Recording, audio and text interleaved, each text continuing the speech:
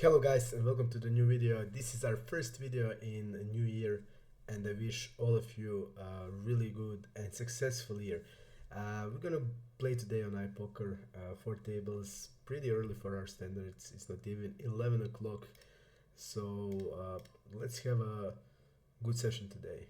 I think it's time for one nice session without many many sick hands. Okay, table number 4 is king. We bet. We're gonna check back the flop, which is good for the big blind. We're gonna do a lot of checking with our pairs there. We're gonna check our ace king, especially when we have this combo. Checking back.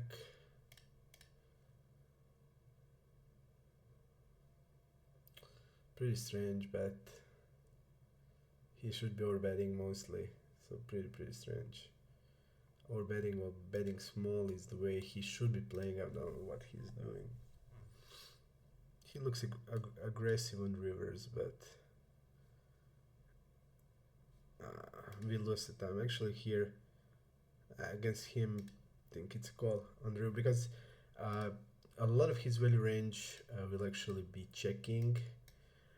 Wanted to go to the check raise. A lot of his queen x hands gonna stab the turn. A lot of ace x hands gonna stab the turn with a club. And on the river, he's actually saying he has a queen or queen jack or an ace or club, and these hands will stab a lot, so he's not gonna have many value of that on river in this check bet line. So that's the key thing. We lost time. I'm always short on time. I don't know why. I don't know how, but always short on time. I think I need to be more careful about time at the tables. We're gonna go 7 and pretty tight guy on 12%. I'm gonna 4-bet this hand against him. We're gonna go 27 because his range is probably not polarized, so I'm gonna go a bigger size 4-bet. If it's like 17, 18, then definitely, yeah. I guess this guy we're gonna check the turn and trying to induce something because looks spewy. Gonna call. Okay, table number 1. 7-8 off. Table number 2, we're calling 5-6. Check. It's always nice to win a check behind, like king, jack 9. It's never gonna be hand like without any showdown value. Check.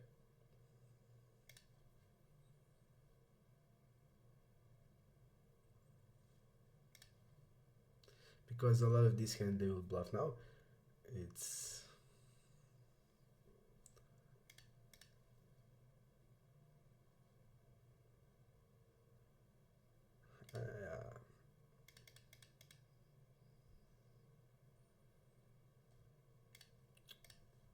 I'm gonna fall.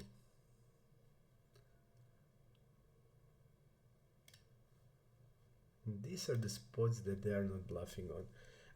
I did range research in this situation whenever they are, and I did actually make a video about this. So if you, in case you missed the video, whenever they are checking back in a 3-bet pot, single raise pot in position, when they are checking back on a boards that are high c-bet freak, so let's say a board like this or board like ace xx, especially in 3-bet pots, they're not putting like bluffs in the check back range on the flop, and that's why their fold on the turn is actually in this situation when you're stepping the turn, their fold to your step is going to be really low or non-existent. So the real good question there is, how do you fight that strategy?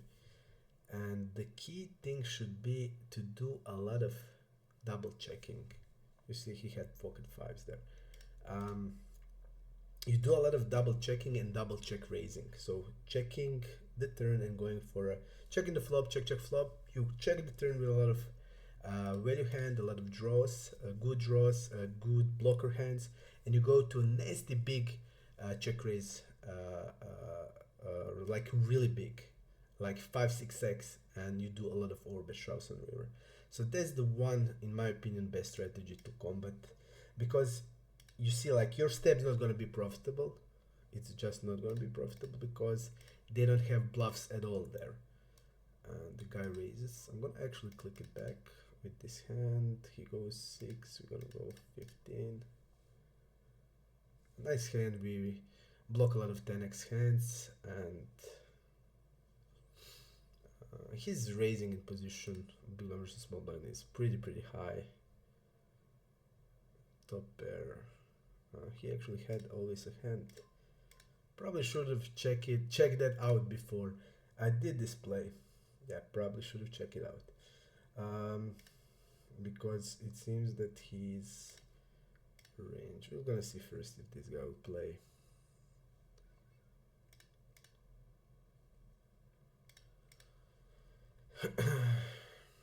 Don't like this spot immediately now anymore. But we have to call.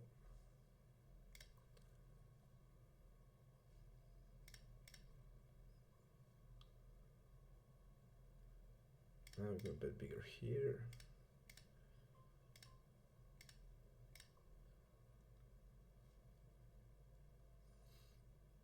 Okay, he turned the 6 into bluff on the turn, but he did give up the river. We're gonna go with 4 bet here.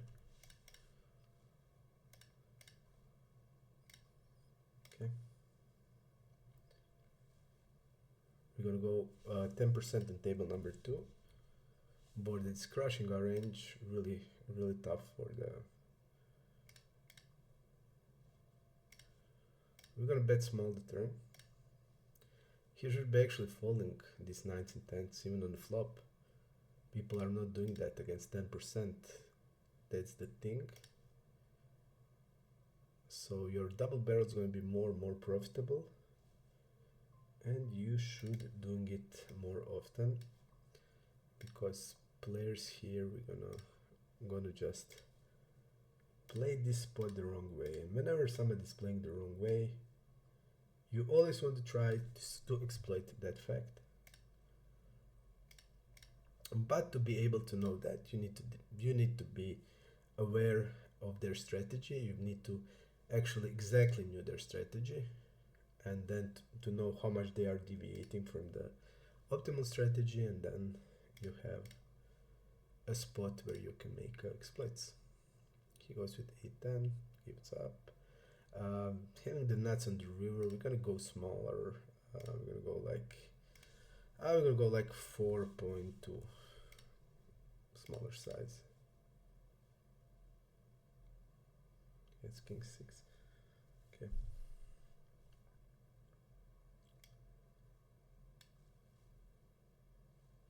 He didn't stab a 6, so something that we can keep in mind. He didn't stab it. Okay.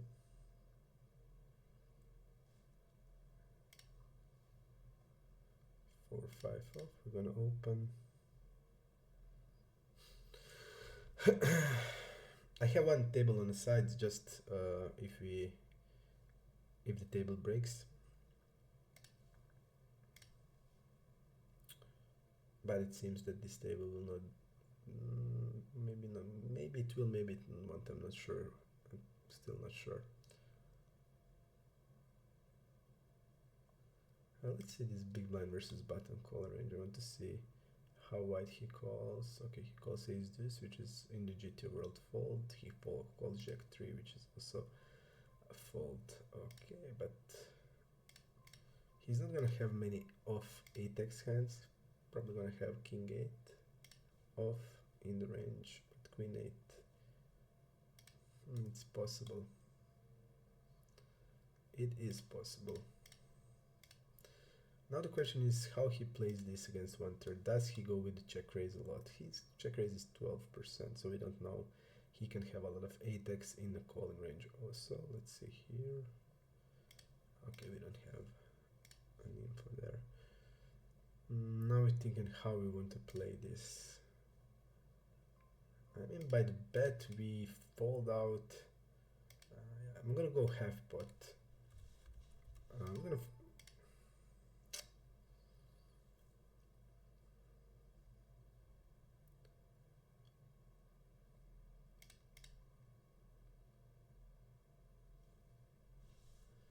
Yep.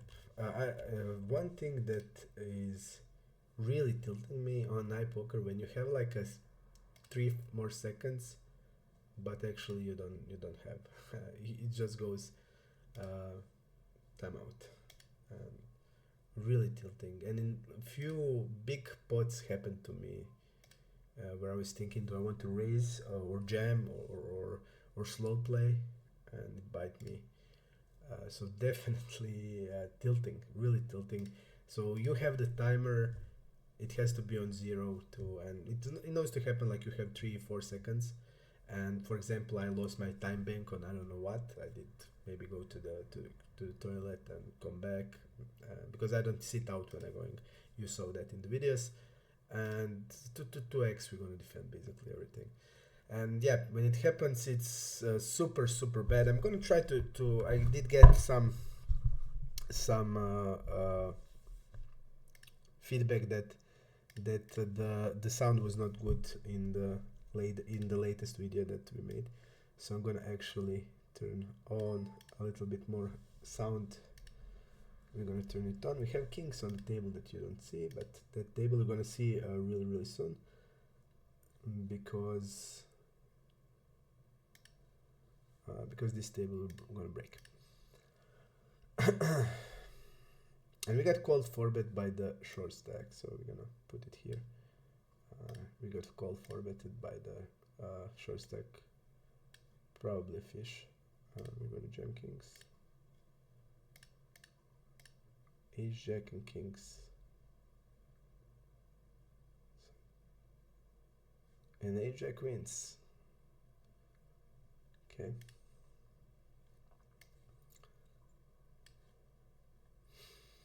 King jack to this size, we should be raising sometimes. We're not gonna raise it this time. He goes half pot, which is pretty strange. Like he's saying he still wants to bet the jack. We're gonna call. Like he's saying he still wants to bet a jack and pocket queens. That he should be checking on the river.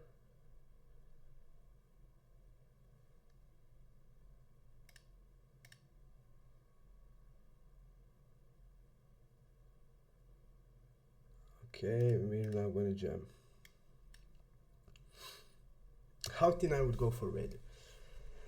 Basically, I would shove any king. So if I have king 4 of spades, I would shove it.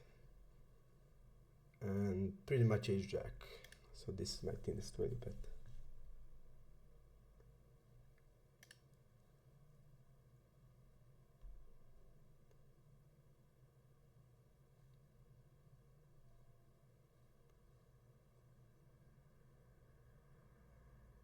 Call with the queen 9, which is okay.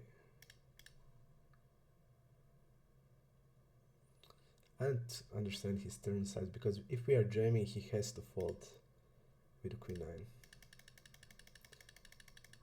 9. So he bet like this, he needs to fold if we jam. So I would never bet like this. I would be saying I have like a ace jack plus and just bet like 24, 23, 24. With this hand I would maybe even go bigger, just to be committed to the hand.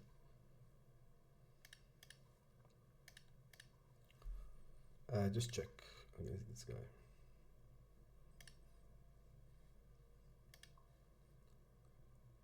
I want to say I'm gonna check behind on the flop. When he donks, we're gonna call with ace king. Call the turn. River, that's gonna bring, yeah, it's gonna bring a lot of pairs. I don't think he's now bluffing a 6. But he looks aggressive on rivers. He looks aggressive on rivers. And I don't think he's like jamming an 8.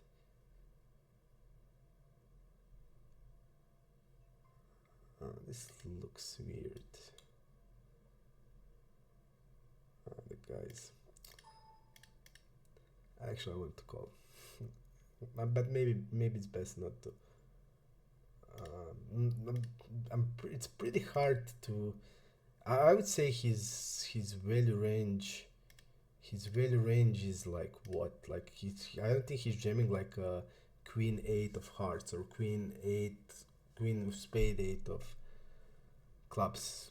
But like I feel when he jams here, he's saying he has at least a 2 pair plus. So 2 pair he can have his 8-9 basically played like this in this line, pretty much an 8-9. Deuces 3s of course, but maybe that would check raise sometimes. And ace jack here is interesting. He donk determined. We need to see his donk turning range. Do we have a top pair we kick, or we have so we're gonna just value bet here, and I'm gonna go a little more polarized size like a pot.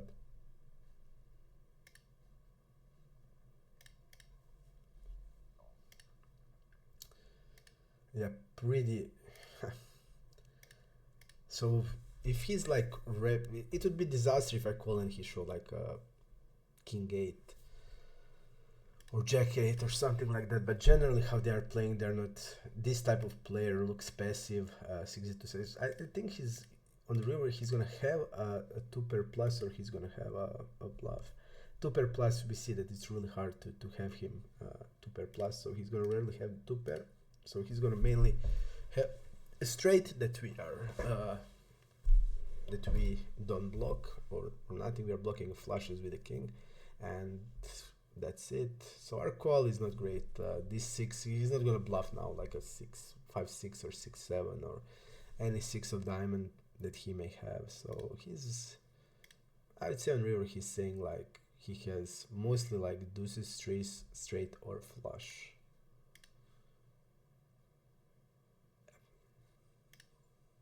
We're blocking king X, which is relevant.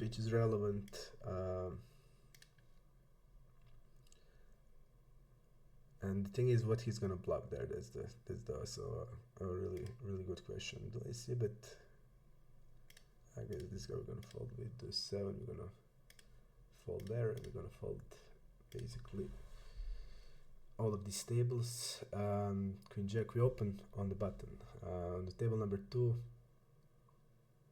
and get king 8-6.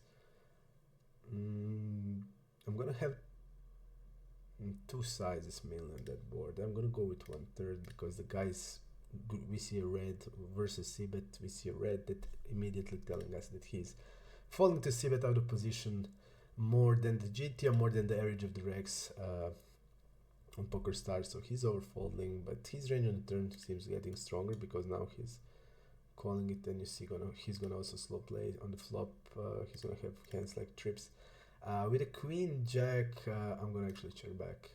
Queen jack 9 is also really connected, and his calling range, you see it's green. So it's telling us that he calls a little wider pre-flop than normal, and when he's going like this, he's okay. We're gonna go bigger. I think we need to go actually really big, because now we are saying we have a straight better than a 7. So we can have a jack 7 that we check behind, but that's unlikely, so we are mostly wrapping a queen jack. Because with jack 7 we have to double barrel most of the time.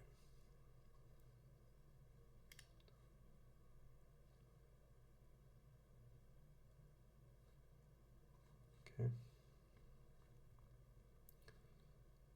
His size for me didn't look like a straight, because usually when they have a straight they will just go like 3/4. This was like at least like he actually did go. I thought it was like 4.8. Okay, Yeah, that's okay. My mistake. 4-7 on table number 3. We're gonna defend it. We're not gonna defend it because this guy's having other plans, so we can do nothing.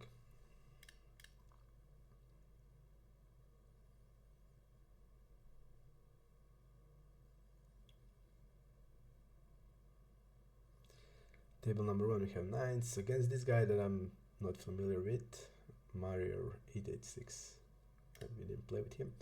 I'm gonna play on Ipoker at least till 22nd of January. Then I will decide, do I want to stay here? And a big part of me wants to stay here and crush this side because the regs here are such bad players that it's unimaginable for this. Like if you compare it to stars, it's insanely how the regs are way better there. And I didn't have one player that I marked is really good reg here. So definitely big difference, and I want to stay here and just crush this limit, 400, and go up, because this year I have plans to move up. A lot of you guys ask me that, but now I'm in position that I can plan that happening. We're gonna call check 10. I did resolve all of the things that I had to resolve, so I'm in a situation where this is fortunately fault. Nice hand, we have really nice hand, especially against the ace king, ace queen, going really nice. We're not gonna share cards with this guy when he squeezes, because this guy will not gonna squeeze lightly. He's not gonna have ace 10 off in range when he squeezes, and when this guy jams, and this guy rejumps, we don't have any other option than a fold. We're really betting here on table number 4 with the bet check bet, with the call check bet line. This is the line that to find the bluffs you need to be a little creative with the size that you want to, what you want to wrap. You're wrapping it basically 10 or a good 9, like a king 9. So then you need to think which type of bluffs I'm gonna have that are calling a c-bet on the flop. Which type of bluffs can I have now? Because a lot of like queen x and king x floats, you just want to bet on turn. So definitely a spot where a lot of players will not gonna have bluffs very often in the range. And if you're never gonna have a lot of bluffs, you need to little size down. Okay, on table number 1, we're gonna defend queen c 10-6. Check the second fold. King 10-9. Let's see his strategy. This is small blind versus big blind pop up. This guy likes to. He's over c-betting.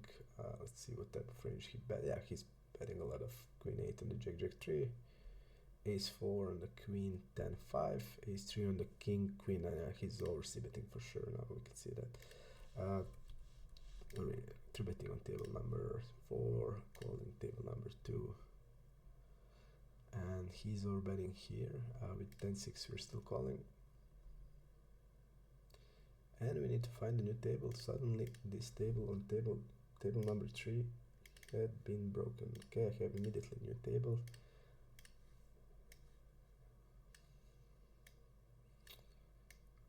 Okay, he should be when he's over betting the turn.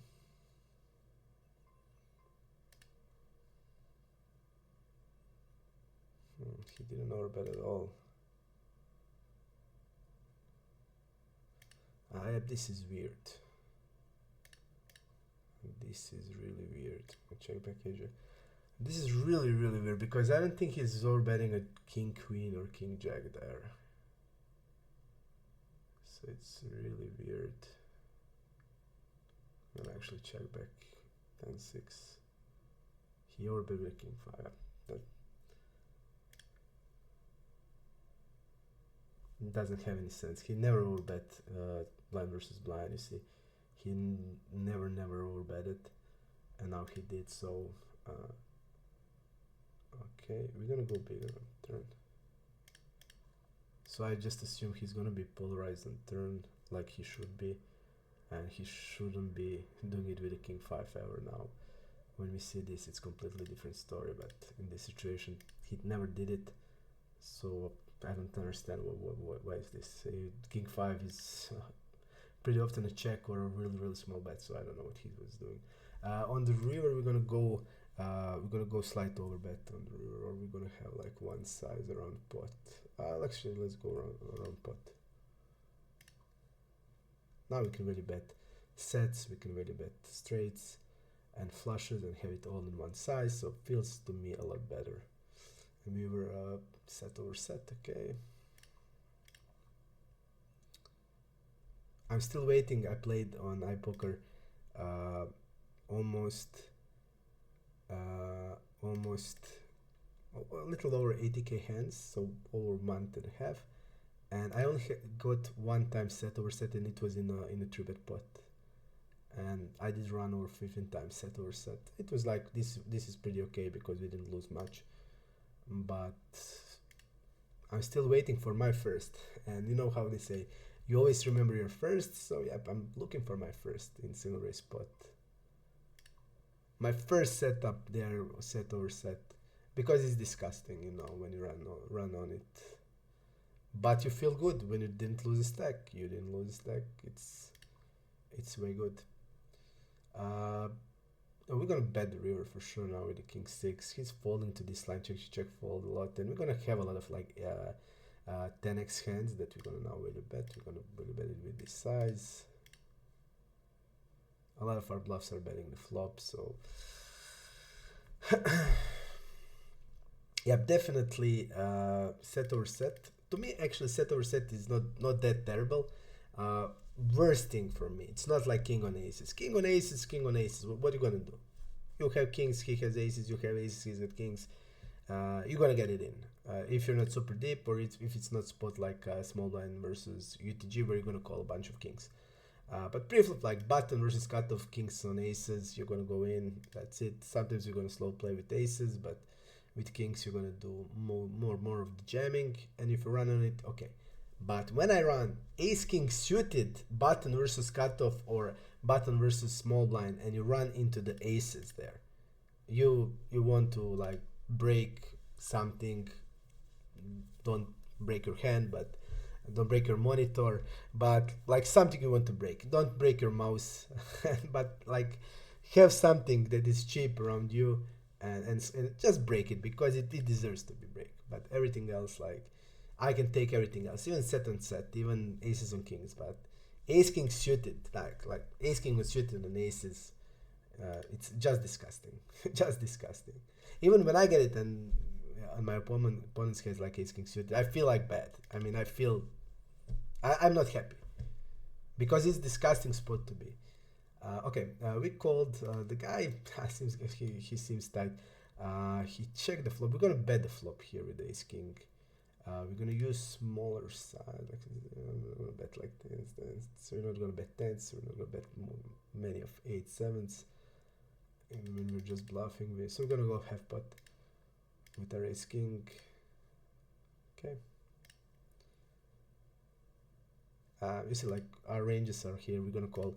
I would call like to this size I would call deuces plus. So we're not gonna bluff with 7s, 8s, or 10s on the flop. 10s are not. There's no need to bet 10s. You don't get anything basically. So our betting range is gonna be these pocket pairs like deuces, 3s, 5s, basically that we are basically bluffing, and we have a plan. If we are betting them on the flop, we are playing them barrel and shove on the river a lot. So definitely, okay, we're gonna call here. And on the river, here we can actually face a lot of bet check bet, but the guy is not active on rivers. So we have to bet. Is he gonna raise a block? I'm gonna go actually block, because we're gonna have a lot of big king x hands and a lot of queen 10, queen jack that he should be double barreling. So he's gonna have like an ace queen. So we're gonna go with block with the king 9. Okay, he had ace queen, which he should be raising, but okay.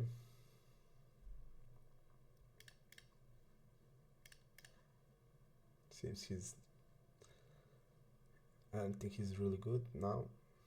I mark him red, not because I have history with him, but this was from when I started to play. I was looking at the team stat name, and then I corrected it based on the time that I have that I played with them. I corrected. If somebody was red and I saw that he's actually a bad player or weak player, I just, like this guy, I just mark him as a blue. So definitely.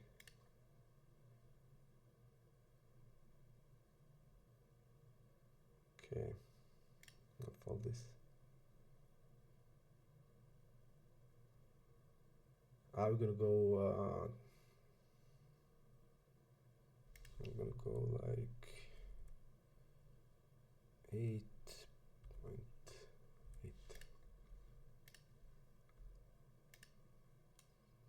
He called a 4-bet here. Let's see, big blind versus small blind. What he called 4-bet with. And like a king queen.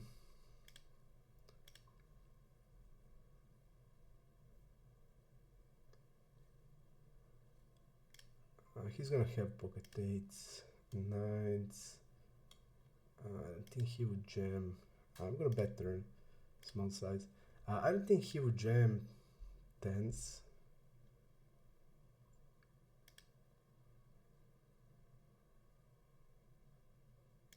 Maybe he would. Maybe he actually would jam 10s.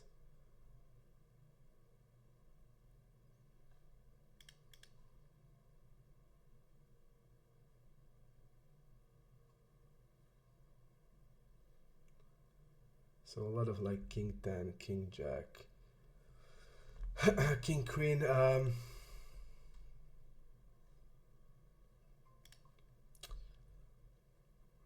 is the question, do we want to check and or bet small? I'm gonna actually bet 10%.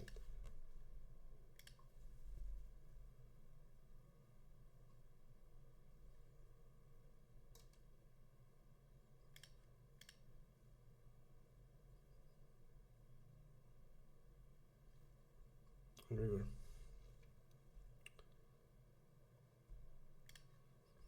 And let's see now in the river pop-up, is he the guy that's gonna jam here as a bluff? Like, he calls their king queen off here, so he's gonna have king queen off in the range. So he's fold. He's 5-betting 17%, call 4-bet 8.7%. So he's gonna have, against our size, he's gonna have a king queen off. He's 3-betting king queen off mostly. That's also a thing there. So if he's jamming, would I call? Yes, I would call ace jack. I would bet 10%. I just want to see. I have a couple of reads on him where he just made some, I wouldn't say non-standard, but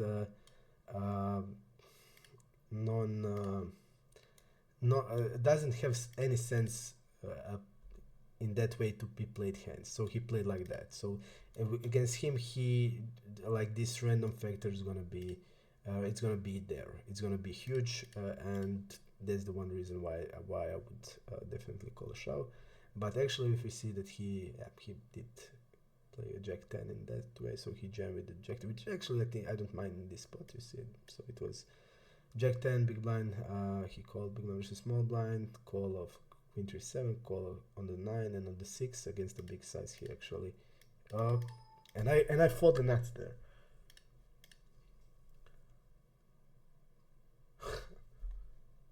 Okay, now I would slap myself. We had the nuts.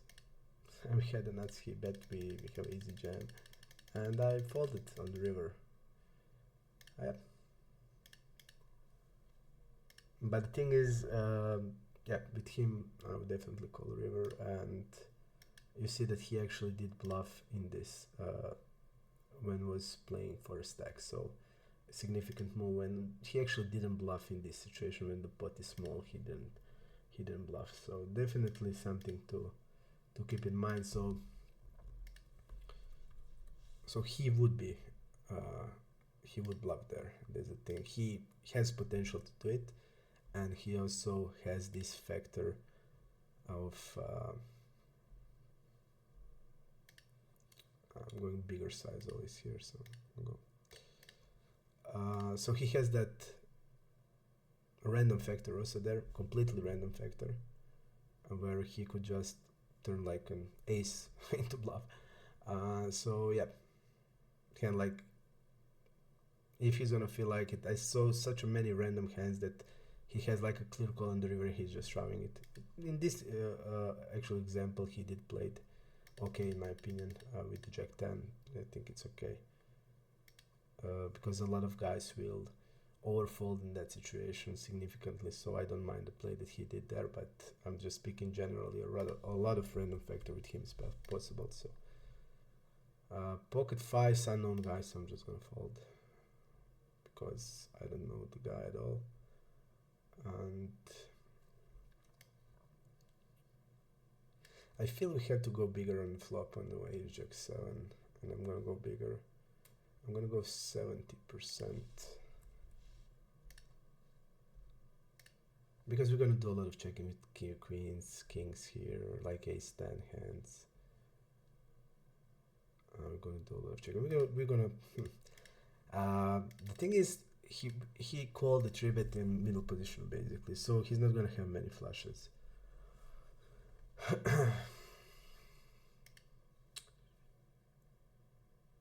Now are like, but just based on the range, now a lot of our hands like ace king and ace queen just wants to check.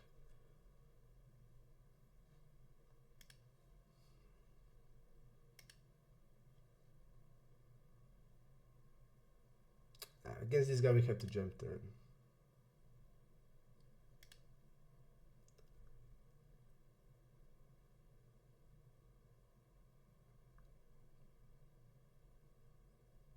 To me looks like an ace queen. I'm gonna go like this 1/3.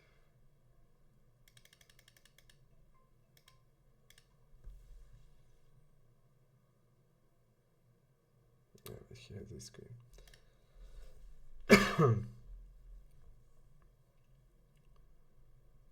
Okay, I'm gonna bet. I'm gonna bet tens 1/3 on flop.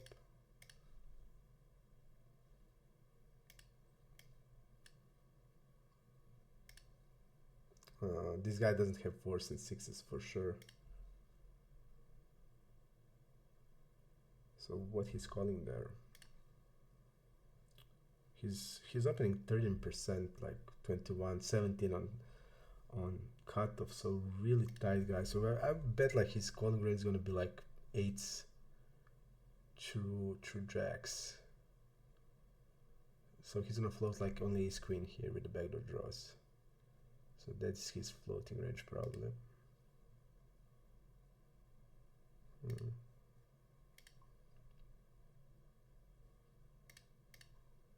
He's pretty much calling like a king queen suited, king jack suited. I don't think he has ace king off in the range. That's also really important because he did 4-bet. He 4-bet ace king suited. Yeah, this is nasty because he's low aggression, and I don't think he's like, yeah, for sure he's gonna bet like ace queen of hearts and ace queen of clubs here. But I don't think he will ever bet now turn into bluff like 8s and 9s. So I'm gonna fold there.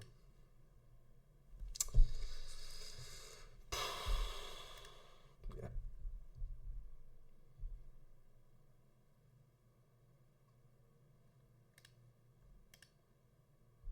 Yeah, I don't think he's also betting. He's not betting queens. He's not betting. So like his betting range is gonna be even king queen. I think you see like this his step turn out of position, so all is red. He's passive. Even king queen I feel he would check, and I don't think he would call king jack. I would think he would mainly 4-bet king jack suited, just based on his frequencies from what I see. A lot of 4-betting in position, but unfortunately we don't see which hands he did have. Yeah, just looks to me he doesn't have ace king, so his value range is probably king queen suited only, but even king queen he can just check, so definitely looks weird. Like only value that I see is jacks, and I don't think he's trapping with aces also in this situation. He's just not this. It's not that type. These are not the type of guys that are trapping with aces, based on my experience. So we like when he stepped that half pot, he look. He's saying to me he's having like a king jack that I don't think he's calling. Ace king that he's not calling. He's four betting. He four bets a lot, so he's gonna four bet with the fish there. Ace king always, I think, and so looks to me a little bluffy. Maybe he's always betting ace queen and checking always king queen. That's possible. So he's gonna like his value range is gonna be only jack, so it's gonna be three combos basically, and that's it. And if it's like that, then we have he's gonna have also three combos of ace queens that he's gonna bet, and maybe he will bluff with the under pairs like eights, which I think is bottom of his calling range. Like maybe fish days because he's gonna maybe have sevens. Maybe he's gonna have sevens here, but I don't think he's gonna bluff like sevens or eights. They're just not doing that. Again, really tight guy. Big blind versus button 14%. He had some bluff with a6 that he go bad jam.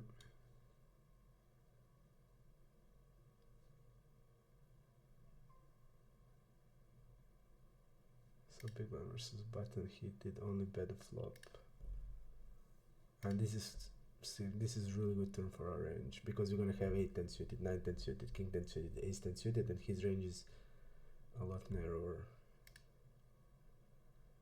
I just don't buy that he's gonna play like this. I'm just gonna call and shove river. I just don't believe he's gonna play like this ever. I don't think he has many 10x hand except pocket tens. Yeah, we're gonna jam. We're gonna shove river. Okay.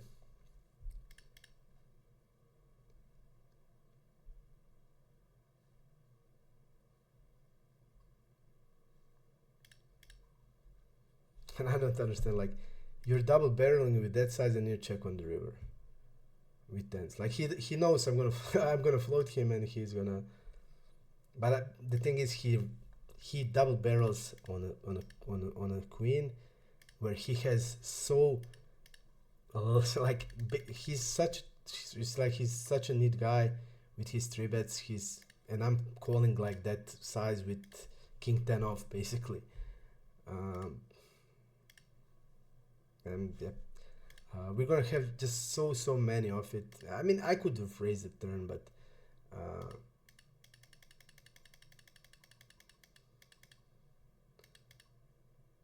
yeah, like only pocket tens he's gonna have like this. He's just not thinking like how good the turn is for his range. But yeah, okay. Cover. Because like this is probably pretty much the worst turn he can get because we have such many 10x hands. Yeah. And he's betting that with this side that we're gonna bluff the river here. Okay.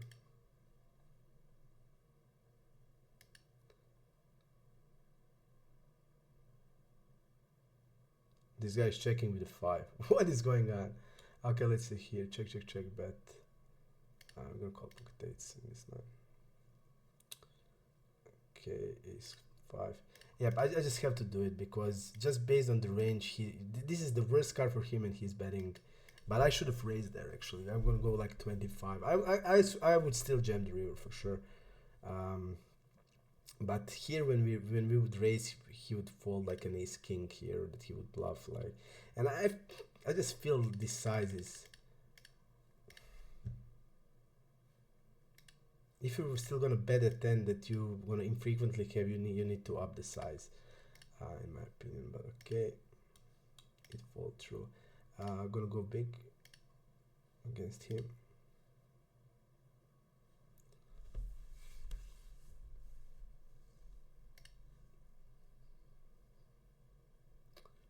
The thing is, when he's double barreling with that shitty size on the turn that is worse for his range, I just go insane.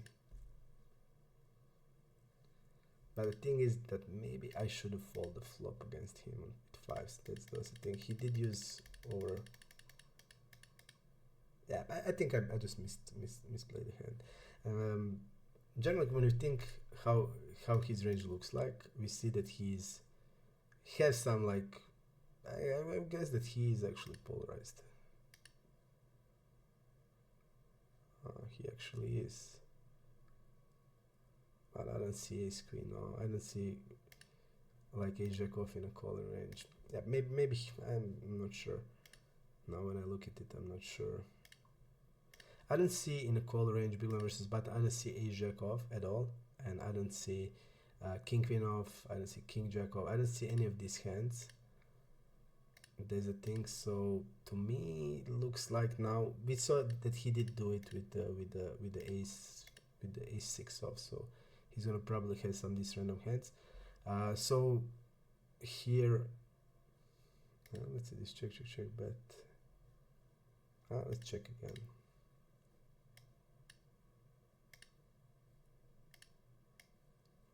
I'm just thinking now. Case for. I just felt in game that he's gonna bet with like a lot of his betting range would be like actually with this side like ace king and king queen ace queen type of hand. But then and I thought he's just gonna check the river with all of that, and yeah, he did exactly that, and I jammed like I planned. So okay, I'm gonna go small one. Table number 3. So this guy perfectly traps me. What can I say? Perfectly trapped me. Against him, I think block is the best play to go. And we're gonna bet bigger here with on table number 4 against this guy. Yeah, he perfectly trapped me, guys. I can't say anything else. But the thing is that I should have fold the flop. But I saw that a6 and he's betting every board. So I thought there would be a good spots to take it over and turn the river, but then I should have folded the turn. But when he bet that size, it didn't have sense to me, and yeah, it didn't have sense. We're gonna call to play with him, but we're gonna jump here. Betting small. We're gonna mark these guys official, so I'm gonna bet turn. We're gonna still have all of true eights. We're gonna have even some nines. So we're gonna bet turn with smaller size, like we're gonna bet with sevens, eights.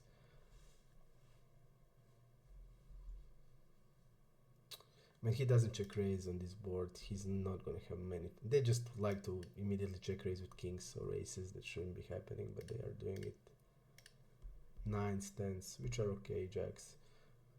So when he's a lot capped, and we can just take it on turn. Table number 4 with ace 9, I'm gonna fold. I thought actually the guy called, so I didn't see that he did three bet. I'm still in my mind that hand with the guy, where he perfectly trapped us, made us look like monkeys. But yeah, when somebody, the thing is, he's a fish, and I'm just thinking, oh, he needs to play his range. He doesn't care about the range. He has pocket tens. He doesn't care how much straights he's gonna have on that turn and how much straights we're gonna have. He's three betting in this situation 15% of hand, which is actually okay. And I'm gonna check back with 6 open ender, and now we're gonna bet like have pot, like we're gonna bet with 7-10 for example, or king 8 or jack 8, 8-9. And now the thing is that we don't trap much. We're gonna still bet some 10x, but now I think if we want to rep something, we can rep like a king 8. can only rep king 8, and I'm gonna actually do it.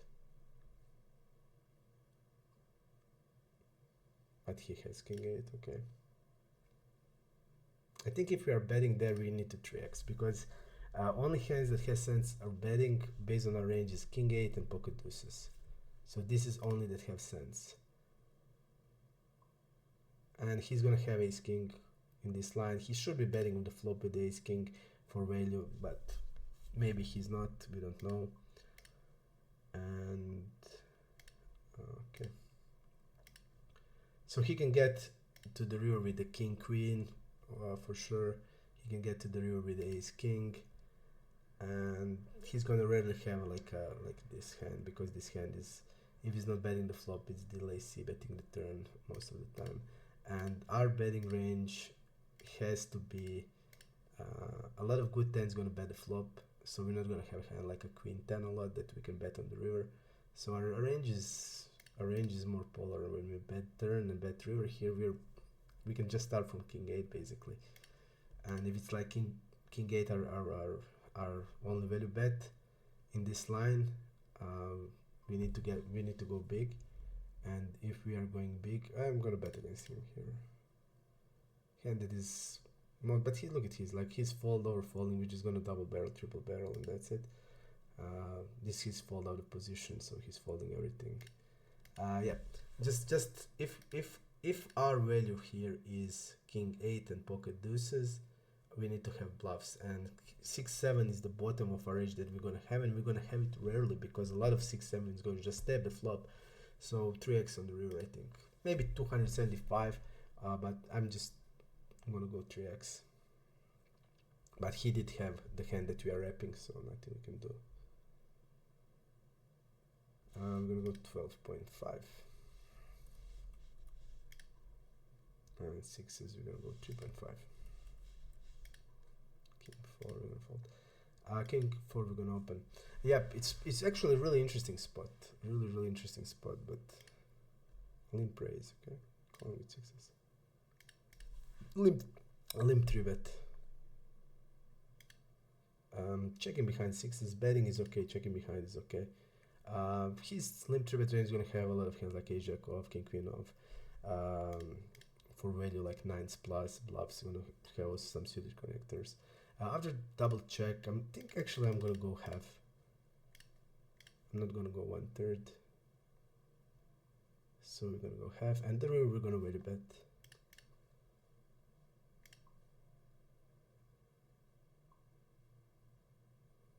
What is going on here? What is going on? You're playing aces like this.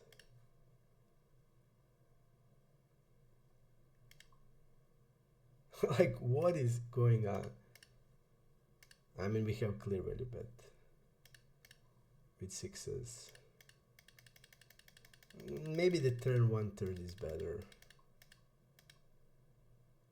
because I mean, he needs to bet the flop with aces.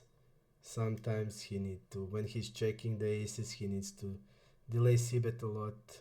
But I mean, we have to be honest, it has sense also play like this as a double check. It has sense, for sure. But that's why I think we need to go 1/3 now. It's better because they will now check raise more against that size, not against half pot. But still, I will not check the river there, because generally how they, I don't know the guy, but generally how they played the double check, I'm not gonna do it. Well, let's see this guy, he raised the flop. I'll call him with ace this.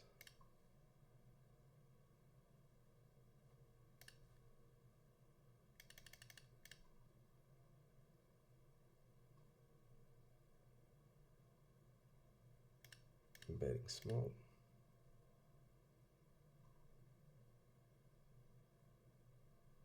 Alright, with ace deuce we are calling always.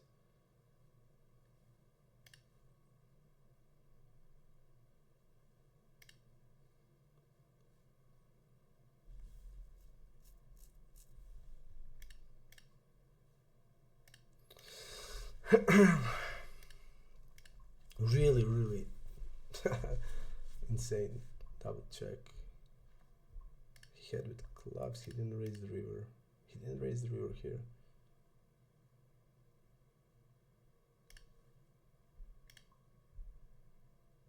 There is no smaller size, guys, than 60% on river. The in position range polar in this situation, so range of bluffs and value bets. There's no reason why you ever want to go small on the river. You want to go the size that fits your bluffs and value hands. And there, I think we're gonna have jams, and this size, like 60% in jam, I would have there in this situation, because we still want to still want to bluff, because we're gonna have some check behind flush draw on the flop. We're gonna have some check behind flush draw on the flop. We're gonna have pocket deuces. So definitely we're gonna have hand like ace-3 suited also in the range. They're gonna check back flop mostly. Really bad turn, and deuces are here. We're gonna have like check behind flush draws that now are flush, so we're gonna have on the river, and we're gonna have some eights, some nines. They're gonna also check behind flop sometimes. So definitely we have two sizes. This we're gonna have like sixes, eights, nines, 7x, and we're gonna have this all in size that we're gonna also have put bluffs. We're gonna put bluffs in this size also, but a lot of them will be in an overbet shove. But he did surprise me. Yeah, I didn't play with him. Now he's in it, and that's what the nits are doing.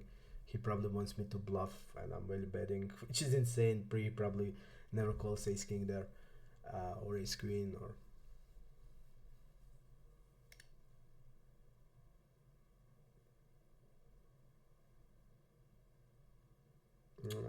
I'm gonna go over by the river here.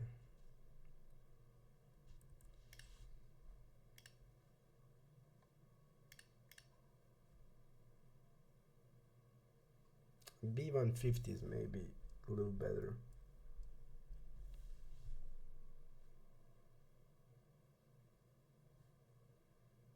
But the guy is checking twice. Checking twice. With ace 9.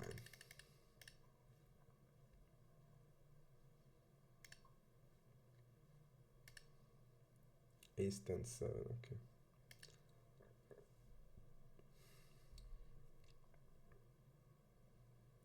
We're gonna fold here.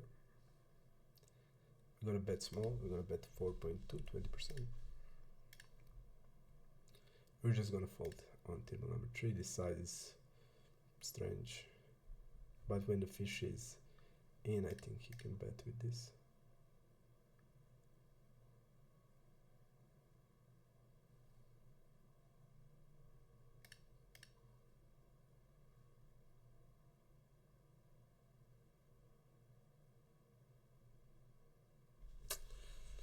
I think he can bet with this size,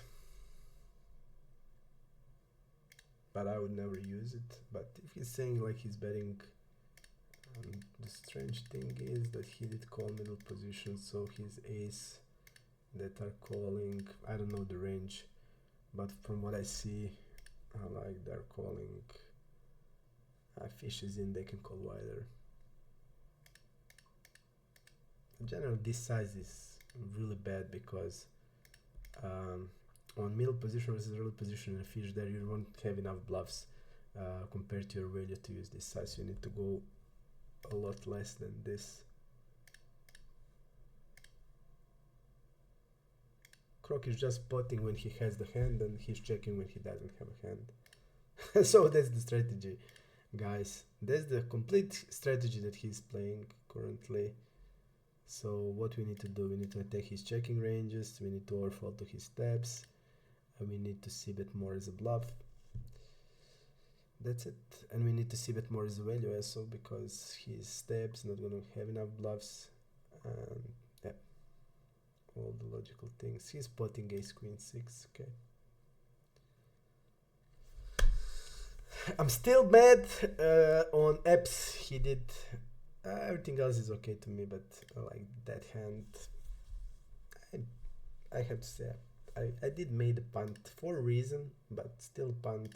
but still the way we play, so I can't be mad. I had a good game plan. I know he's low on 10x hands, and I think just based on how he plays on this type of style of play, he's gonna be merged there. You see, he's gonna be merged like tens that he's betting here on this, like on forward where tens are checking basically always, and he's gonna have the merge bet. So I know he's gonna have these king queens and ace queens, and when you think about that, actually, let's see his bet fold river. He's gonna be bunch, right? Yeah, he's bet folding everything because of that. So and his actually fold to river is let's see in this situation. It's actually it is on the bigger side. So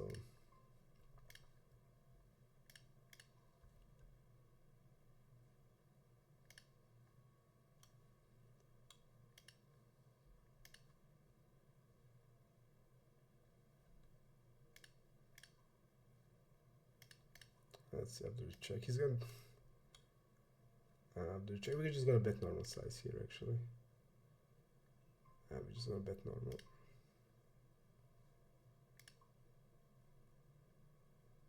Okay. The thing is that I think he's gonna check. He's gonna check a queen there against us. Okay.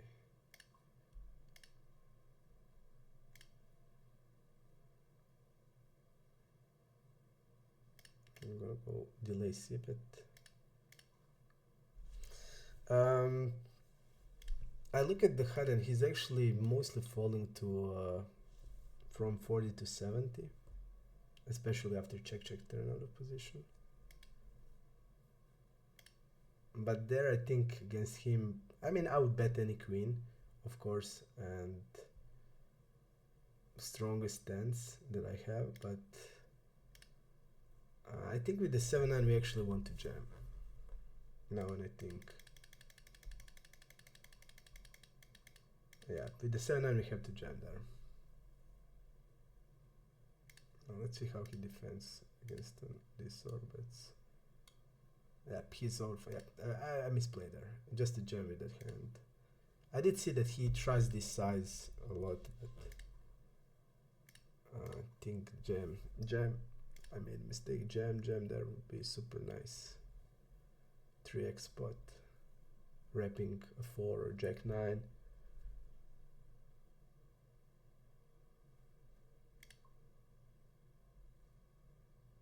I think with 7-9 we have to wrap that.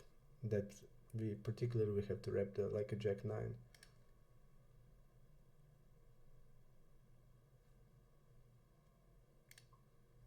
It would be nasty if this guy called 4 bets. Okay.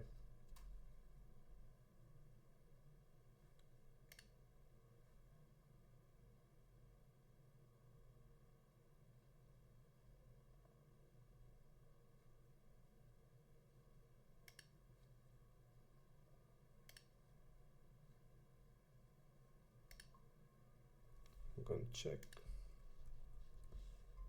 We're actually doing a lot of checking on the a7-5 to tone.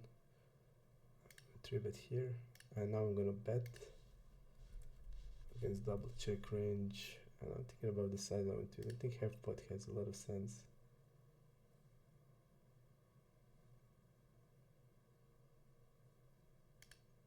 I can bet kings and queens like this.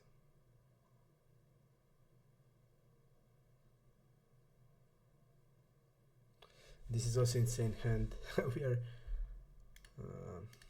We 3-betted. This guy just calls 3-bet. Okay, he has a garbage, and we're gonna bet 1/3 with 8-10. He called 3-bet, so his range is gonna be wider. He called with 9-10 off, so probably gonna have a lot of queen jack, queen 10, ace x.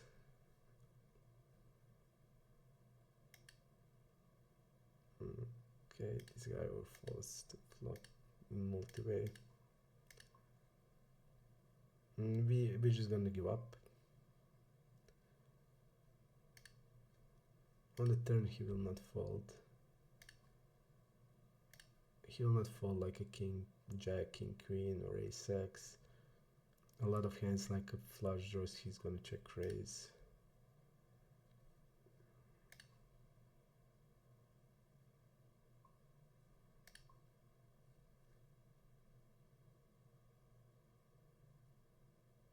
Because a lot of his calling range there from the UTG is gonna be 70%. He doesn't have like an 8-9 of spade, so his flush draw is gonna be like jack 10, and he's gonna check raise those because it's gonna mostly be combo draws. I think he's wrapping a king on the river actually, just based on the size that he used, and kind of like a king queen king jack. We did bet in a multi-way, and the guy overfolds to see bet in 3-bet pot, so in the multi-way he's gonna overfold more. So I think he's immediately folding like hand like 9s on the flop and like 6s or 10s. So his calling range is gonna be, I would say, like a king x, ace x, and a lot of flush draws that he's gonna have from this position are gonna actually be combo draws. That's, I think he's check raising those pretty often. Around 16%. He check raised with 4-6 suited, so even hand like 9-10 of spades, he could have check raised there. He also doesn't think about much of range versus range interaction, so here if you want to have like a jack 10 or queen 10, queen jack, he's just going to check raise it always. Maybe even the worst like a 9-10, and yeah, we're just stuck against king or an ace, and when the ace hits, it's hard to get him off. Even against us, if we triple it up, we see that he's actually folding 38 to triple in position 0. But generally, I think he's... we're gonna have tough time because based on the range in the multi-way pot and his overfolding is gonna be too strong. And our hand, unfortunately, is... it's not good. We just bet the flop and that's it. We're gonna check this 5-8 if he bets. We're gonna go small now. Let's see, his first 4-bet, we're gonna fold his queen.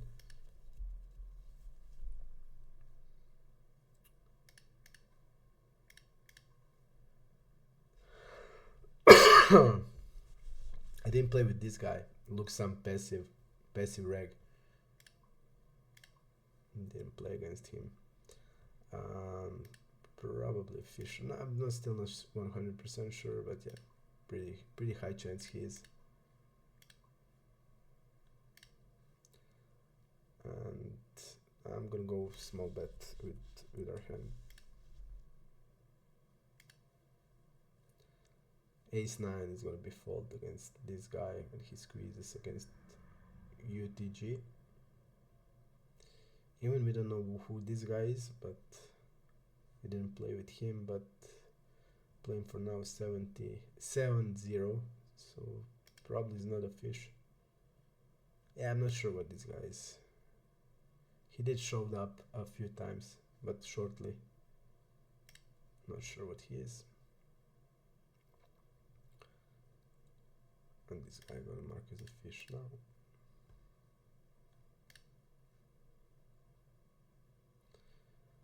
I think he might be just a neat. Probably is.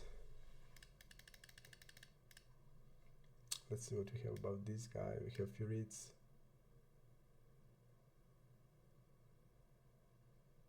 This guy doesn't believe us anything. Sick call downs.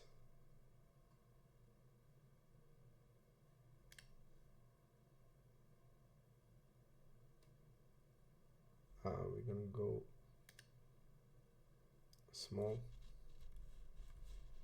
1/5 on the flop. He should be still folding under pairs. I'm gonna check turn with the king, with the queen jack. Betting turn 1/3 is also fine. And on the river,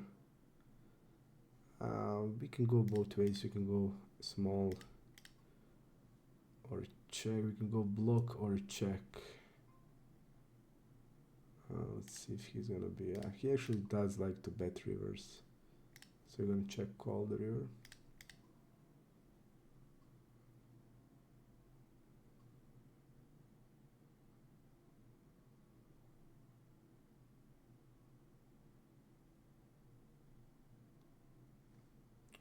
He's now wrapping like a king 9, the check behind. Let's see his check behind range. Our hand is always a call. Check with Mr. and C bet. Yeah, he actually has top pairs in range. I would say it's rarely a bluff, and I think this guy is rarely bluffing, and I think he is actually folding. He actually doesn't fold in position, so to turn pocket pairs into bluff, I don't think he's doing that. But our hand is a call.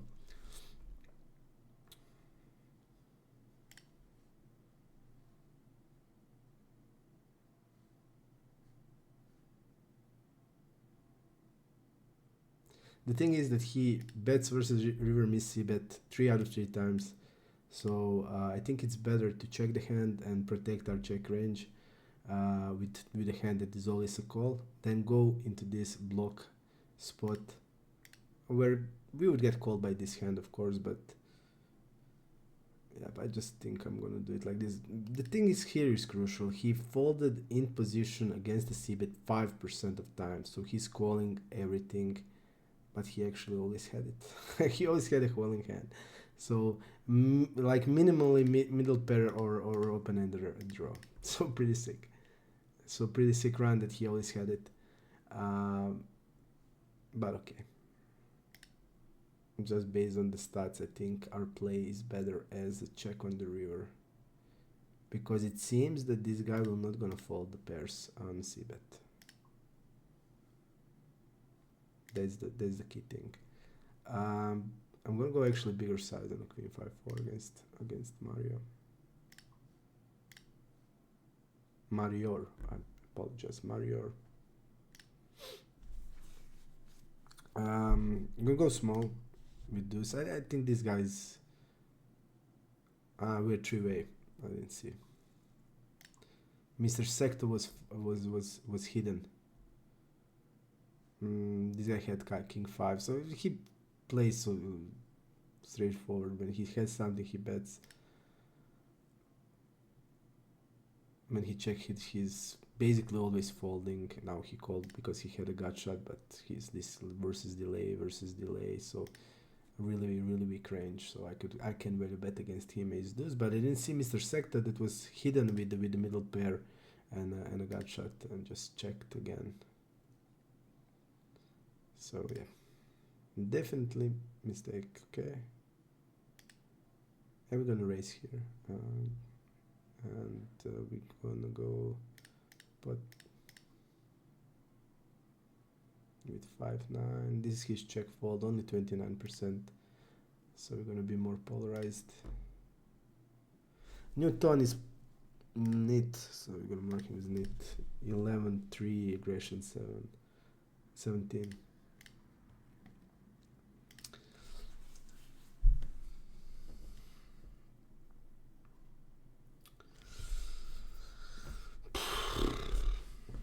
Still that hand with fives.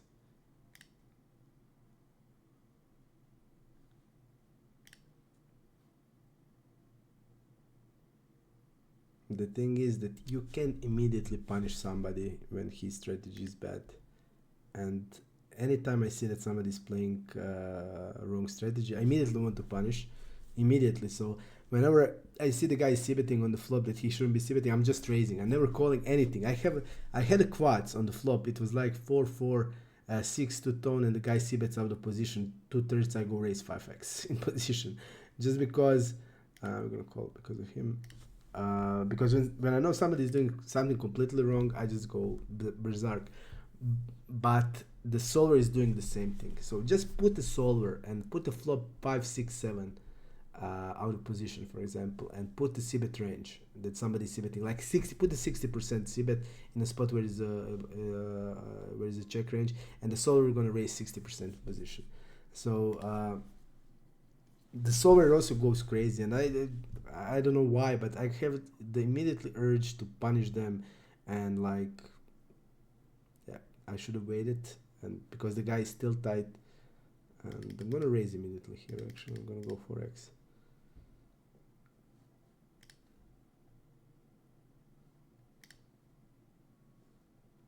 But sometimes the smart thing, and this is pretty strong, I would say this guy has king, queen jack or pocket queens.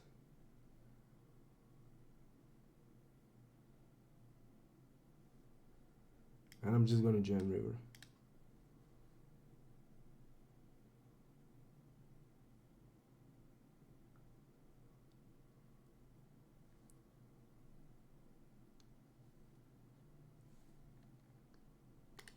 And we're gonna go new table. And I'm gonna go quickly made a bedroom break. Quickly.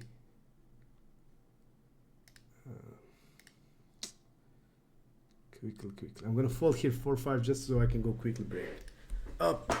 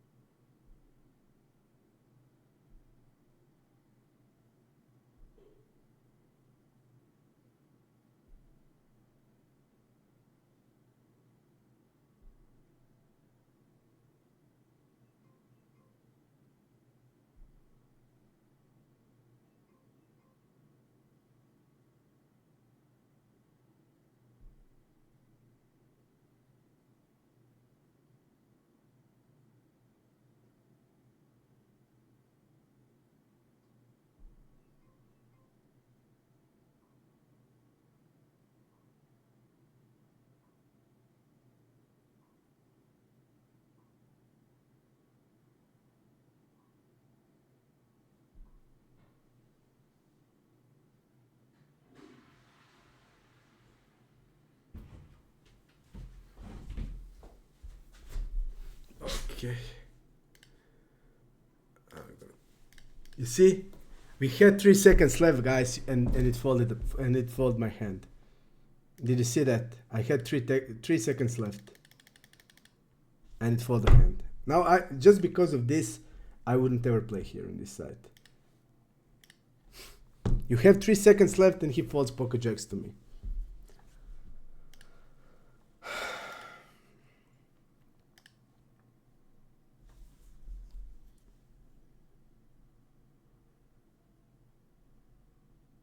We're gonna call, because fish range can have a lot of 5x hands. So we're gonna call it 6-7.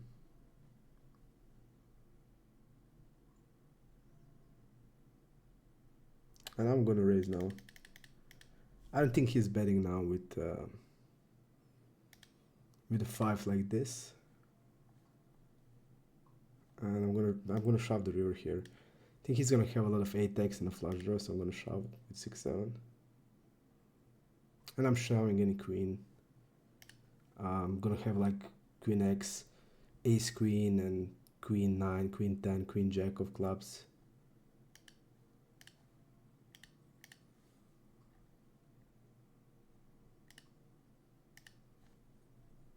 And I can't sit in. I was in the table, I sit in, and it throws me out.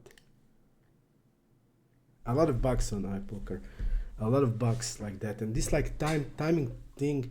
I had one big spot, and I was thinking what I want to do. Do I want to raise all in, raise smaller, and I didn't have a time bank, so I just have like 3 seconds, and it fold my hand.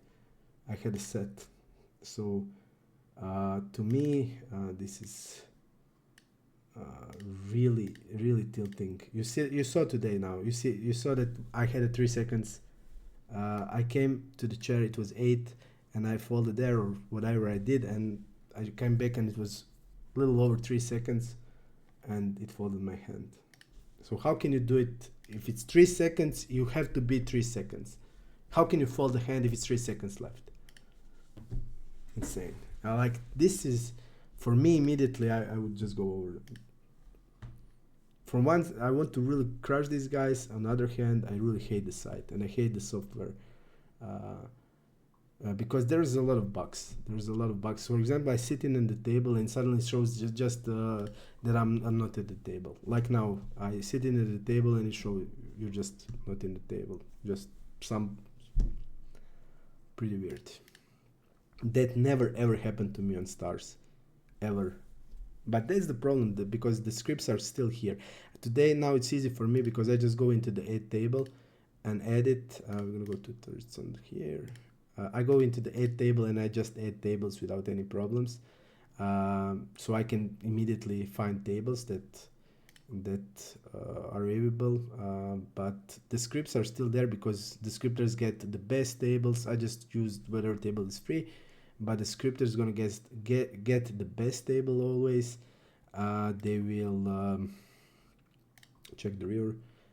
They will now, like I did get in, and somehow, I don't know how, but somehow I just throwed out. So that's gonna happen, and that's because of script for sure. And the scripts are still there. So unfortunately, that's still there, and they did say, okay, we fixed the script problem. Some sites did actually ban script, like Red Star, but the thing is, they ban script, but there's no punishment for using a script, because I see guys that I'm 100% know they're using a script, because they actually always show to fish, to have the fish in position, and they're immediately at the table. I'm always opening tables and I'm at the table sitting alone, and suddenly they're just coming into my table and immediately sitting in a fish. So I immediately know they're having the script. And yeah, they don't care. The Red Star doesn't care. So they did officially, this guy seems really tight. Our hand is actually 4-bet sometimes. Cool. So they did like forbid scripts. They did forbid scripts, but there's no punishment. So that's like you said, okay, you can't kill anybody, but if you kill anybody, you will not get any punishment. So but you just can't do it. So if there is no punishment, people will do anything, especially when money is involved. People will do whatever it needs to be done in their eyes. So we're gonna bet small the river. Okay.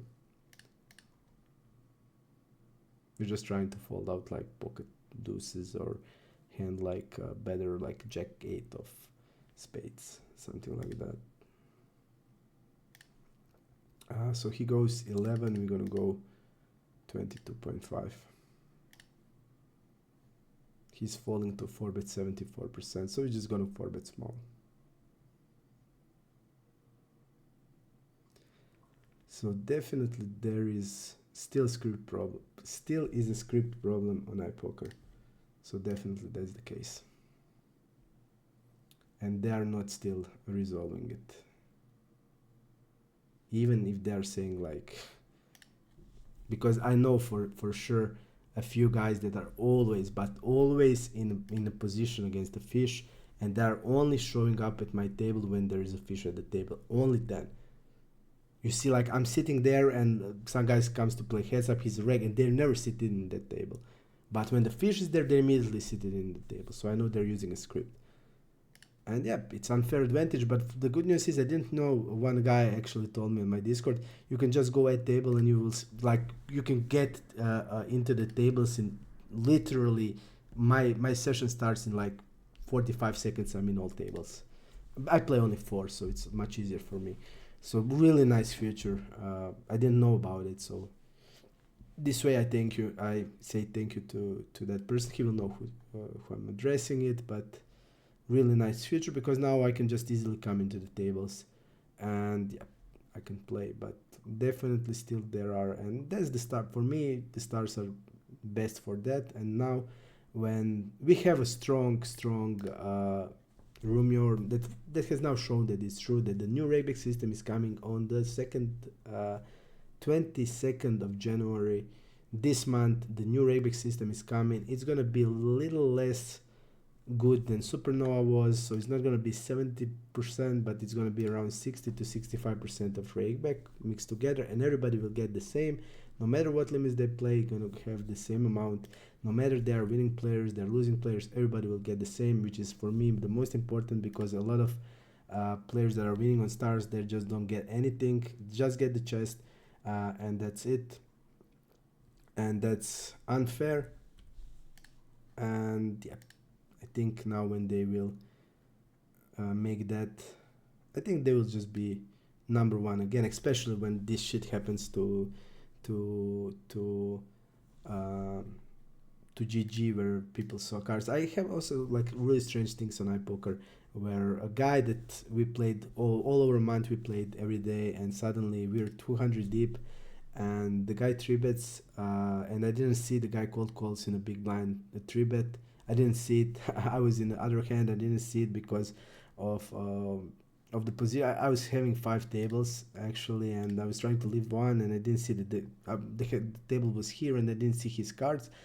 And I just saw that this guy was 3-betting, and usually when the regs are here, the regs are never cold calling a 3-bet ever, so there's no sense.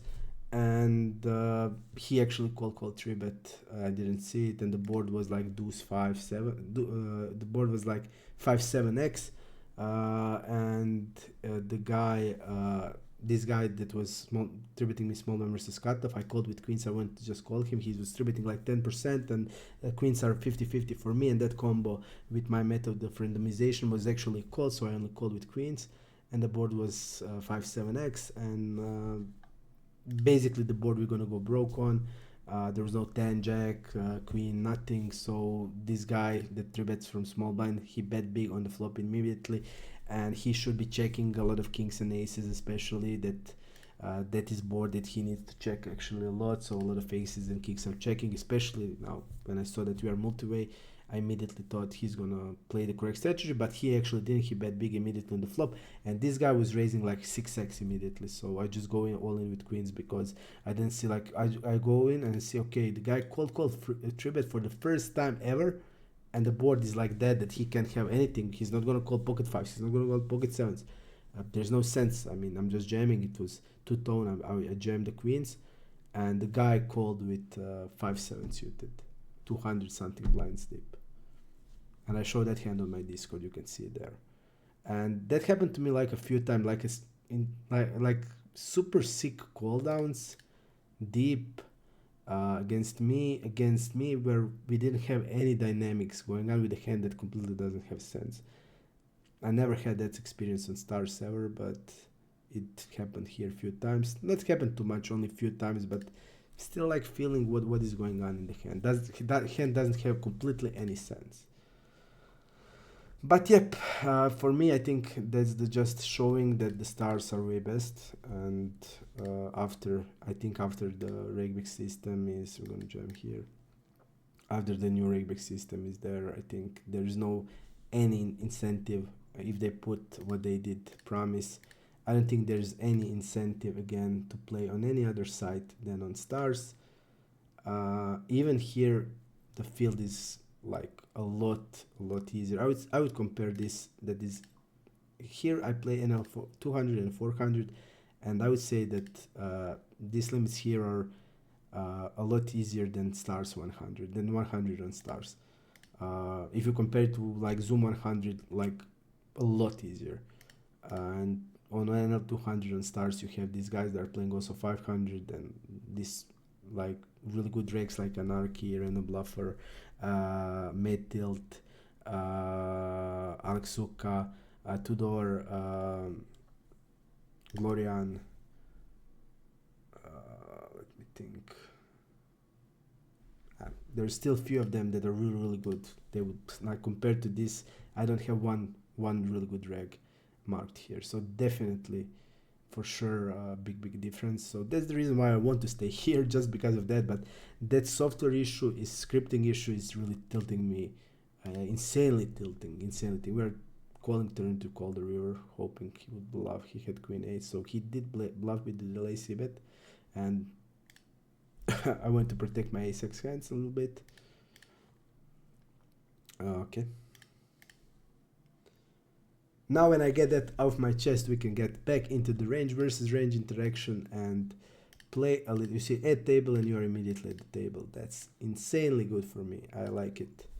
And we're gonna go, I'm gonna go smaller on king 10-9 against the probably fish. We're gonna bet bigger against the fish on 3, where I would bet a lot of 1/3, but now I'm gonna bet bigger. And yep, let's now get back into the action, back into the range versus range interaction, back into all the good stuff. But the whole point of this story that I was trying to tell you is that I'm still not gonna sure where I will play after this 22nd of January, but I invite you to be with me, because this year I have really big plans.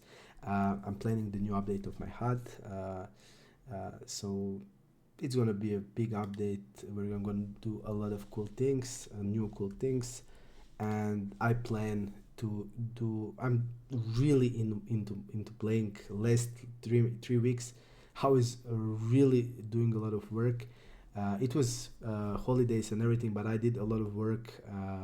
Didn't play that much, but played decent amount, but not huge like usual. And I did some work that I felt I need to be done, and I feel insanely good. I'm really happy the way I'm playing, and I have big plans for this year. So I'm asking you to be a part of that, to work with me on my Discord. I think we're gonna have the learning session study this Sunday. We did arrange it in today, and that's gonna be this Sunday. And I'm gonna show some cool stuff of the HUD and how to exploit people. And we're gonna do work. We're gonna think what subject we want to be doing, and we're gonna work on that. And definitely I have big plans for this year, and this year is the year where I want to really unleash everything I have, because these few years I had to think about a lot of things. I was a new born father with 2 children, small children. Now that they're a little bigger, they're still small but a little bigger now. I have more time than I had before. It's easier now for my wife, and I have now ability to get in poker a lot with a lot more heart, because everything I'm doing, I'm trying to do 100%, and I couldn't give my 100% in the last 2 years. Even I did play, you see, like my results last year, I was having the best win rate on stars of the fall players, and on NO200. And definitely I felt that I had this gross downswing in April, when I lost 62 buy-ins in 2 weeks, run 23 times kings versus aces, 3 times 300 blinds deep, set over set where we had a flopped set. So it was insane run, and we did get all that back. And really I played without any fish at the table, like 1/3 of all my volume I played with reg battles, and I have over 10 BBs in EV on that. So I did a lot of good things, but I'm not happy because I didn't give 100% of me. And I feel now it's the time that I can do it. And I think I also did play a lot of MTTs, and actually I did play a lot of higher stakes MTTs, like 500 1K tournaments this year, that I didn't have that really great results in this year. Unfortunately, had a couple of deep runs where I gets like really nasty bad beats, and yeah, so I didn't have many good in these like higher limits, and I felt I was really playing good. That's the worst thing. So I think this year is the year that I want to do everything. I'm gonna play live, I'm gonna play cash, I'm gonna play MTTs, and I'm gonna do my best to crush them all. And especially on Ipoker, I have this urge to crush them, because they're playing so insanely like weak. Like it's like most of them on iPoker are like fish or weak regs and nits, and that's all you have. And I'm not saying like that disrespectfully, because I really respect my opponents, and all of the guys that are top players on stars are at my Discord, are working, studying with me, or are friends with me, or they're using breakthrough HUD that I made. So I really respect my opponents, and if somebody is good, uh, I'm like if somebody is good and he overplays me, I always have respect for that, and it makes me learn. It makes me want to go and get him back. I want to overplay him, like if he did overplay me. Uh, so definitely, I always respect my opponents, and when somebody is really good, it's just like I have respect for that person. But here, there's no good regs for now. I didn't put one as a good reg, and they all play similarly, weak tight style. Uh, Most of them, like,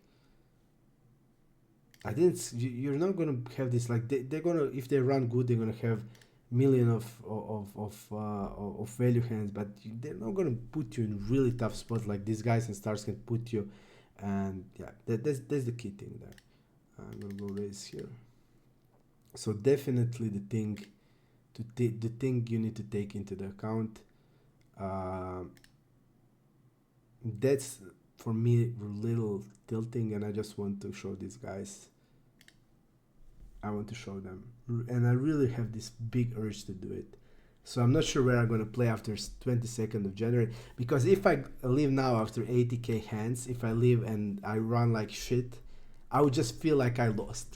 Like they overplayed me, and I just can't handle that. So I think I will still stick a little bit here. Maybe even if this rumor is true and the rate back on stars will be phenomenal, and they will be again the biggest site with the best traffic and everything. Because like for my limits even now on 200, and when I will play 500 there, it's gonna be enough tables, so it's not that problem. But I want the stars to be like they were before, and all of things that they have this security, which is insane.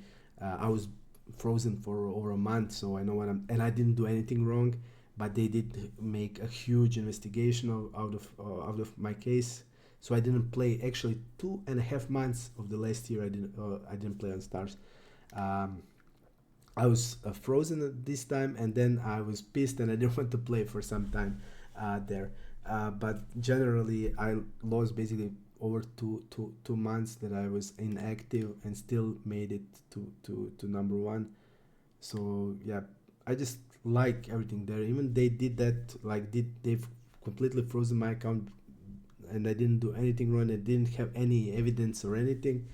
So just based on assumptions, and the biggest thing why they froze my account was because I started slow. And whenever I start any other site, I start with zero sample, and I start slow.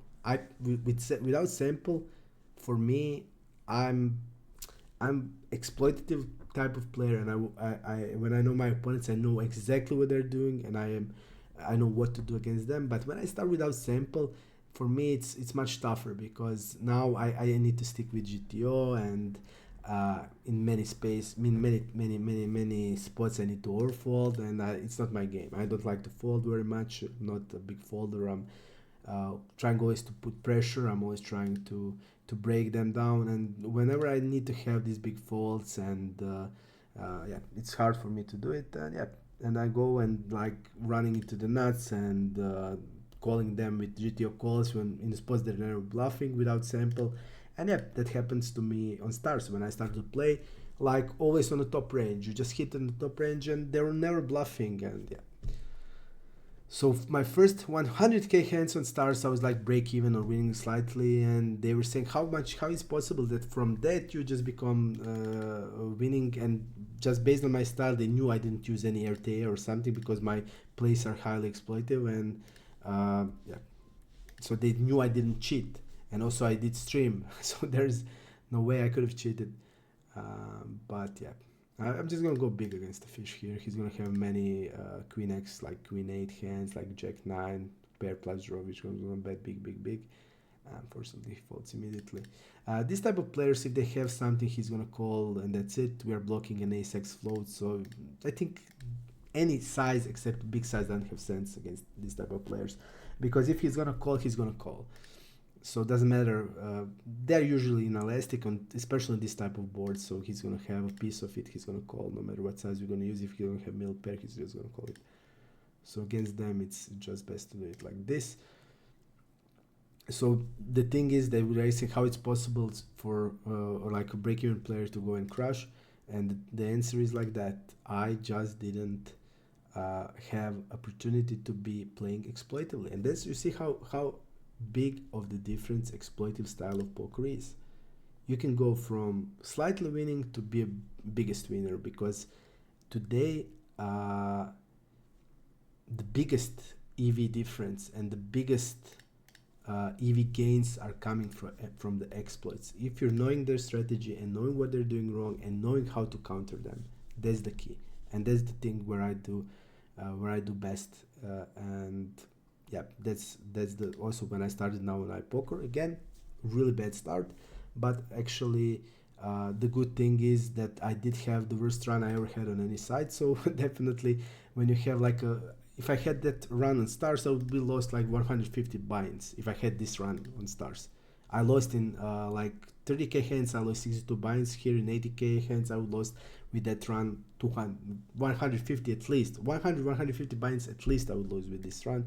And here we're actually not losing. So definitely I want to now stay at least for some time to show them who's their daddy, and then we're gonna go to see what we're gonna do next. But again, I'm really looking forward. A lot of you guys are on my Discord.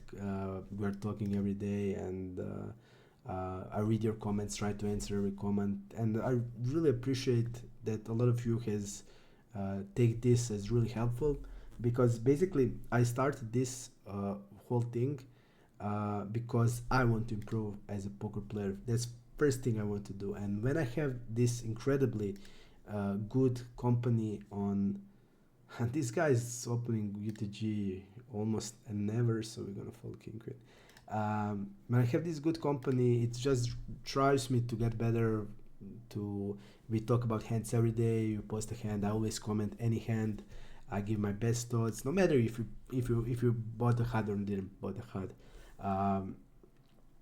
The guys that did bought a HUD are there with me because they're also giving ideas how to make the HUD better. In the end, it's not my HUD. It's HUD of all of us that are there, all of us from the Breakthrough team, and all of us are making the HUD better. And that's good for me, because one mind, one head is not smarter than 100 heads.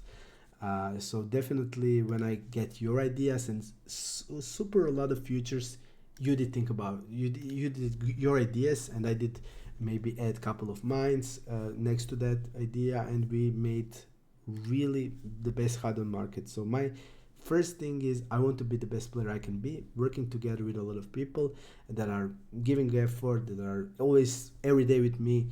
It's going to drive me up, and that's the case. I'm much better player now than I was before a year, and that's the key thing, because from the like I'm paying tax from the Breakthrough HUD. I'm paying to Hand to Note. Because I'm partners with Hand to Note, and they're my affiliate. They actually sell program for me, so I need to pay them. I need to pay Croatia. I need to pay to my developers. So at the end, I don't make this money that I made from HUD is basically nothing to compare what I win in poker. So my first goal is to be the best player I can be, to make most improvement, because all my life I was just playing by alone and working alone and never with anybody, lone wolf all my life.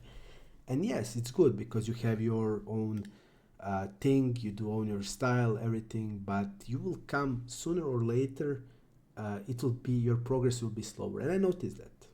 Definitely it can be it just can be fast, because you have your thoughts, only your thought process, and it's never gonna say your thought process is the best. It's not the best. Sometimes it's gonna be the best, but often it's not gonna be the best, and you're gonna miss things or thoughts that maybe somebody else did notice, and that somebody else can be twice less player than you are. or can be twice better players you are. Doesn't matter. The perception is important there. So definitely other views, other perceptions gonna widen your perception. So definitely really good thing. And I'm easy calling the river. And definitely the good thing is I'm really happy with the community we made on Discord. We have, guys, 600 people, and I'm all by myself. I don't have any other guys there. I'm all by myself, and everything I did without any advertising, any social networks. My sister is running my social networks, and she had a child. So, and I hate social networks. I don't have Facebook. I don't have Instagram. I hate this shit. I don't have Twitter. I don't like that. I don't see myself in that world. It's fake world, and all many things that you see on the YouTube are fake. My things are not fake. I'm here. I'm giving you like sessions that I'm putting. However the session is, I'm gonna put. I look like a total idiot when the guy had there with pocket tens. But that's the play I thought in this situation is the best play. I want to make that play. I have so many 10x hands, and I know he doesn't have it, and I see that he's merged. I'm going to run into 10 tens. A lot of you guys will say, look at his idiot, look what he's doing to the fish. Yeah, but that's the thing. Life and poker and your session is not going to be perfect. I have many errors, probably a lot more than any of you have. But that's not discouraging me. I'm going to play my style. I'm going to learn from my mistakes, and that's it. And together with you, I'm going to get better. So that's the whole point. I want to get better. I want to have a lot of you guys with me. And we have 600 people. And like you have this hustler stream advertising from Prometheus Poker. They have like 400 people. And I'm alone here, and I have so many good guys again on my side, and we make actually a great team of guys, and I'm really proud of that, and I'm gonna say that every day, and I'm there every day, working with these guys, saying my thoughts, giving them my help. How can they get better? What they're doing wrong? And yeah, that's the whole thing. That's for me the most important thing, and that's the key point. And everything else is the bonus, but that's for me the key point. And also, I really appreciate your comments. If you have ideas what you want to see, I see a lot of you guys want to see Zoom. If you want to see Russian cash on let's say GG, even I hate this network, I hate this site, but you will see how I play without a HUD. I'm in for it. You say what you want to see. If a lot of you guys want to see, I can maybe make a live stream out of it. I maybe have a really bad session like I did when I streamed last time, and yeah, we're gonna see it, because that's reality. These things happen. You know, you think like all of these guys that are like making perfect videos on YouTube, that their sessions are always perfect. They're not. And I'm gonna say my sessions are not perfect. I make more mistakes than anybody else. But every mistake I made it for some of my reasons that I think is the best line in these situations. And if that's not the case, I go and learn, okay, that was not the best play, but I made it. And this is the things you learn from. You don't learn from your like successes, from your old great play you made. You'll never learn from that. You just know that you made it. Nothing else. You'll never learn again. But you learn from the mistakes. You learn from tough things, from tough runs. And I'm never ashamed when I run bad, like I'm in a downswing. I was in the downswing in the April on stars. I lost 62 binds in 2 weeks, and I was every day in the Discord, every day answering to guys, every day talking about strategy, every day posting hands. I'm not embarrassing of that. Poker is up and down. Game, you're gonna go up, you're gonna go down. Like in life, you're never gonna be always on top. You're never gonna be always on bottom. You're gonna be up and down, and that's the life. And I'm not embarrassed. When I play bad, I play bad. There's a session I played terrible. I had session where I play like complete shit, like complete fish. Yeah, it happens. I made a few streams like that I didn't play bad, that I didn't play good. It happened. But the thing is, what you see is what you get. This is the real thing. I know some guys just doesn't appreciate it. They don't care about that. They want to see something else, and yeah, that's the harsh reality. If they want to see anything else, yeah. Because all of that doesn't actually matter to me at all. All the things matter for me, in my point of view, is poker. That's the only thing that matters. I really like this game. and I all in everything in my life, like I did come from, I finished the law, I started working, I actually did my master exam, finished that, and I just leave the law and start to play poker. And I feel like I owe a lot to this game, and I want to be the best in this game like I can be. And whenever the guys are saying, why you play with regs, why you just play reg battle? Because I want to be the best at the table. I want to, when everybody comes sit at the table, I want to tell them to know, okay, this guy is the best at the table, and that's it. That's the, if you like something, you want to be the best in it. If you love a girl, can you share that girl with five people? You can't. It's just impossible. If you like her, if you love her. If you don't love her, you can share with 100 guys. You don't care. So, man, this is weird. You have to say this is weird.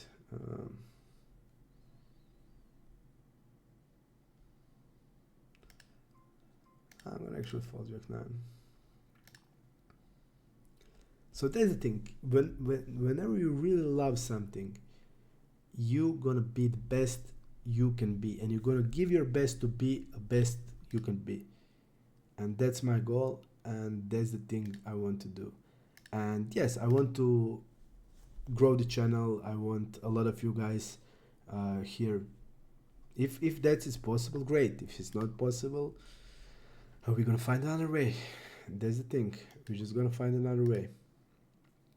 So if you like the content, we're gonna go small. We're gonna really bet the screen, of course, and that's why I'm asking. If you have any ideas, what you want to see, let me know, and we can arrange it. If a lot of you guys want to see something, I'm always for a challenge. I have really competitive spirit. Whenever I play anything with my wife, with my children, I want to win. I want to, yeah, you know, I'm really competitive, and I really enjoy all the crazy challenges. So whatever you think, if you're for something, let me know. If you have any ideas, write in the comment. I will answer it, and if a lot of guys want to see, we can do it. But definitely, I have good plans for this year. A lot of that is connected to live poker. I didn't play because of the corona and because my kids were really small. I didn't play for basically 3 years. I didn't play anything 3 years, and I had really a lot of in 2 years when my wife was pregnant with the first child. I played a lot of live, and I really enjoy playing live. I think that's the best format of all. You see people, you play man to man.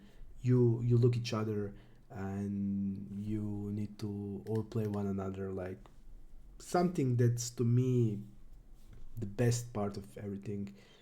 Man and man or man and woman, doesn't matter. And you have chips, he has chips, you have cards, he has cards, and let the best man win. For me, that's the. In tournaments, I also enjoy it, but in tournaments, the whole point is pretty.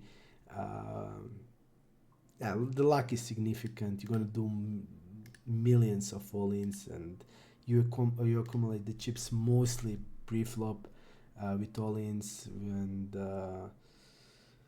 there's not that much like cash. It's much more variance heavy, and completely different game. It's like basketball and streetball. Completely two different games, definitely. Okay, we're gonna go. Okay, 3 streets. I'm gonna go actually have bet turn Shaw River. Okay, we're gonna bet turn and call it off. False 99 on turn. So when he jams, 5 doesn't help him at all, but he's gonna have some 8 eggs of diamonds, some floats with diamonds, but in general this guy will not gonna jam like pocket 6s there. Betting small on the queen jack 8.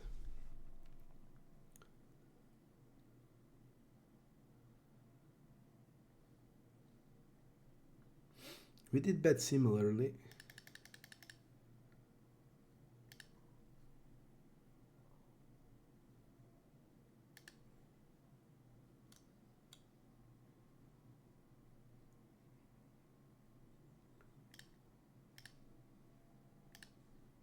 He has some suited connectors, okay. A lot of this. I'm gonna actually check back.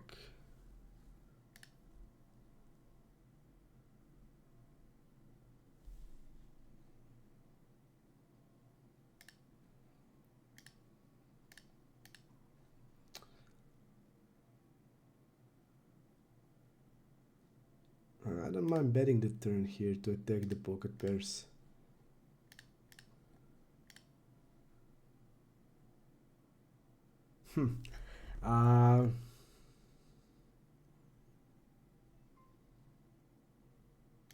Calling this size. I'm thinking to, is he gonna have like, is he gonna block with jack? I don't think so. We're gonna just call queen jack. Okay. Nice size that he is.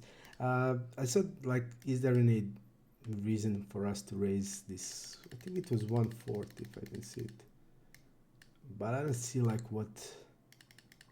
Yes, ace jack probably is there.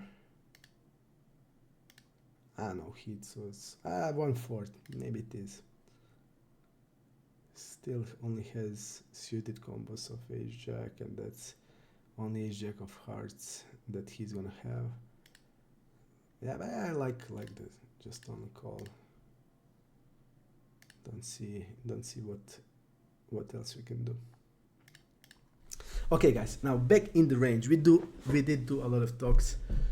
Yeah, I didn't make a video for a while, so let me give you some of my thoughts. But generally, we are here to play poker. We are here to play poker, and we're gonna play poker. In the range we go. In the range and in tables. Table number 1, we are in multi-way pot with 6-7. We're checking range on this board. Whenever it's paired and whenever you have a fish, he's gonna have the nuts advantage because he's gonna have far more of the trips combination that you're gonna have. So on most pair boards you're checking range. That's the first thing. And the other thing is that also the lower boards are really bad and we do a lot of checking. Betting small on the queen 5 deuce and checking range again on the ace deuce 3. So I'm checking range here even with my hands like jacks, tens, queens. But if the fish player in position is really passive, then you can have a betting range that you need to balance, but you can have it. But all depends now. If it's really passive, then you're basically just giving up equity. If it's like 35-15, then, but if it's like 40-45 or something like that in this type of lines, or 53 or 48-6, against him you will just, the flop will go just check a lot. You're gonna have a lot of overpairs, so definitely not a great spot. Calling here with jacks. Okay, I have a strong feeling we would lose this immediately, but we actually won it. Pretty insane. I was pretty sure we were losing it, even when immediately when he jammed, just had a feeling. And we river it. And it's time for that. I want now, like, next 10 times I want to hit a flip. When I have a flip to win. After all the shit I've been here, go through this last month, it's minimum we need to get. And I want to have the set over set in single raise spot. I want to have set over set, and when I get it, I'm gonna post the hand on Discord, guys, just for you to see.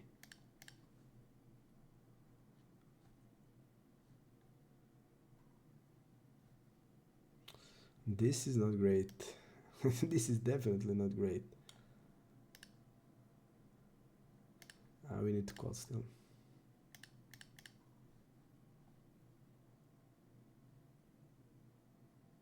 I'm folding the turn, but he's wrapping super narrow, but like super narrow. We have a 10, which is bad, of course. But when this type of player goes spot, big raise on the flop, I'm not happy immediately. But who would say that on the 9 he pots again, which is even worse now. He's now potting the full house because there's no anything else he could have that's raising a flop. So he's wrapping a 5s, king 9. He probably has 9s also that are quads, but I don't think he's potting the quads. So he's wrapping really narrow here, like king 9. 4 combinations and 5s, so 7 combos he wraps.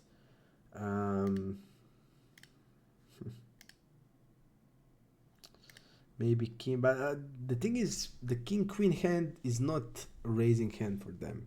For this type, like 55-3, he's not gonna see king queen and say, okay, I'm raising there. So the thing is, our king 10 is, you know, doesn't matter what if we have ace king or a king 10, doesn't matter at all. It has matters because of the bluffs, but is the guy gonna bluff 10 jack 10?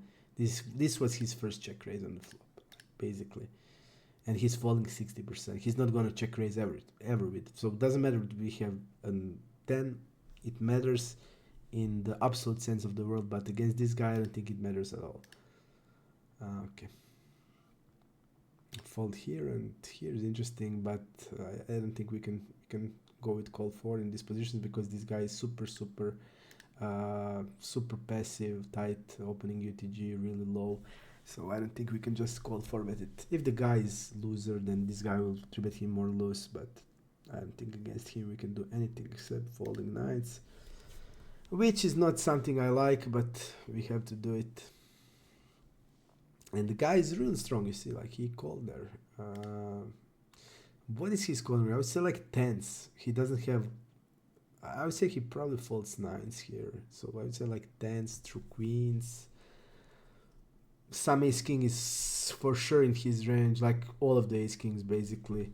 Maybe he even has all of the queens because now I see they're deeper. So definitely when he calls this flop, he's not calling jack, so he's having at least hand like he's gonna have like ace 5, ace 4, ace jack, ace queen, maybe some king 10 suited. That's gonna fall. So he's folding on 10 and king 10, which is not of spade, or 9-10, which is not of spade. So he has at least ace jack from till now. Ace king on ace king. Okay. Told you he's strong. They're just range is really narrow, and with our 9s we were actually against 2 of the ace kings, but nothing we could do. And the guy didn't block with the ace king with the king of spade. You see, so there's no way to bet. And this guy didn't really bet with the ace king also. But this is his size. Like flop is too much. You're gonna go really small on the flop if you're gonna put a hand into the solver with 250 blinds deep. You're gonna go like 20% here or 25, and he's going half pot, 40%, and here you're gonna go also smaller. He's going half pot, so now he's restricted the range. I think even ace jack this guy could fold. This guy is on the tighter side. 7s we're gonna call. Yeah. So he can't actually, like I would probably go 10% or check 10% because they're under raising, and this guy would gladly just call with ace king.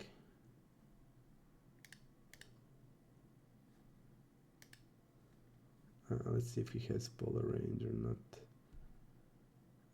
He doesn't have. linear 5% really hits him. Linear like 5% is gonna be like 10s, ace queen, ace king, plus of whatever he has. It's not good for 7s. If he's gonna have ace king, like basically the best scenario, and that's not great. In this situation, it's not great even that, because This hand can put pressure on us, still because of the other parts of his range he's gonna have. He's check back here. Let's go big button versus big blind. Pop up, we see check behind range here. We see he's checking behind Jack 5, which is open ender, 8s and top pair. I'm gonna go actually bigger size. I'm gonna go 2/3 here. This is his check fold, so let's see with what he's calling the turn. It generally be like a pocket force 5, size high 7x, and I'm gonna go 2/3.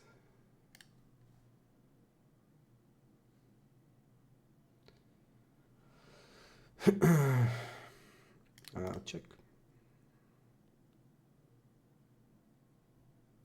And we're gonna delay bet river. He doesn't have anything from the flop, so he could hit the 8. Gonna have a bunch of one club hands, so that we can fold on the river. But definitely spot. We want to attack this type of guys with any 2 cards. With any 2 cards we're gonna have, okay.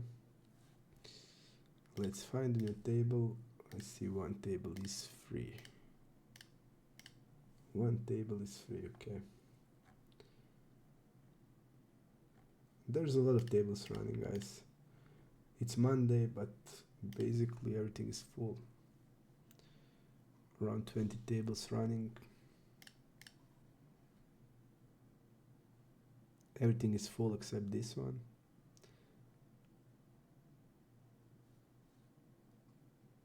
Okay, 5-5-9. I'm gonna bet small against probably fish.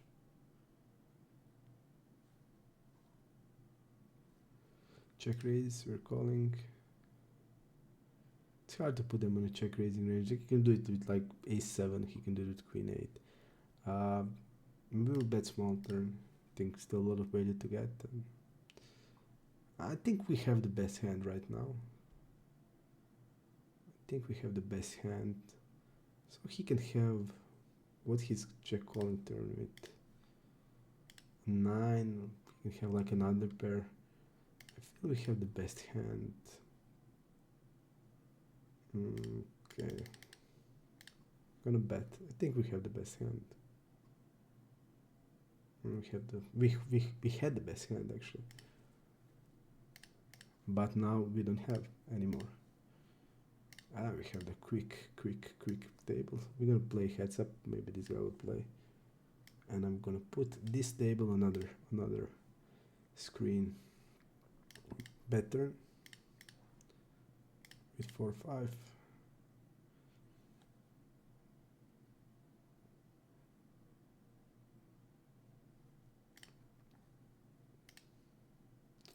I mean, he played it decent. We're not gonna mark him as a fish immediately.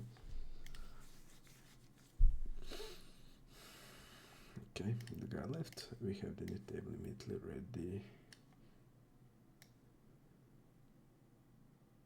Okay.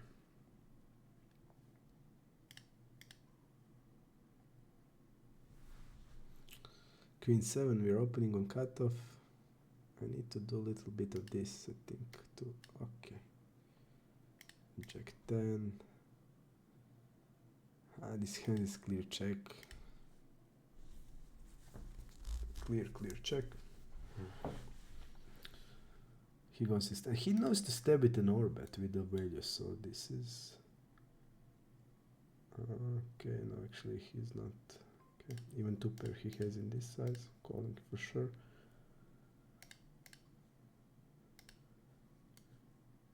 Now we're calling the river. Ace 8, step turn bad river. He actually he did bluff there. Our hand is really nice as a call. And with the Jack 10, I think bet big. Queen 6 on the call. He didn't have anything, any blockers, nothing, right? Okay. he should be betting or bet or yeah, or bet or check on ace king 4.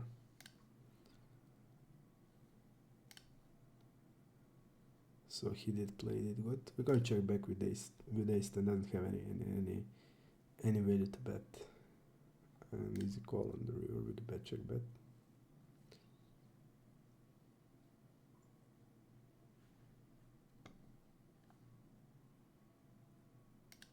We had a really nice hand. He did check bet, but this was only this situation. So this is small versus big blind pop up. So his c betting is 43. He bet with an or bet with a flush draw. Didn't continue turn with it.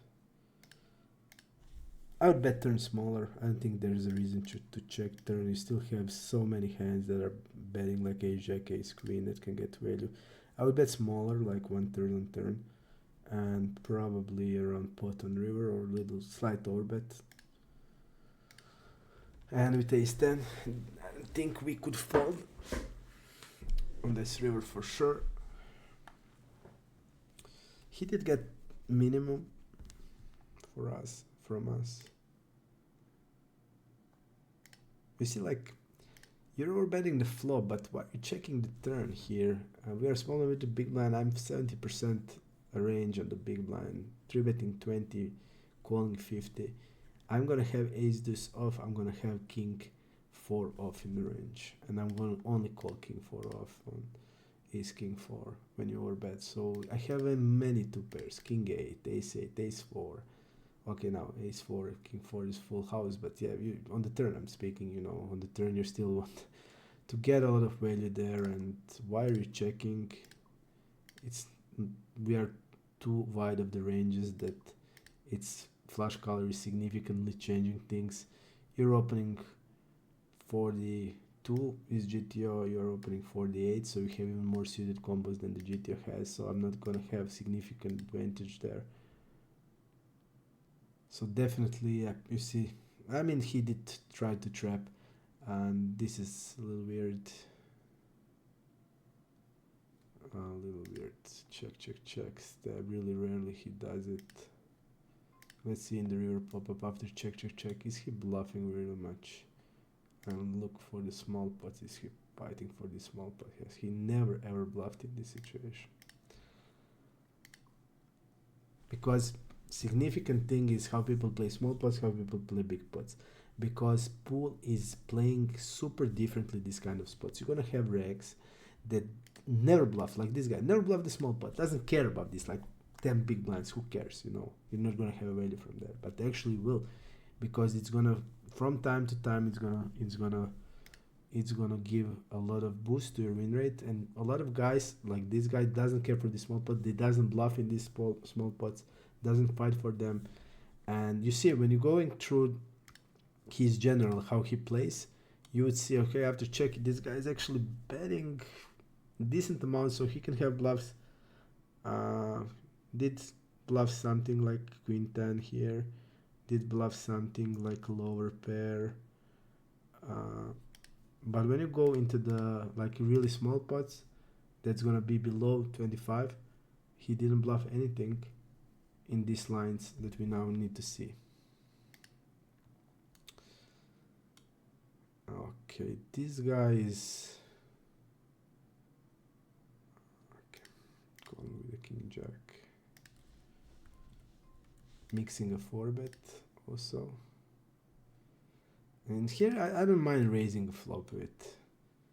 I think it's a really nice combo for doing it, and I'm gonna go for it. I think we look really strong, but also like our value range is ace queen basically, and pocket fives. Ace queen is starting to raise for value.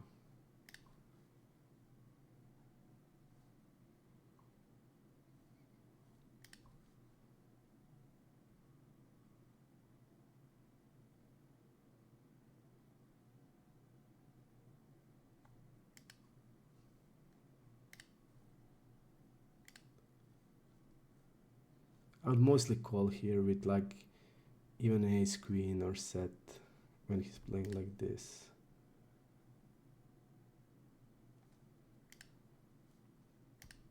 He's probably putting us on a flush draw, but okay.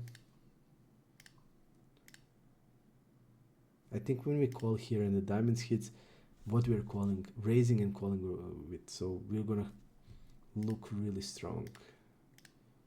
Because we're gonna basically have an ace queen set or flush draw. So definitely a good spot. One thing you can also do, and that GTO has, is small 4-bet on the flop. So he goes like this, you're going like 39 something. That's also a thing we can do.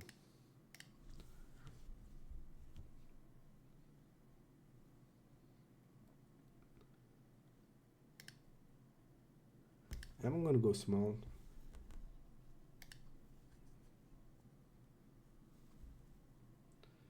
Donk on the turn. I think just he's under raise here. He's gonna under raise, and 6 is connected to ours, so we're gonna have like 6, 7. So on the 5, 5 we can bluff. On 10 we can have best hand. On the club I don't want to bluff. Okay. At 5 we can get a straight. With the 10 we can have the best hand, but so the price, and he was gonna raise like a 2 pair plus immediately, so a really nice spot to be, but unfortunately we didn't get there. We can bluff the river there, that's the thing. So no more bet on the flop immediately here. Okay,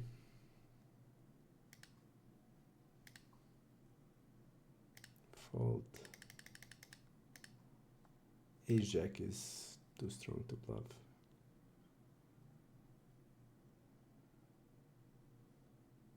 What is this guy doing?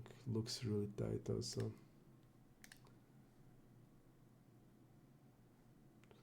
We're doing a lot of checking on the 5-3-7. Check jamming the turn here.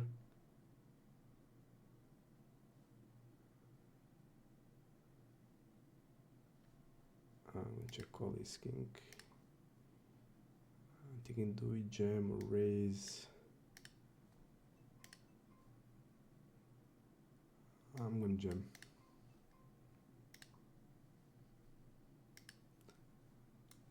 This first he step once in. We're gonna have aces, kings. I'm gonna play it exactly the same.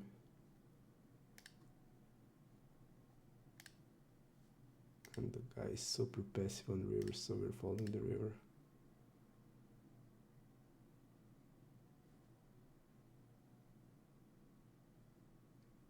Okay, he's doing with eights.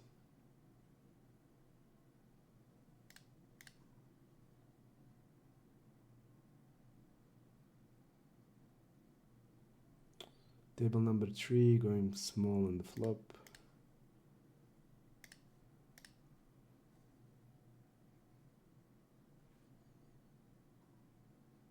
The board is really bad here. We're gonna have lower c-bet frequency. He's gonna have, he should be even having pocket 3s, but 5s and 7s he's gonna always have. He should be having 3s, so he's gonna have the seriously big nuts advantage there. Our c-bet is gonna be really low, and I'm not gonna ever bet like aces and kings on this board. And ace king is betting sometimes, but not often, and this combo I think check.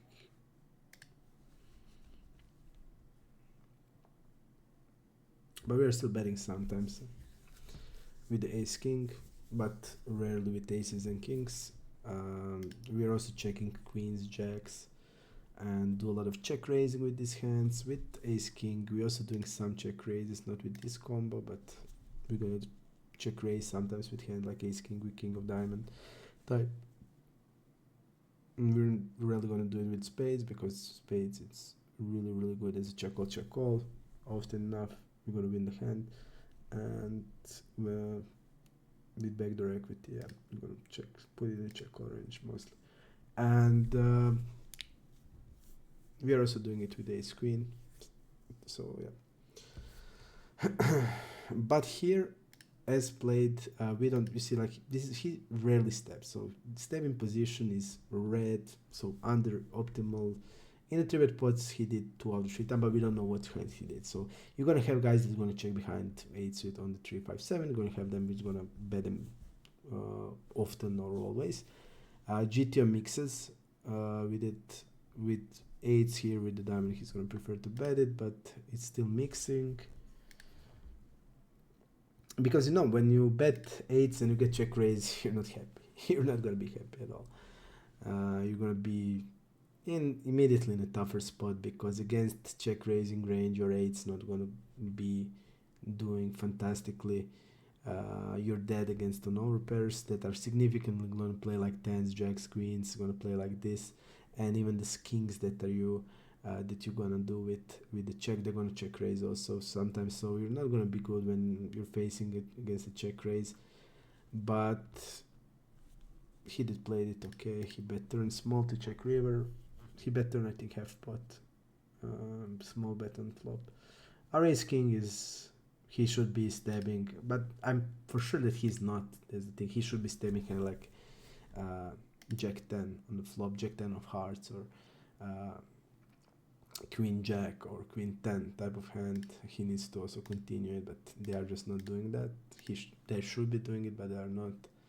So they're not continuing on turn with this type of hands, this type of player, with this type of aggression, or with this type of stats. But when the 7 hits, you are never folding ace king. Okay, deuce 10 8. We're gonna bet. I'm thinking about the size I want to use. Usually we're betting bigger on this type of board, so I'm gonna go 2/3. We are cutoff versus big blind. Folds 53%, so he's raising my bigger bet. And this is the thing that I also, so he's never raising 1/3, but he's raising a bigger size. So immediately when you see something like that, you're gonna know something is wrong.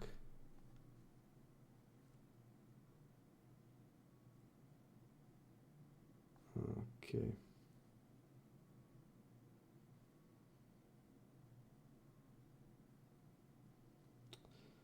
We don't get it in against this guy. He's opening 25 on middle position. He's wrapping like an ace 10 and king 6, king 9 of hearts. We're always calling. That's for value, right? His value range. Queen 9 with spade. I think the hand selection is okay. But the crucial thing is you're not check raising against 1/3, but you're 30% check raising against the polar size. And size on the river doesn't have sense. First, they're not betting this 10x, and we're gonna bet here with 3s. I don't like this. I think half pot, we're giving him too good of the odds to continue with a lot of hands that we want him fold 8-9, for example, or 10 jack or queen 10.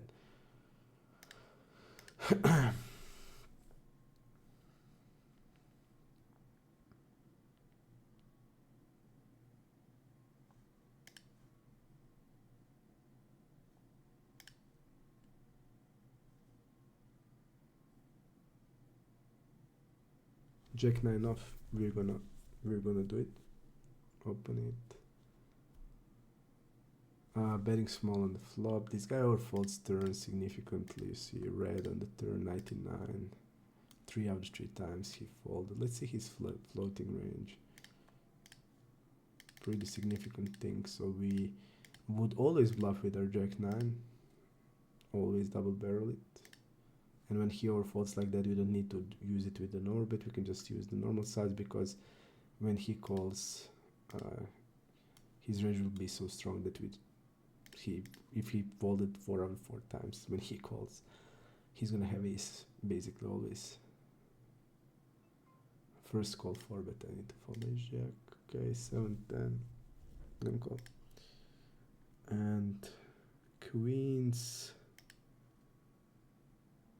We're gonna 4-bet. 21.5.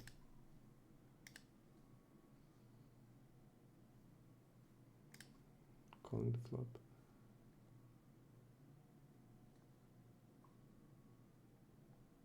And I'm gonna overbet.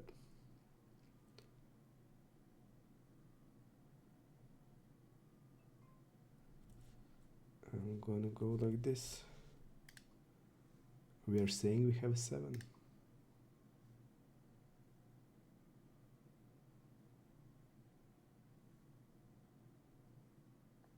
And we're gonna jam the river.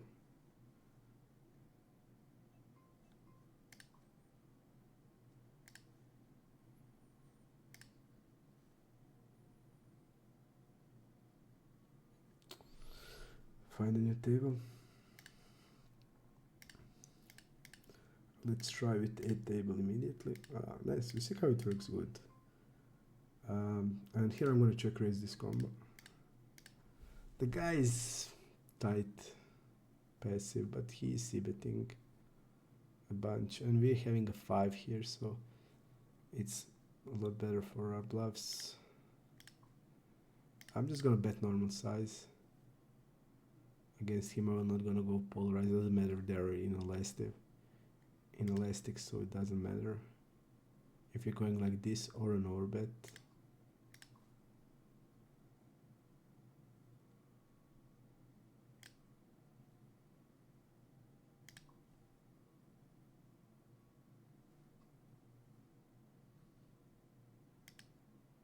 This guy never ever bluffs.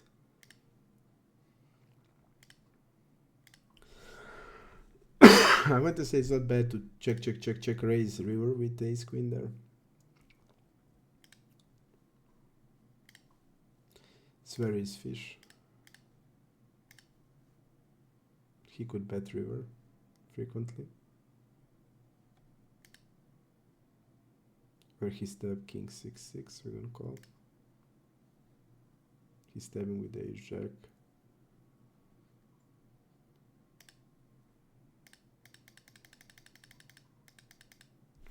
I thought we were, I made a mistake, guys. I thought we were, that we were small blind and he was big blind. So my mistake. And I thought he stabbed the flop right. Super. You see, like on this table, when it was like this, yeah.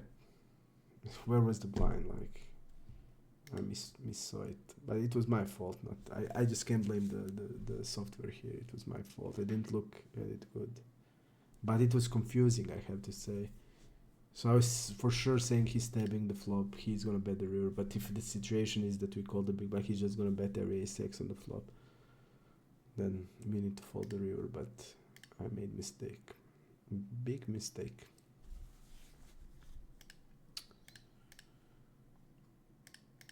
And I hate when this happens to me. Like, how can this happen?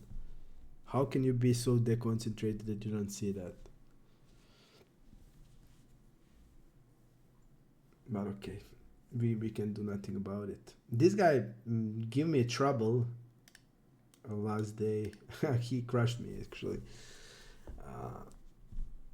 He's playing like super passive, and on the rivers he has the nuts always. Like that's the strategy. Playing super passive and rivers, hitting the nuts every single time, in every single line. And then whatever he gets from me, just going and giving other people. I remember the hand where he bluffed actually with trips against what I had. I don't remember. He had trips and a bad flop turn, and the river was fourth flush, and he jammed with trips without the flush. So he decided to bluff there. We're gonna bet turn, bet river here because of their. And now here we're gonna go over bet. We're gonna go like 99, 96.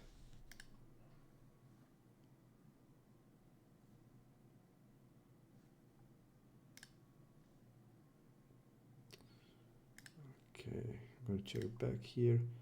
Let me try to see that hand. He was betting turn, betting, shoving the river with trips. Did he check raise the flop or not? I can't remember, but I know it was fourth of the club. I think this is the hand, and that was actually after he was having like 400 blinds or something like that. He had 400 blinds, and he or 500 blinds. He mostly get it from me, and then he fell down to this. I'm gonna show you the hand. I remember it. It was other day. It was before 3 days, and he check raises, and then bets, and then on the river 4 flush, he jams, and the guy had immediately full house and flop.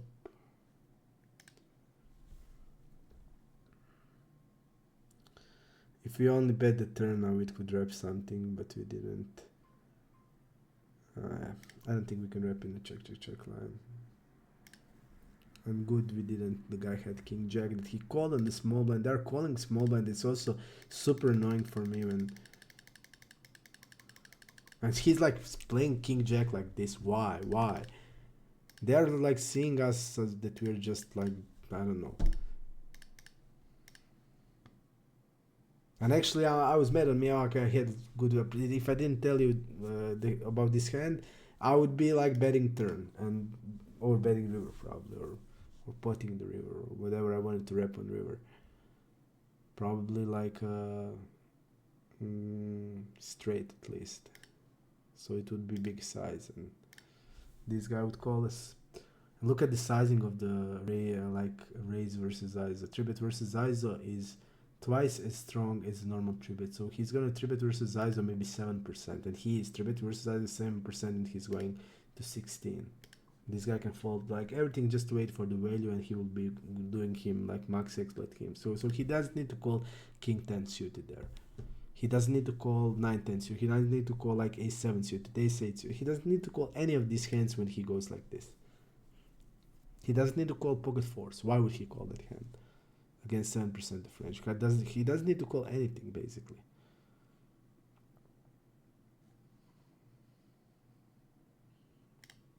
And you will see on stars. On stars, the guy would be 3-betting him with, he goes 4, the guy would go 11.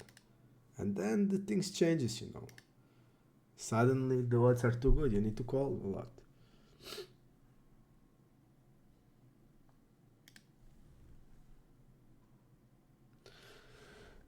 So I don't know. I think I will have to stay even after 22nd of January. I will have to stay here and just pound them, because they are so weak and they deserve it, and they will get it. I'm gonna pound them. You will see. We're gonna trim it here. And let's see, this guy is extremely tight again. He's opening 16% on milk pleasure. I shouldn't be 3-betting this, but for me ace-5 suited is too good. And his calling range is gonna be around maybe 6% of hands. And when I think 6% of hands is gonna be probably like 5s plus, 6s plus, maybe even 6s plus, maybe even 7s. Gonna hit him super hard. He's gonna always have jacks. Let's check now, because I think it's gonna hit him super hard, like 7s, ace queen suited, and all the suited broadways. So when we bet, I don't think we ever have a fold. 7s maybe fold, that's it. He goes small, which is interesting. Look at this. This is first bet versus BCF. We're just gonna call.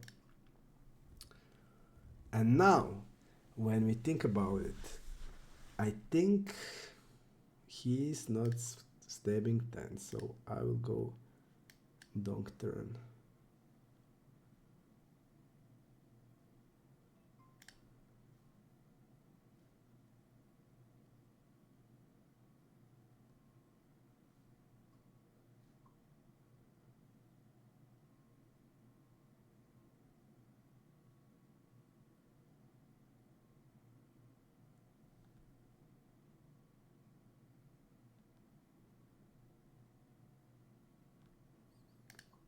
Pretty weird.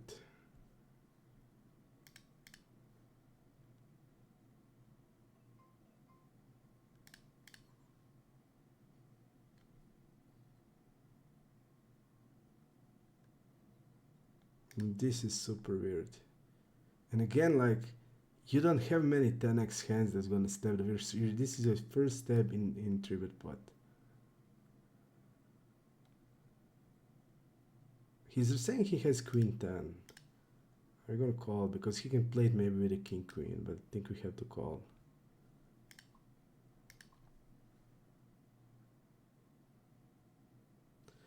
Any hand that is not like queen 10 doesn't have sense in raising when we are donking the turn.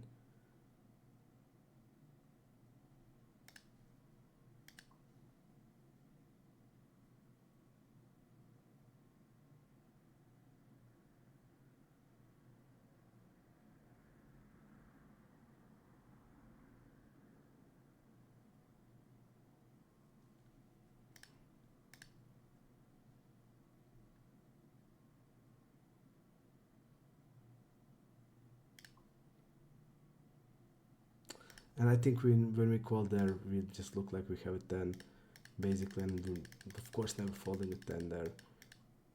He rep basically queen 10 there with this, and that's it. And I'm not sure if he's in this position, if he's even calling all of the combinations of it. Yeah, there's a chance he could like raise king queen on turn. I mean, because like I'm gonna check tens always, right? I'm gonna check tens always on this flop, small blind versus middle position. Yeah, middle position, he maybe doesn't even have sevens, maybe his range is like eights plus. He massively folds in 3-bet in position. So maybe he's like sevens plus, ace queen suited, suited broadways. So that's it. So he's not gonna stab always hand like a jack 10. We saw that he's not stabbing at all. So he's not gonna stab it always. If he's gonna have king 10, is he gonna raise king 10 now? That's the question I'm asking. Is he gonna raise like king 10 there when we donk turn here and we're kind of saying on the 7 that we're gonna have, because I'm gonna 3-bet him with hand like 9-10. I'm gonna 3-bet him with 8-10 suited. My range is gonna have we are smaller versus middle position, but we are deeper. I'm gonna just use a lot of hands. I'm gonna have 9-10, I'm gonna have 8-10, I'm gonna have ace-10 suited, I'm gonna have jack-10 suited, queen-10 suited, king-10 suited. I'm gonna have massive amount of the 10x played like this. So I don't turn here, and he goes 4x raise. So he's saying he's beating a 10 that we're basically kind of wrapping, because I'm not gonna bet here with pocket queens, kings, or aces, and gonna dong them on turn. I'm saying I have a straight, or I'm having a bluff. That's basically all I'm saying here. The good thing is that we're gonna have king 10 here a lot. We're gonna have ace 10. We're gonna have jack 10 suited, 9 10 suited, and all of these hands we're calling the river. So he can't exploit us in any way. But can I call a turn? Yes, I think I can, because first he's kind of saying he has queen 10, and if he's gonna have queen 10, he's gonna value bet it no matter what club, no matter what spade comes in this line when he raises turns. So that's the first thing. And if he's gonna have a bluff, we are dominating that bluff, like mostly a king queen, I would say, is gonna play like this as a bluff. So definitely we want to call the turn, but and we show him the ace of spades. So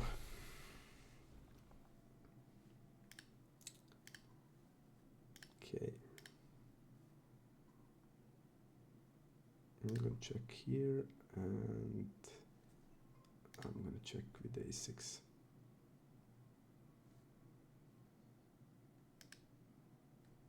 This guy bets versus me c-bet 80%, but he didn't show any bluff.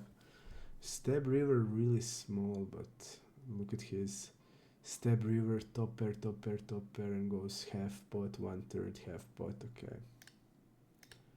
Usually people under bluff this size, is super a lot.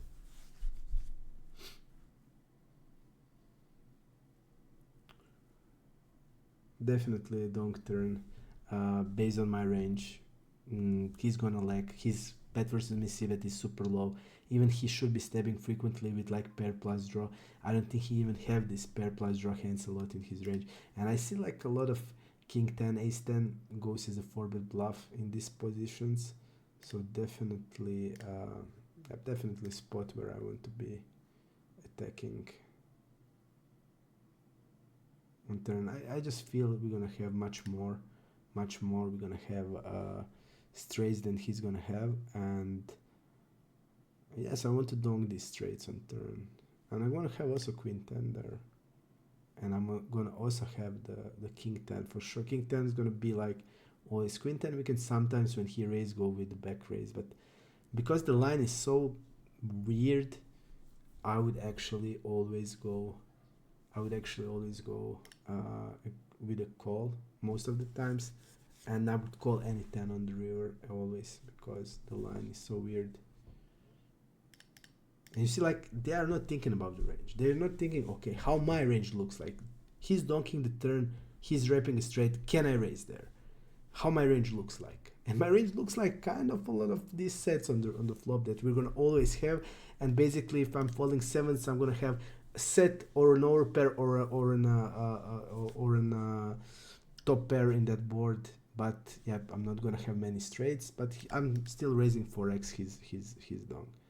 That's like this to me insane. Like I would, if I'm in that spot and the guy donks to me, I would know. Okay, yep. I'm sorry about my language. I put a Croatian word that is F word, but yeah, he should be like saying, okay, my range is in trouble here. I want to definitely, I want definitely to protect a lot of my range because a lot of my range are sets. I'm stabbing. I didn't stab ever in 0 out of 4 times. I stab in 3-bet pots. So my range is kind of sets a lot, and I don't know, like queens, like king jack, ace jack, and this turn is like disgusting for my range. How can I raise that turn? That would be my total prots, but their total prots is like that, and I wish they did get this, that we did get the spade there. Really wish that we did get it. Just because they played a hand like this. Okay, we're gonna add table immediately. This add table is really good. And here you usually do a lot of jamming on this kind of boards, but not here. Here we're gonna go. Here I don't mind actually going for a check. We are against cutoff versus UTG. A lot of 9s, 10s, jacks are in the range. A lot of 9s, 10s, and jacks are in the range.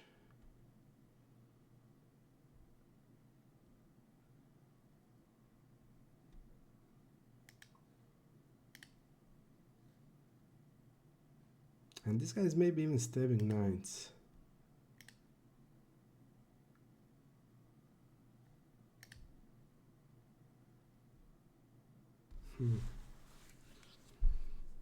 The thing is, I don't think he will really bet 9s in this situation. Let's check. And I think he's betting queens.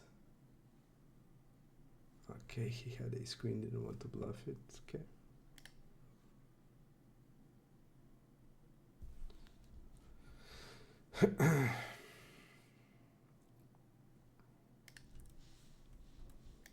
$12.5. I think he played the hand good. I would play it the same, but probably in river.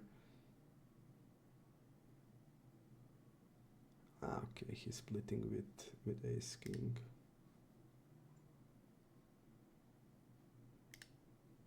I think we should bet the river actually. I don't think when he checks the turn he will never have a bluff in the bet check bet line there. That's the thing.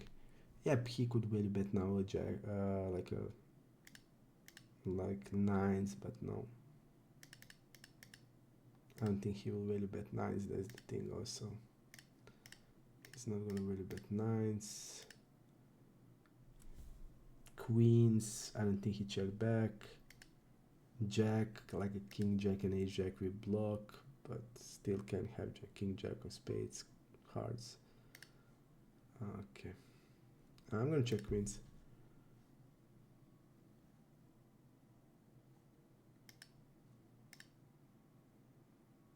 Yeah, we're gonna jam.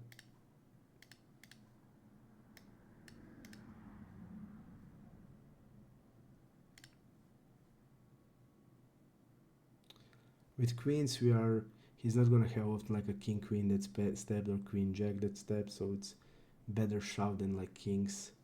So jacks and queens, I would check shove a lot.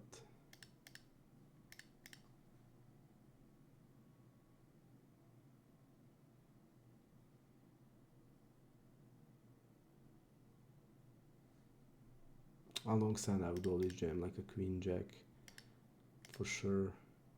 King queen with a backdoor draw. Let's see here.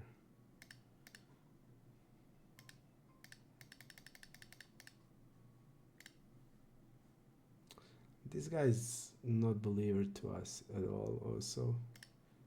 But we're gonna jam the river.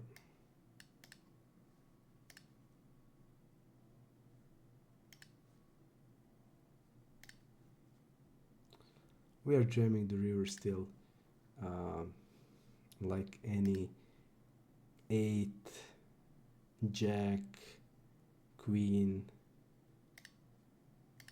We are jamming the river.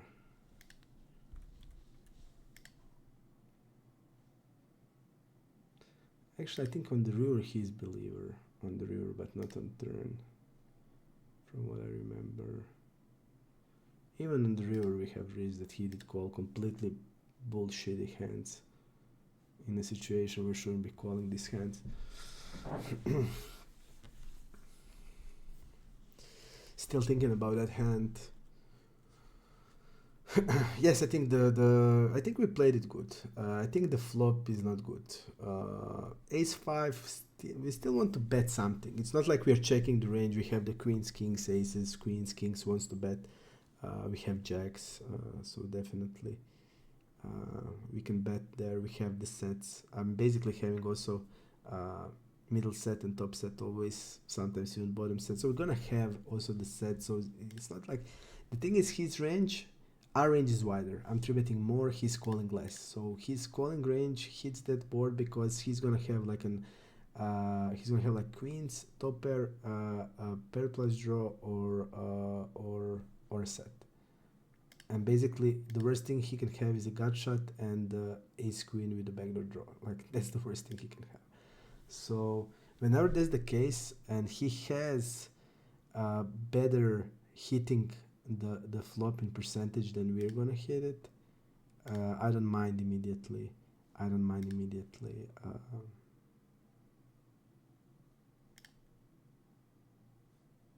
I don't mind immediately to do a lot of checking if that's the case, and that's this spot was like perfect spot to do a lot of checking, and ace 5 kind of want to bet. So let's pretend we did bet the flop. If we did bet the flop and the turn goes, what I would do on turn? That's the question. If we bet the flop and he only called, I feel that he's gonna have a lot of 10x now, because he's gonna have these calls like ace 10, king 10, knight 10, jack 10 suited a lot, pocket 10s. But when it's other way around, when he stabbed and he stabbed for the first time, he's not gonna have many of these hands because pocket 10s will never stab. Jack 10, this guy deep will probably understab the hand that is often stabbed. 9 10 suit, I would say also he's not gonna stab it often. He did stab 0 times out of 4 in a 3-bet pots, and we are now deep. I don't think he will stab like that. So definitely that is the case. Yeah, interesting hand today. A lot of interesting hands, guys. So I think you're gonna enjoy the session. And if you have your thoughts, please share it. What do you think here? What's going on? What's the best line to take? On the turn, I think the donk. For sure the donk, because just based on my range that's going to check call, we're going to have a bunch of straights. And his stabbing range is not going to have that many. So that's the thing first. Then when he goes 4x, he's, I would say, super poor. I don't think he can just, we are saying we have a straight, he just raised the straight. Doesn't have a sense what he's going to be called against. We're going to call with the straight or the hand that we have. That's it. We're not going to have set in that line. So that's the thing.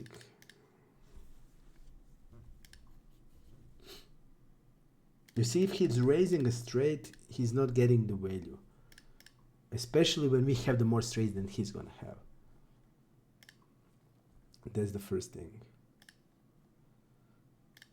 But you see, like on stars, in position would rarely raise you. Even with the queen 10, he would be hesitant to raise you. Just because he know his range gonna have a lot of sets. And he's just gonna protect a lot of these sets. That's the first thing that and you immediately see a raise there against my donk. And I'm 100% sure he didn't ever think how his range looks like and how my range looks like. 100%. So yeah, unfortunately.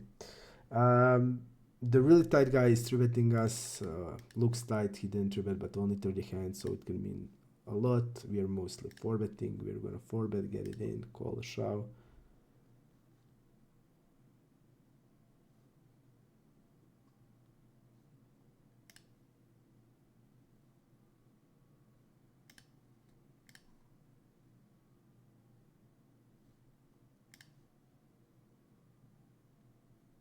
Okay.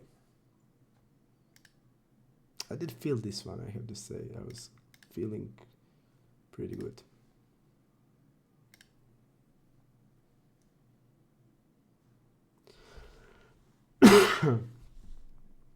Definitely we're gonna have a long session today because I didn't got 2 flips in this month, so we did get 2 flips, 1 loss today, so for me super good, super good. Checking back a7, don't see a point in betting it. UTG versus big blind, fold versus delay 0. A lot of jack X hands. We are just betting on the flop like jack 10, queen jack type of hands. So we're king jack even.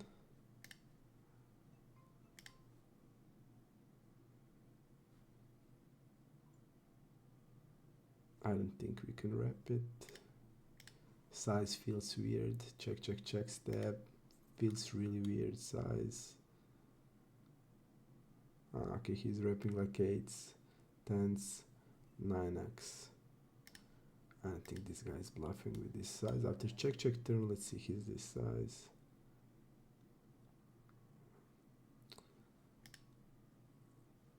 We don't want to have a 7 also. Calling with 9-10 suited. Really great board here. Think we can do whatever we want here. He seems tight in position 3-better. He's doing a polar size. I'm just gonna go and raise it and get it in. I think he's probably betting range on these boards, like his range is 9s through aces. Like I don't think he has ace jack off in the range based on the stats. So like ace 10 suited, ace jack suited, king jack suited, king 10. I think he bets range there with check raise to get it in. King jack has a lot of chance now, better.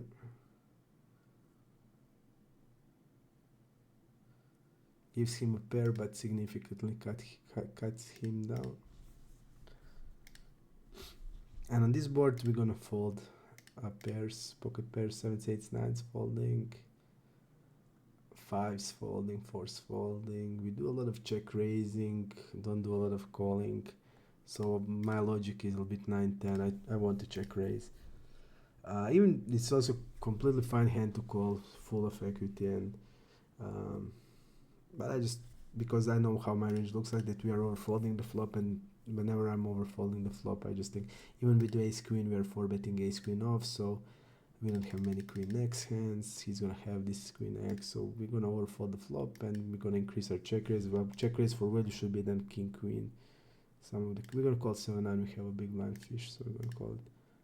So whenever we are overfolding the flop immediately, I think you need to immediately increase your check raise to not be exploited. And here we're gonna go small on the king deuce 5. Call with a backdoor draw.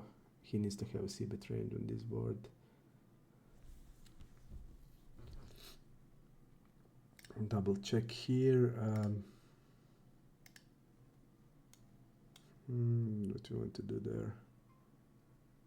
Step turn, bet river.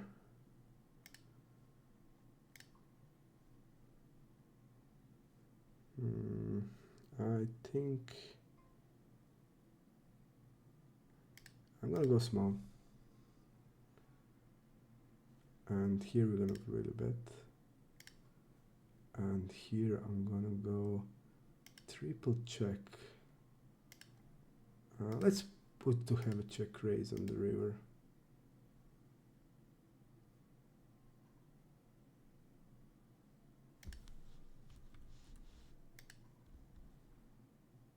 I want to see that.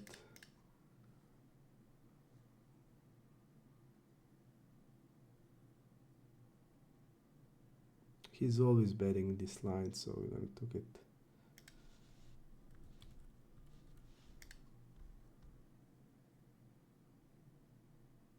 Nice.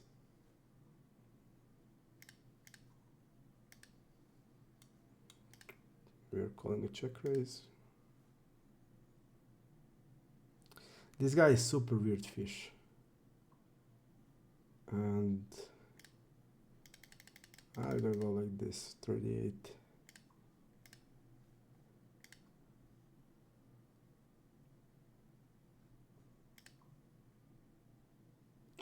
Really nice. I would say now he actually has like 9 stands and jacks.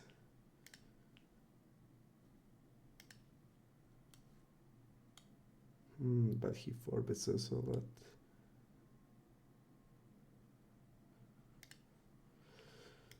He has 9 stands, ace 8 or ace of hearts.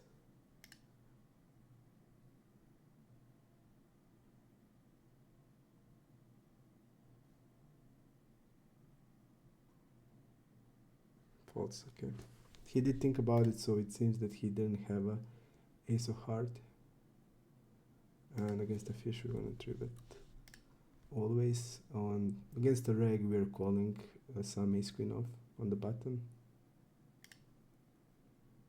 Really weird because he's folding a lot on rivers. So really strange when a fish is playing 43 to 26, 40 to 26.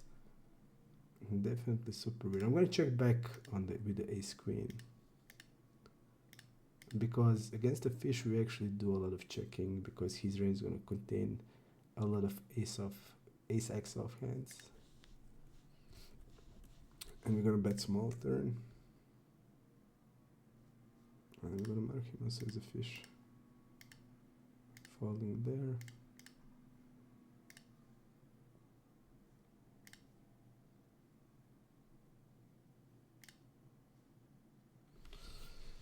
Pretty weird. He's like super weird fish. You see, like he's alongside that he's crushing with 10 BBs, but playing 43-26, really passive, like you see. Low when was soft flop, high when one on showdown. Apologize, and low when to showdown. The GTO is 29, he has 28, and he's a fish.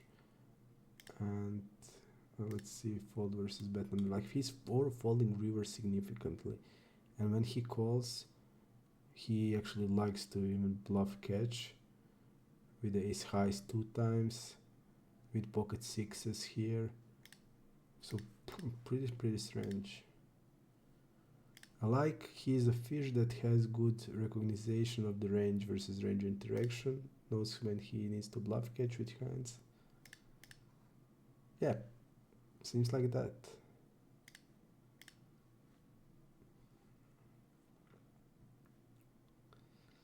When we are in that spot here, guys, and we are against this type of player, we have to bluff.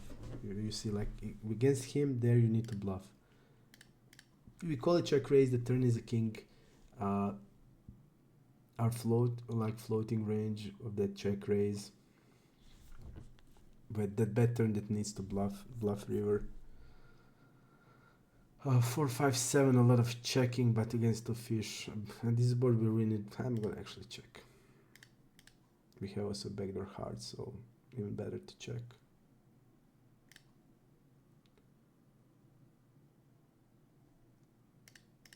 Let's see in a multi-way pot. Step turn 50%. He's stabbing ace queen, multi-way and 6, 10, 10 deuce. Yeah. Check. He stabbed with deuce 4. Bad of clubs. With this I'm gonna actually 4-bet. And we're gonna go 24.5 against the polarized range.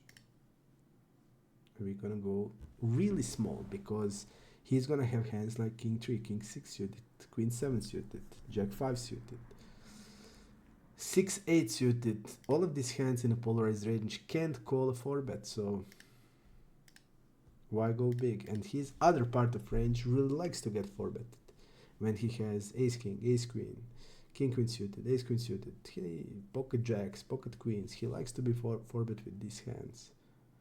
So going small is what we want. Going super small. Bet river against the fish.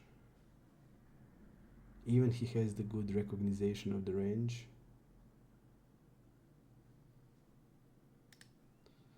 Even I felt I'm gonna immediately be raised.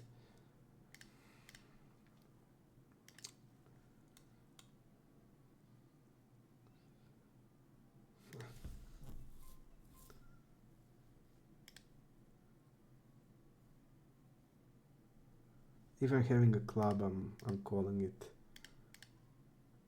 But like you see, we don't. He's really low river aggression. We don't see any bluff, and we are looking. We have an ace. I don't think he's gonna bluff this spot.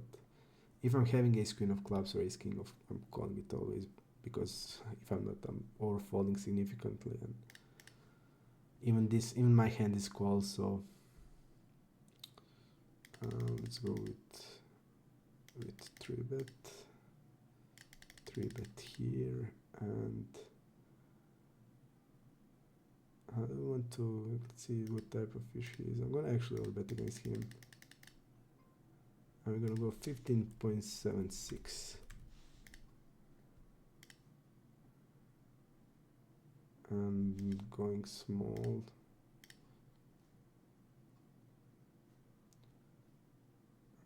I'll go.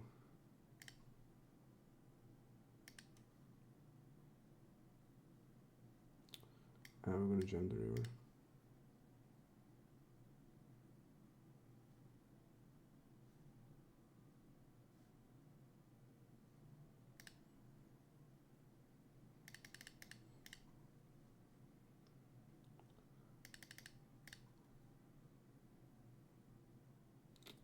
Queen of spade is really nice hand to have. Losing this. And immediately getting new. You see like how this is good. We're gonna bet with the ace queen on king jack 7. He folds really a lot in c-bet, so I don't think he's calling like pocket 5s, 4s, or even some. He's gonna call most like hands like jack 9 off, jack 10 off, king 8 off, ace 7. Checking with the ace queen, with the pocket 10s on the ace queen 4.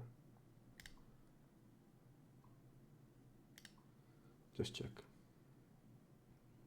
On river I could have put value on river.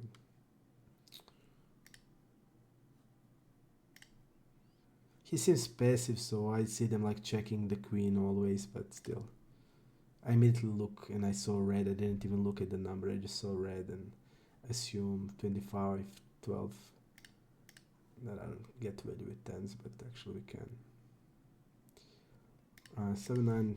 We're gonna go with 3-bet small size, our standard size, from 3 to 7.5.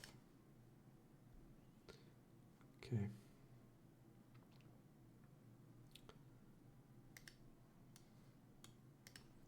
We're gonna call 4-bet with 7-8. Even this guy kind of under 4 bets, I have to say. Maybe it's not the case. It is 25% out of position, but blind versus blind, he didn't 4-bet that much. He should be 4-betting off Broadway hands. He should be 4-betting like ace 10, ace jack, king queen, king jack. Mostly our hand is call always on the flop.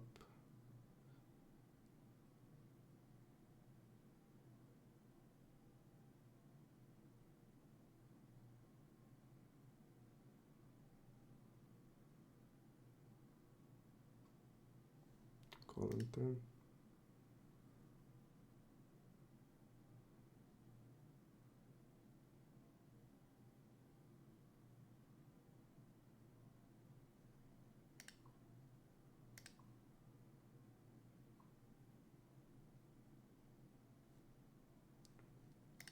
If he checks, we need to jam. So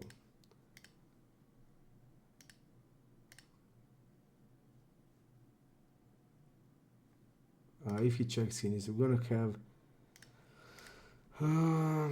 a lot of our floats. I mean, if he checking here and I have like an ace 10 of hearts, I'm jamming. We're gonna have queen jack, but only of hearts and diamond pretty much folds. I think he used half pot on flop, which is insane. Bad size, never use it. On king 3 deuce. Even a lot of 10% is going on, so I don't know. This side is completely ludicrous. Okay, he called. He goes like this. We are calling, of course, and like I'm folding queen jack, so I'm gonna have like a 9x, 9-10, 9-10. We're gonna have 9-10 of hearts, jack 10 of hearts, queen jack of hearts. We're gonna jam also the turn sometimes, but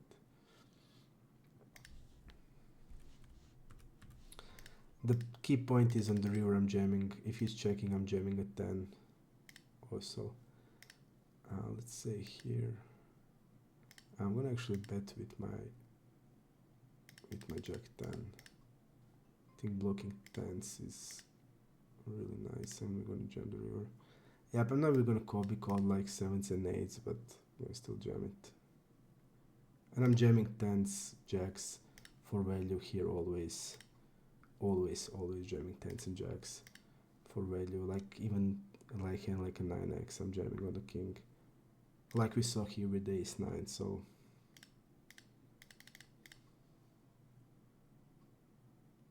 he can be calling with, doesn't matter if he's calling this. Because our jamming range is gonna have this like jack stands. We're gonna jam all of this, so it's not like we're polar now. He doesn't have any king. I'm jamming all of that, but and the thing is, he also doesn't have a sample with us. He only has 146 hands, and he's facing triple barrel here. I think good luck calling 7s against this type of regs. You're gonna be good, never. So okay, we're gonna bet small.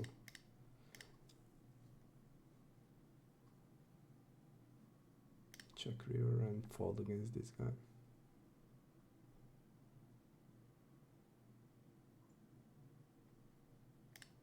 I told you I'm gonna be called by 7s, and I just knew it, but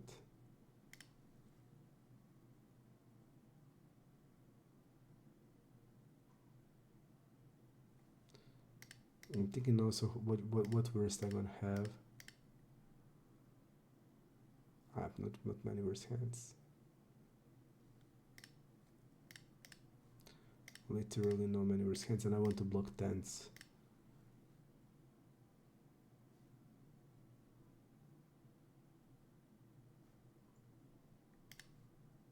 I know the story, guys. I just know. And even he doesn't have sample on us. He snap call us. If he just thought for 2-3 seconds, but no, immediately snapped. Okay. And I'm gonna ride it. The thing is, they just think, okay, he's now just wrapping a king. No, we're gonna shove like all of the 10s, jacks, hands, queens, hero jamming, all of that. And not many hands are double barrel on that turn against these guys. Like I'm mainly betting with a 10 as a bluff without no equity. It's not like we're over bluffing it. And we have a lot of value. We have ace 9 suited, king 9 suited, queen 9 suited, jack 9. I mean, I'm jamming every 9 and every overpair, so I'm gonna actually 99% people on here is gonna under bluff this if they're shoving the appropriate range. So just think about jack 9 9 10 also. I mean, I would also jam 9 10 actually, because he doesn't have many 9x and blocking 10. So 9 10, three combos: jack 9 6, queen 9 9, king 9 11, 9s 14, 10s 20, jacks 26, queens 32, kings 35, aces 41. So 41 combo value I have. And please can you find we had how much left on the river? Basically almost a pot. Yeah, pot. So you need to find over 20 combos of bluffing hands to be able to be break even there. So find me a 20 combos of bluffs that people gonna bluff in this situation for you to snap call it.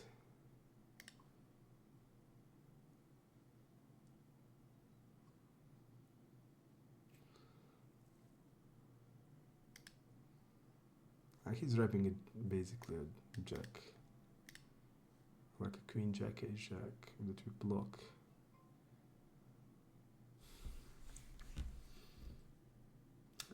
If we are deeper, I would shove. Now the thing is that I need to call, and I'm against this guy. If he ever bluffed, no, never bluffed with this gross. So find me a guy with over 20 bluffs for you to snap call with sevens. I don't think there is many of these. First rivet, and he never jibet as button versus cutoff, never jibet as button versus early middle position. We're just gonna hold this hand. Okay. I'm gonna actually go 12.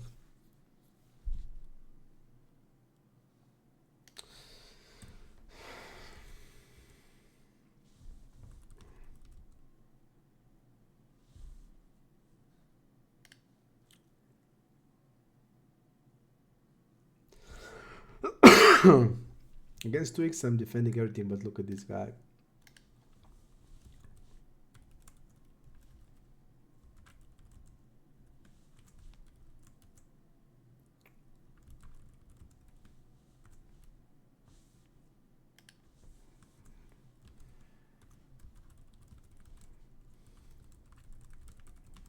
Okay, we write this read up. It's not going to significantly impact our game. He did call sevens, which I think it's okay call. But against the pool, I don't think it's that great, because pool under double barrels there is a bluff that we did with the jack 10. People under bluff that. So I don't think it's going to be profitable. And people just, I mean, yeah, I don't know which opponents he played, but any good opponent will shove like any good 9, because he will understand this guy doesn't have any 9x hands. And check and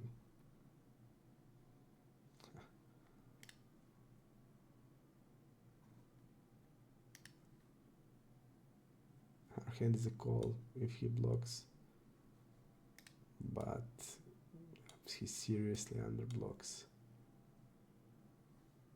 I guess this size I don't mind calling, because now he's going more polarized.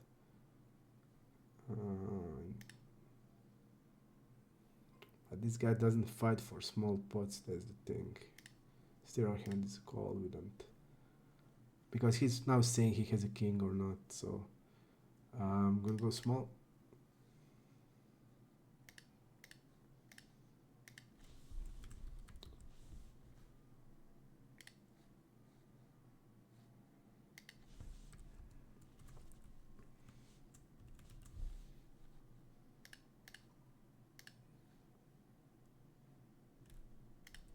3-bet.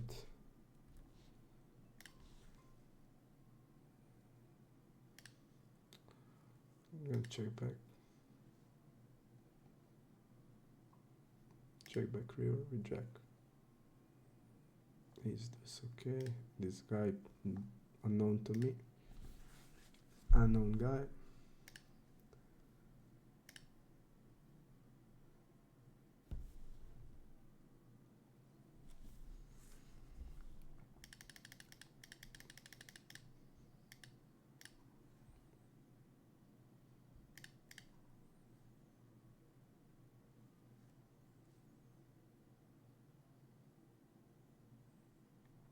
Four bets with this size, also 2.4 in position, pretty strange. Jack is calling always. We're gonna check raise the flop sometimes with the backdoor draw. I'm gonna actually wanna call to this size. Now I have such a strong urge when he used this size to jam, and I'm gonna actually we have this 8-9. I'm gonna actually call because of the backdoor, just to protect my 8-9 stands. That's still gonna call.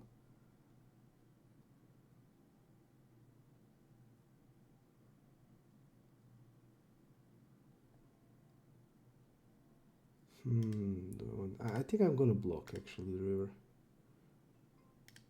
with tens. Okay, I'm gonna go like this. Okay.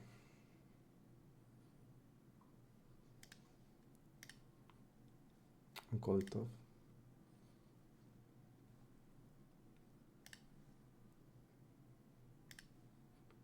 Check back.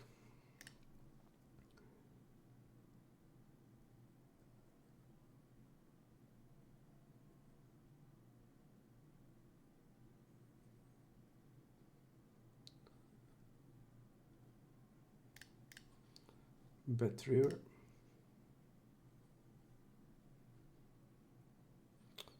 Jack 9, okay.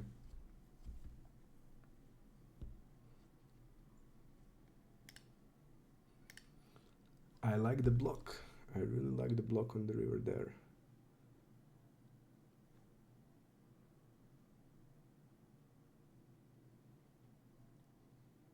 Ace 8. Mostly calling. Against us, he should be checking a bunch on the 9-9-3.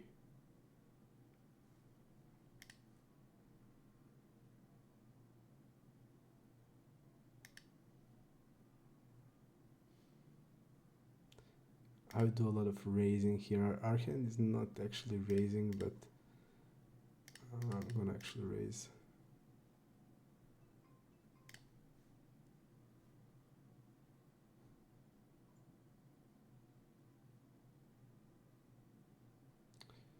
He should be checking range actually here.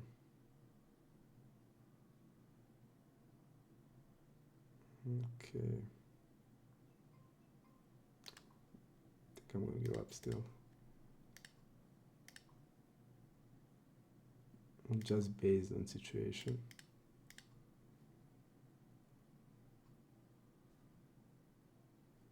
I'm gonna bet small turn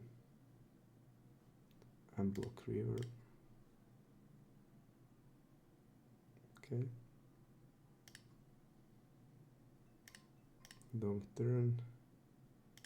Bet delay c bet in a multi-way. Donk on the turn here. I think it's fine with king 3. This is how he reacts to donking.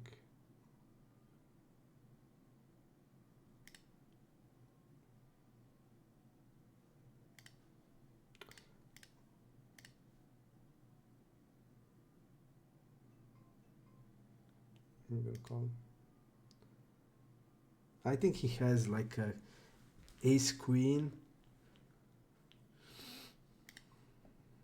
I would donk on like a 9.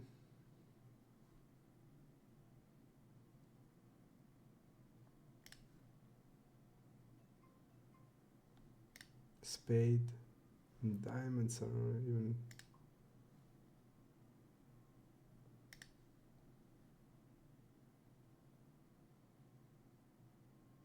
I don't like pairing a 10.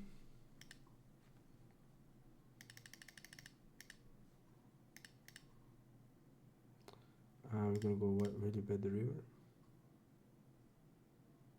He has the same hand. This guy's also really bad, but running super sick. 29-19 fall into 3 bets, like C betting out of position 67%, in position 87. This guy would losing like 50 big blinds on Poker Stars.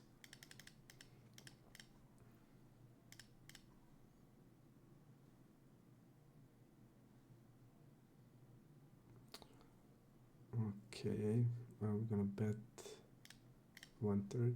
He's king 9. He folds. He really overfolds the flop. Without gaining any equity, I think we just need to give up against him.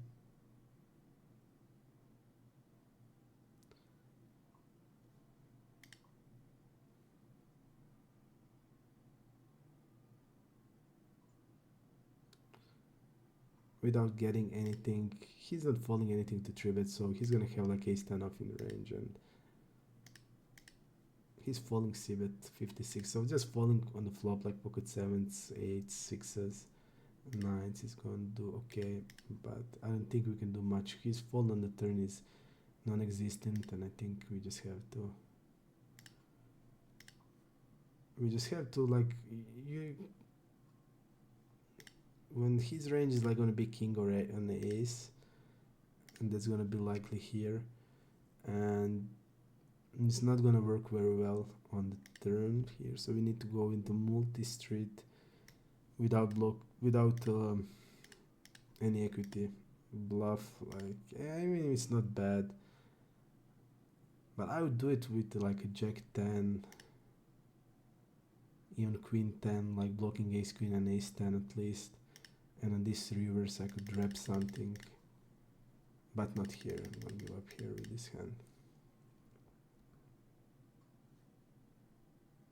I see like the guy just cold calls 3-bet, like he doesn't care, just cold calls.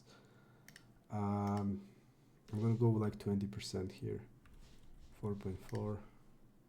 I don't know the range that's cold calling 3-bet, but probably under pairs like 8s, 7s, I don't know, 9s.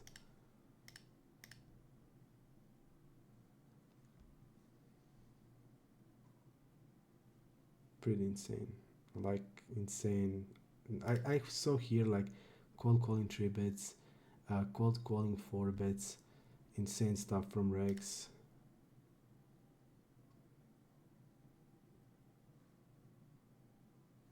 Let me flop a quads, guys. And the board we're gonna do a lot of checking still. So we're gonna check with quads.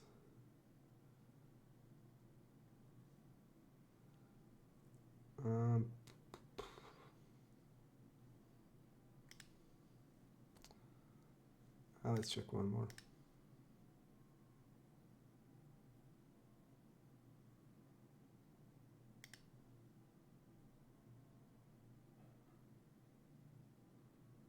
And now I think we have to check the river here.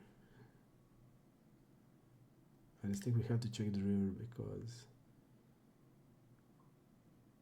he doesn't have anything. Okay.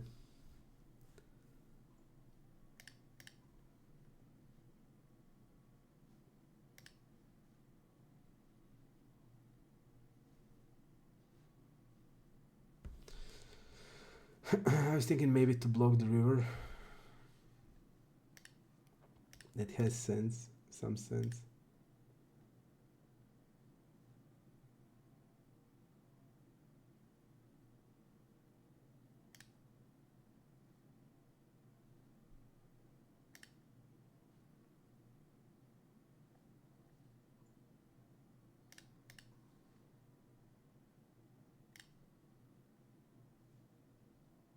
Usually when they check behind there, they're unprotected, so he's not gonna check back many hands that we are targeting that's gonna stab the turn.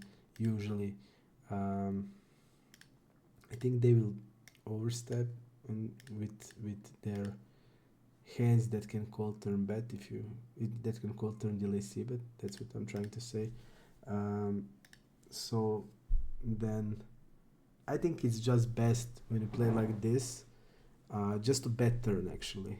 I mean, we had now the quads and everything, but just speaking generally in this situation, when they didn't step the 6-6-8 with the hands that he would like to bluff, like you know, Queen 9, Jack 9 type of hands, he's not gonna do it on turn. He didn't do it on flop mostly. 4-5, we're gonna go like this.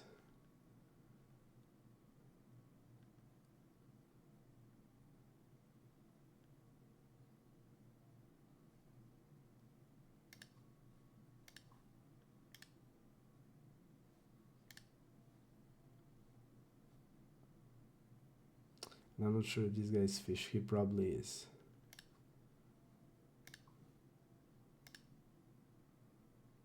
He probably is. Turn we are folding.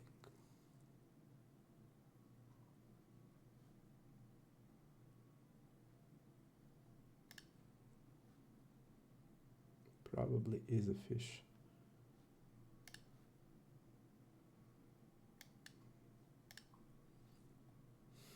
Against also a fish. Yeah, we're gonna wait a little bit, but definitely I think he is.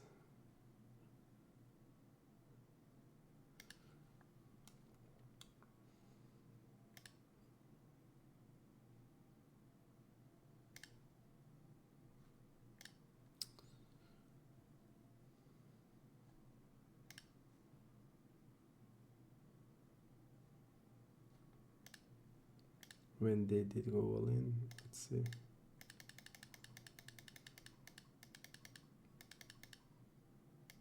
Okay.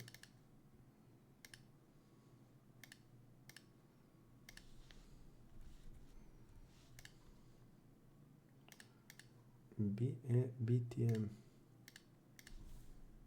He's doing also okay today. He's now going from 10 to 42 BBs. Okay, we're gonna bet. I'm gonna bet the flop with bigger size. And we're gonna bet bigger size here. No, actually go pot the flop.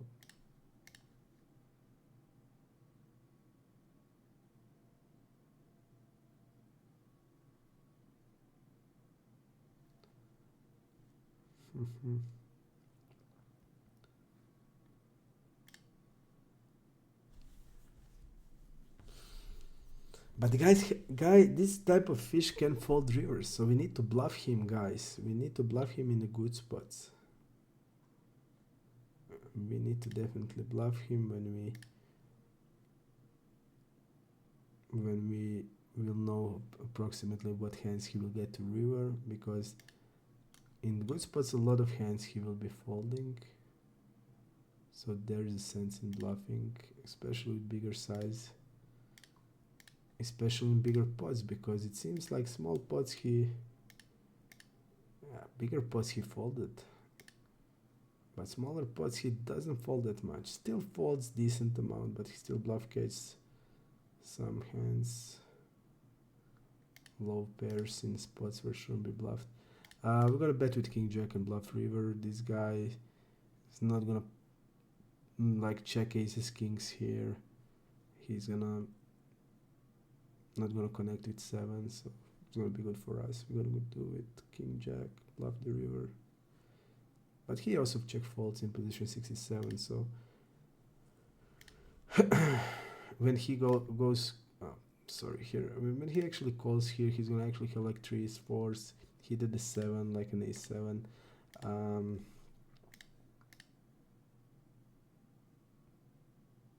Maybe some weak, but I think with 66% he's gonna bet most of the 5s and 6s, 6x hands.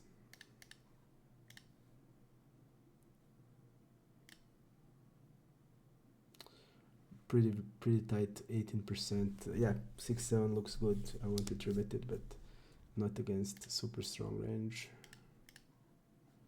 Since that guy is also 4-betting mostly. Called one time, 4-betting. 2 out of 4.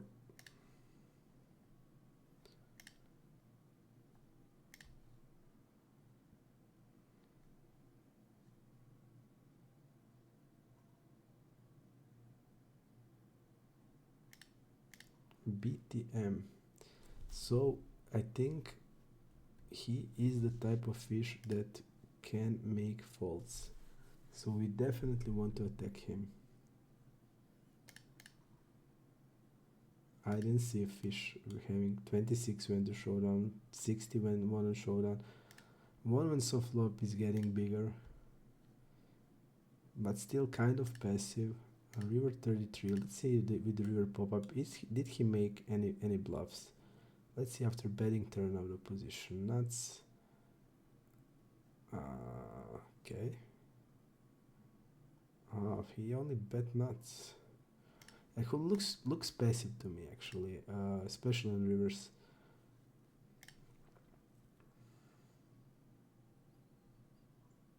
And this guy is also really passive on rivers. Whole pool here. You know, you're gonna see here, like most of the regs, aggression frequency on river is between 33 and 36. Top regs and stars have at least 40. Anarchy has 41. Gacho over 40. Like all of these top regs are having over 40 aggression on river, and I didn't see like any reg here that has 29 to when 30. This guy is actually 39 even he's knit with range, so his range is stronger. But like 26, 21 is gonna be all less than 40. 38. This guy 36. Cyrex 32. 44. Okay, so first guy that has it. Let's see if he did bluffs. No, he just really bet, but he just getting like, this is insane. Like run, he really bet every single hand he really bet. That's why I said low, because I know he's like super tight. Okay. On rivers, this guy also low, 31. Slot machine is gonna be 30 something, 35. What's going on here? This is super strange.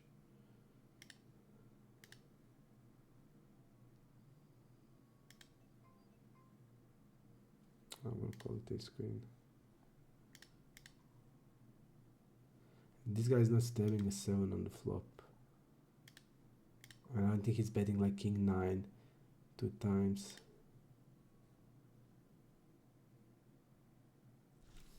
Insane.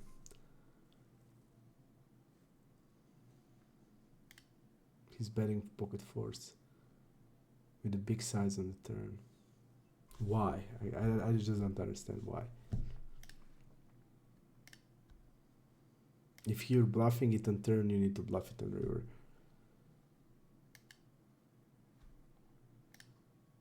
And look at his stabbing ranges, like step flop bet turn. This is first time he did like this. Step out of position 15%, step turn. Insane. He goes with pocket fours. I'm gonna go 7.5, jack 8.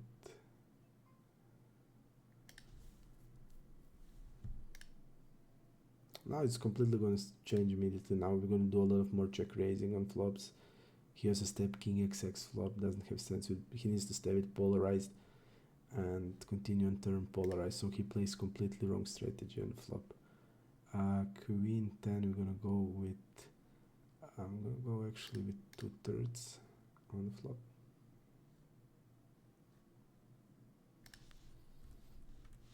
So completely wrong strategy on the flop.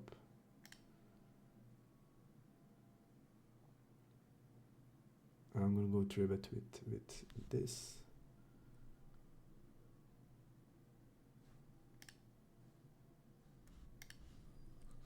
I'll go 13.5.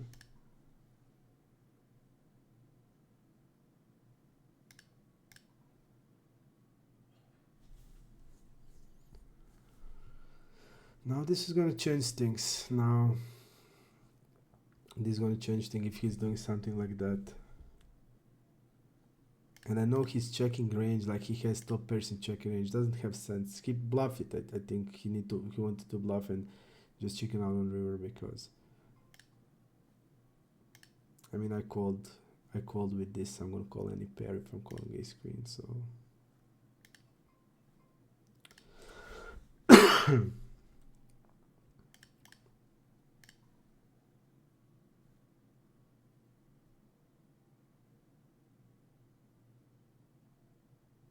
we're gonna go 37.5 or we're gonna go 50. Let's go 37.5. Like any 8x we can bet.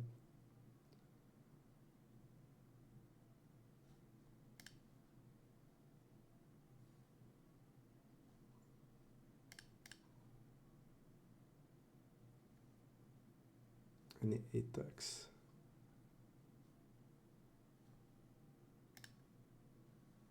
Okay, king 9, check back.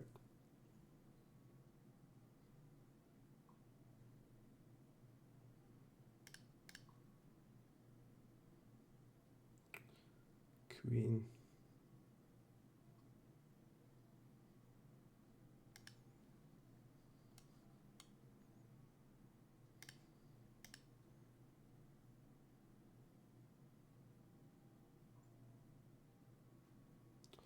King 5 we're gonna open if we have a chance.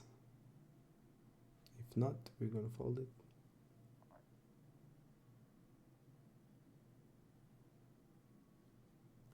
He bet ace queen right on the flop. 1/3 on the flop, right?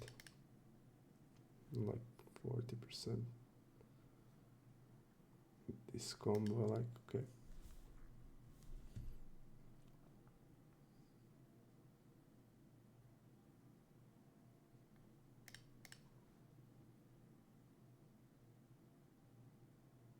We're gonna go 3-bet with ace-4 suited. Ace-10 off, we're gonna go fold. Let me see what I have on this guy. Okay.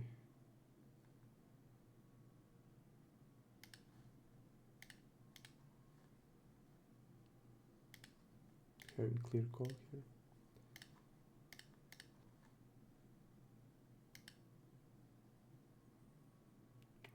Hand is a check raise or a jam even. I was just thinking about okay, we have tens. I'm gonna go check raise.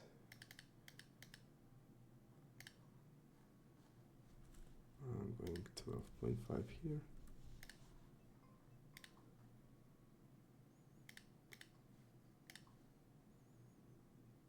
We're raising king queen and ace queen. Get it in.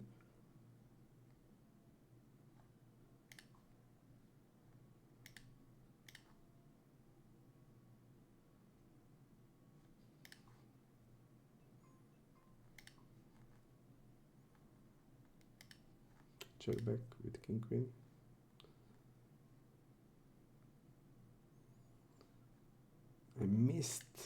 I have to say I missed the value there with small block bet. Still not too perfect spot, but still okay.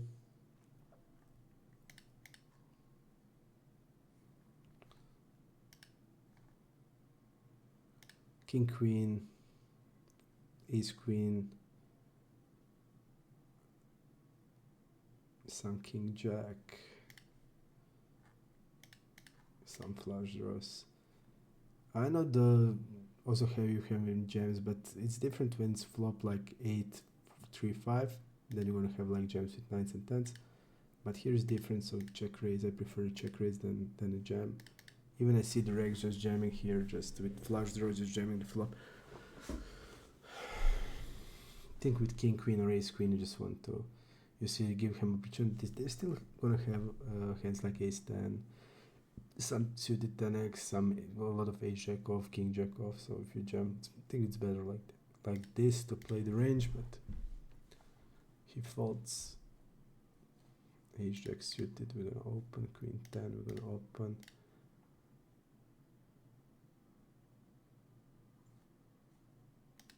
Okay, ace jack on the queen, 8-6, gonna check.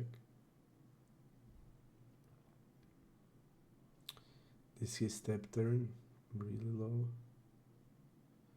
King 4, we're gonna call.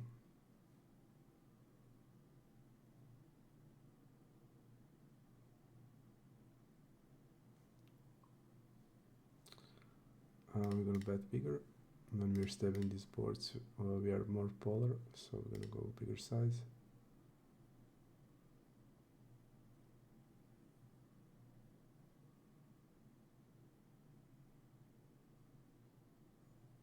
We're gonna bet turn.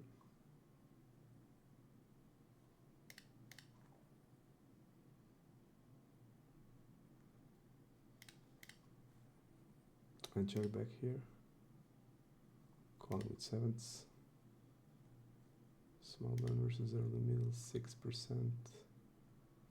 Yeah, this is not. Our hand is still call, but range is pretty strong.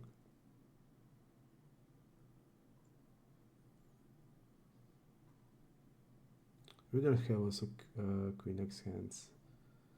So we're gonna go pot the river. Fold versus raise.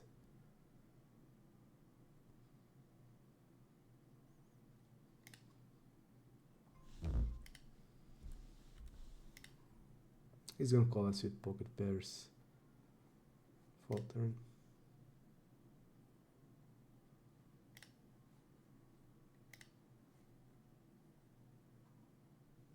Here he's gonna, against us, this is check folding range. So check fold is 0, so he check calls everything. Top pair, draw plus pair, middle pair plus draw, over pair, basically set aces, so he's gonna have aces here, 9s, 8s. So we're just gonna go, we need to value bet here. I'm gonna bluff massively also because we're gonna have a lot of 4x, we're gonna have a lot of queen x. I'm basically stabbing. His check fold is 0, so I'm stabbing any decent queen there. Fold on this size. I'm stabbing any decent queen. So definitely, yeah. Definitely spot where on the river I can. I think having an overbet size doesn't have completely any sense, but pot size can have sense because in a pot size you can put bluffs and queen x and 4x. Because still range he's gonna have over pairs, still gonna have under pairs like 9s and 10s, he's still gonna have against us like his check fold is 0, his check fold is 0, so he's not folding any 8s, 7s, 9s against us, nothing. And on the river against us he's pretty much folding also nothing, so definitely a lot of value to get. A lot of people will say to you, what's gonna call you, like you step flop better, and I play like I dare have like 6-7 and I'm just gonna bet. So what's gonna call me? I don't care. If he's gonna fold everything except the queen, my 6-7 is gonna be doing great. So definitely it's not the case. He needs to defend a lot more than just the queen that he had. Unfortunately, he had a queen, and the queen got there because on any other turn I'm overbetting 2x pot and shoving the river. But here we just have to play it like this, and they're not going anywhere with this.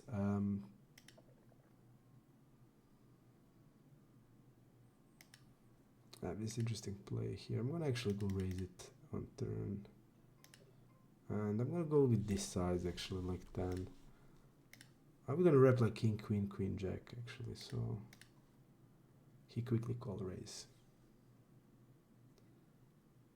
To me, it looks like a 7 or 8, 9, 10s. Looks like that.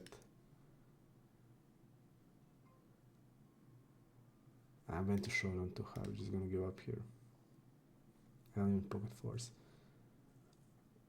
Like 5, 6, 7, 5, 6, 7x. And then like it's actually a decent spot. If he doesn't have like 38 went to showdown and really poor win rate, I would bluff the river.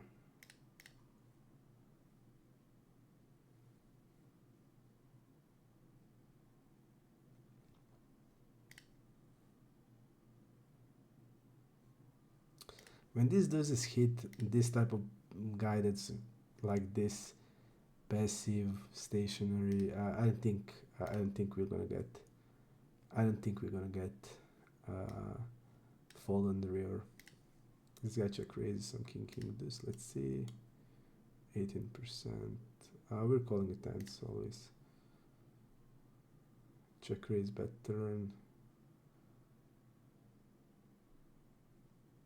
but give ups on river 80%. So he's not gonna bluff ever when we call turn, and he's gonna give up with diamonds, and he's gonna be most of his bluffs gonna be diamonds. Jack 7.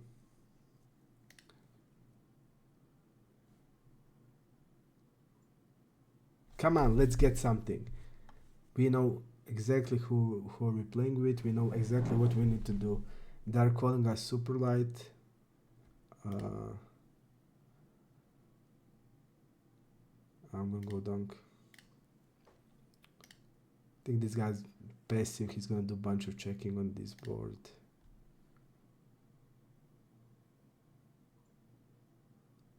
I'm gonna go bet smoke turn.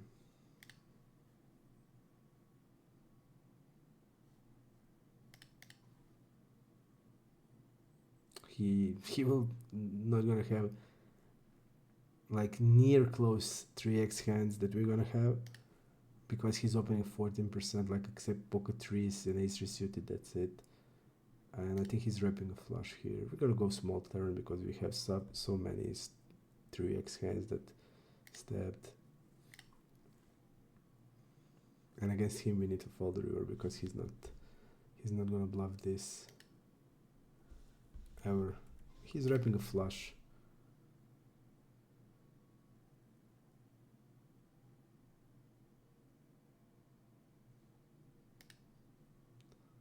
Such a milky size. You go 19. Why you don't going 20? If you're bluffing, you're gonna go 22. But with 19, it's like in store. It cost $2.99. It's not $3. It's $2.99. You're gonna buy pretty much a lot more happier than when it's $3.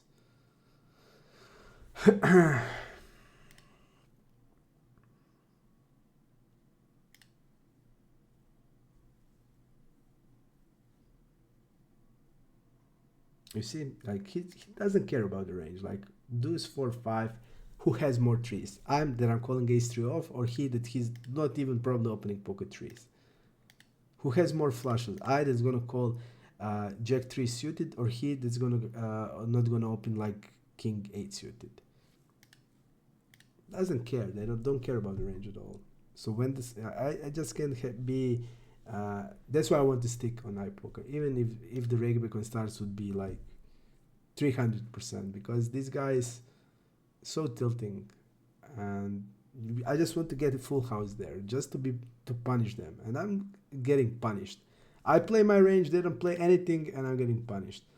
He's betting here that he shouldn't be ever playing. I'm gonna go really big here, and we're gonna go bet. This is like check range. We have like I have 6-9 off in the range.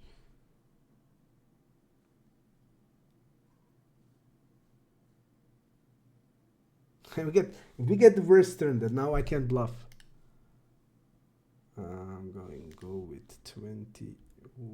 We can call.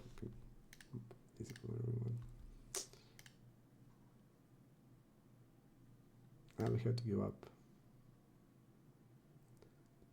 Like anything, diamond, give anything except this. He's betting 5 here.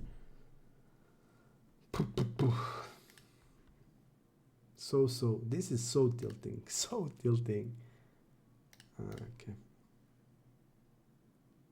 Just give me like anything. I will just bet shove everything. Just give me like 3 of diamonds there.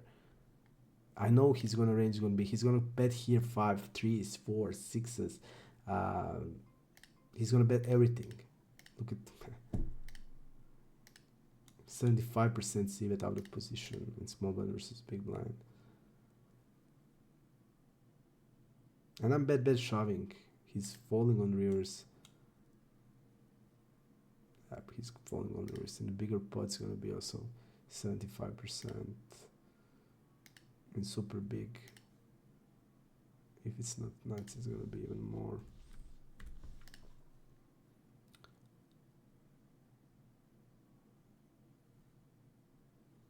But when the 9 hits, yeah, it's hard to sell the story then.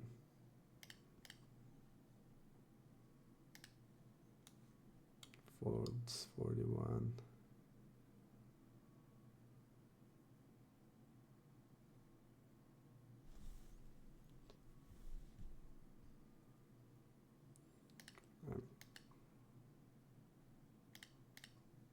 Our bluff's gonna be like Queen Jack, Queen 10, without anything. Don't want to have hearts.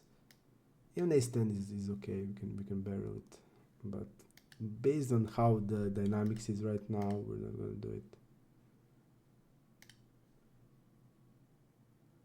Just because right now we don't getting hands and we are getting called on our bluffs, and whenever that's the case, they're gonna call us more lightly. And now we got aces and nothing. Okay.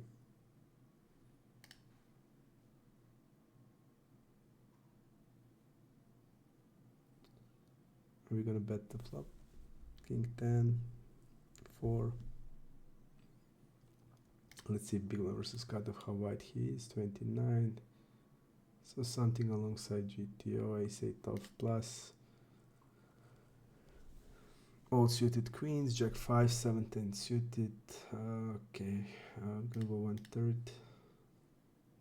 He's not gonna 3-bet ace queen off. At least. Queen. Big blind. Yes, he's not gonna 3-bet at all. Ace queen off. Okay, so he's gonna have it in range. We're gonna overbet here and going with it. Folds turn 33. He's gonna stick with 10, ace queen, ace jack against us.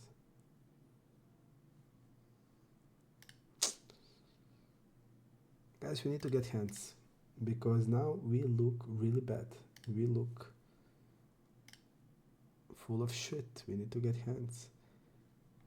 And the spots that we were bluffing were okay, but then you got the turns really bad. The turns basically where we will not gonna get faults, and I recognize that, and I just gave up. 7.5.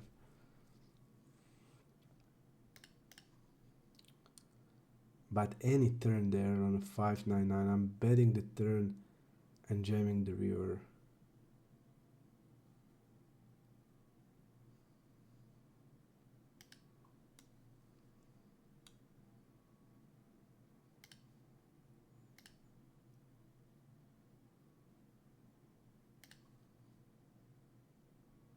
Against this guy we need to fold queen jack.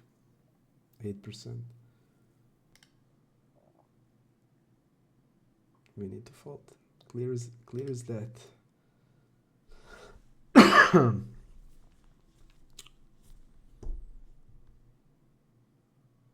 GT is folding against 15%, but against 15% you can call it because they're not gonna play. They're not gonna play ace GTO, so yeah, you can just call it. But against this, no. Boop, boop, boop. Let's see if we're gonna get lucky here. Yeah, I think this guy would maybe even play Jim 3. He's some reg fish, I think, something like that.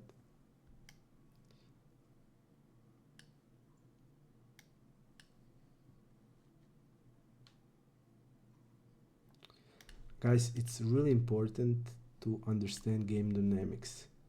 So currently we look splashy, we were called in few bluffs, we look aggressive, we 3-bet a lot. So the dynamics now that we're gonna get called a lot more often in this current dynamics that we are having on tables. So that's the key. But the thing is that we're not getting anything, and whenever that's the case, they're gonna call us lightly.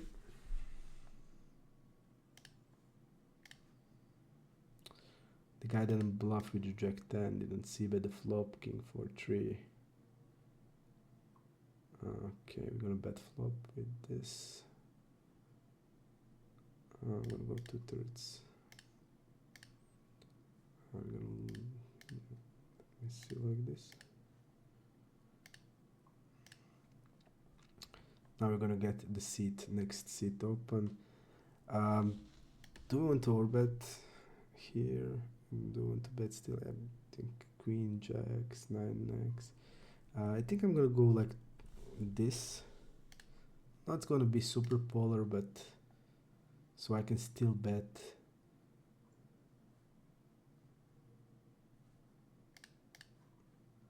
Even like 7-9, ace-9.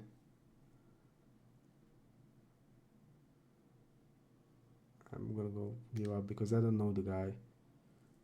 Okay.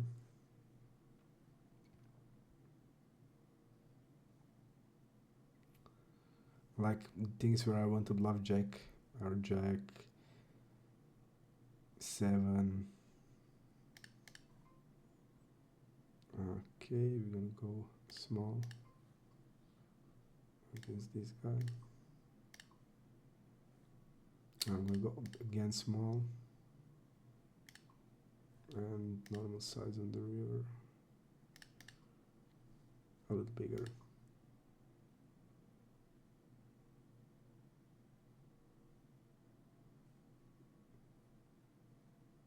He calls with the a6 guys, so you need to see that.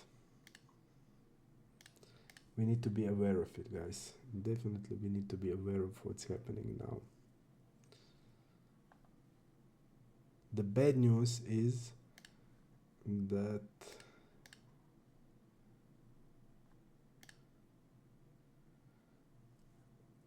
suddenly tables are dried, which is insane. It's only 3 o'clock in the morning. I think we will need to add stars.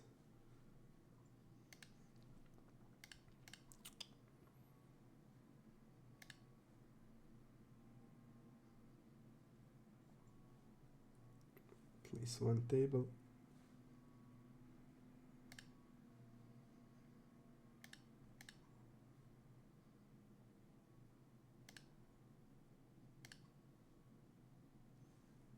At least one table.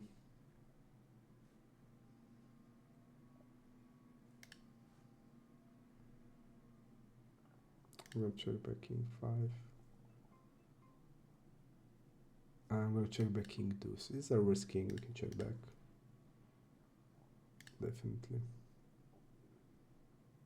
If he checks, we are overbetting the river. Here is a call with king deuce. Hits 4 on the turn, okay. Pretty weird size, guys, pretty weird size. I'm gonna call it king 5.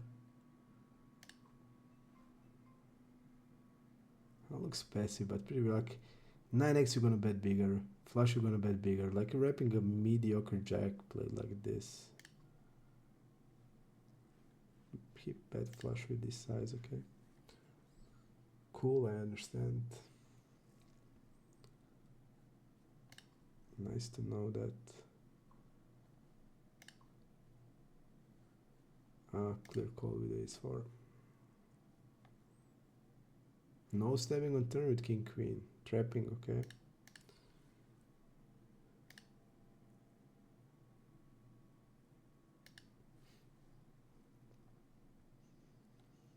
So we're gonna check. I don't have a chat here, so I just can't invite him to open more tables that I would like. But I don't have it. I don't know where is the chat. I did search for it, I didn't find it. We're gonna go big, like 2/3. Even 125% is okay on the flop. Okay, we're in. We are in. He check raises against, but they're check raising against polar. It's insane. I mean, our hand is doing fine, but it's like weakening your calling range, and you're against the range that's saying it's strong or a bluff. Okay. We need to check back.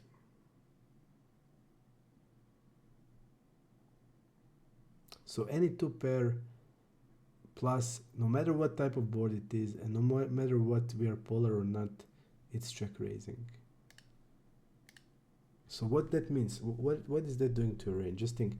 So when you're calling, you basically never have a 2 pair plus on any board then when it's going polar size. So how are you going to play against an overbets on turns and rivers? That's the key thing. So we need to think about that. Even like top 2 pairs are okay to raise, but in general I'm saying they're just raising everything against any size with a 2 pair plus.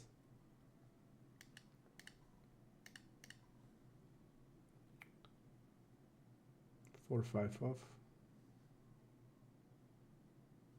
And this is pretty strange. 15%, okay. Our hand is also check raising the flop. This combo I'm just gonna call. It's mixing.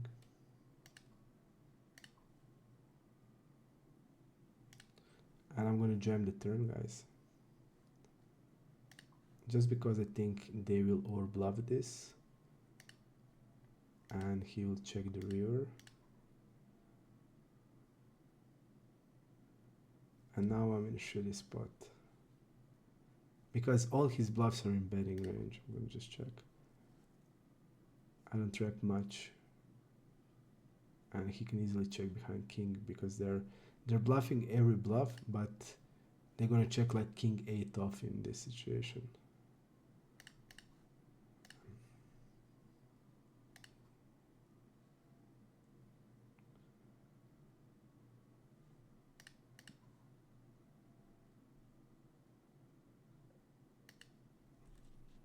We're gonna go big.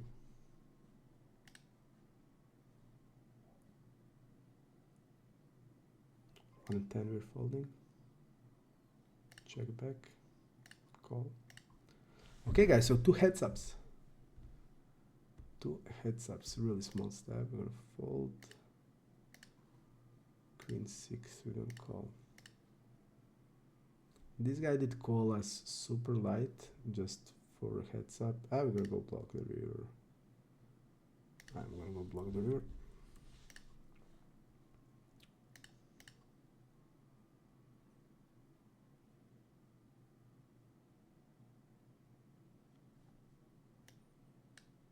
Against Mario, we're gonna fold. Queen 9, double barrel. No play anymore, okay.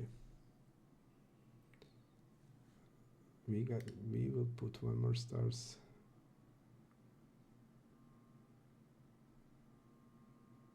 And check back river after 2 double barrels.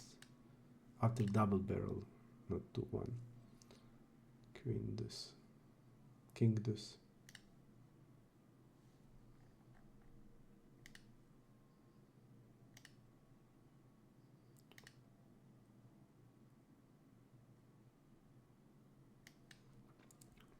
Okay. We immediately get the table. I'm gonna just put like this. Fold and play like this.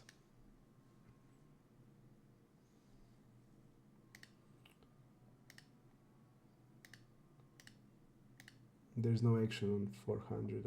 Okay, well, I found the table actually.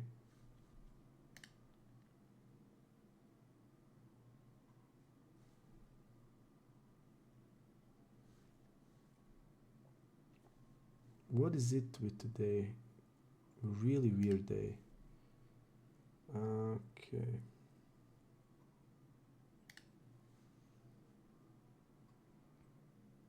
Okay.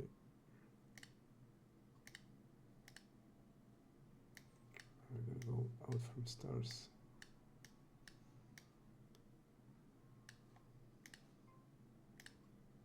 Ace 9.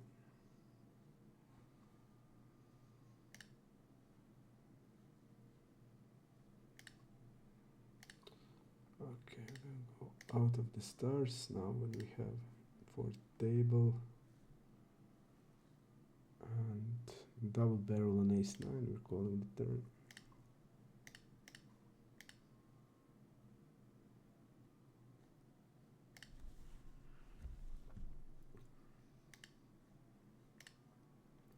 passive guy. Didn't play with this guy. This guy is also playing on stars. Sometimes, not that often. He's also passive. So this guy is a fish. That's why they are playing. These guys, see, like, they are really passive generally. Low and once a flop. Okay, let's get back into the range. Let's get back into the range. Cancel.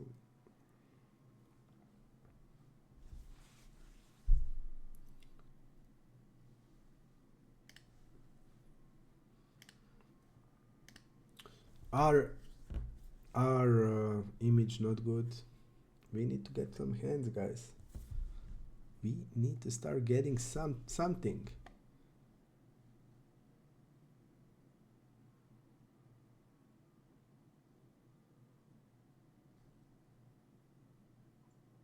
King this. King 5 against probably fish. Call with king 8. Don't love 400 blinds. Queen hot. Didn't play with queen hot.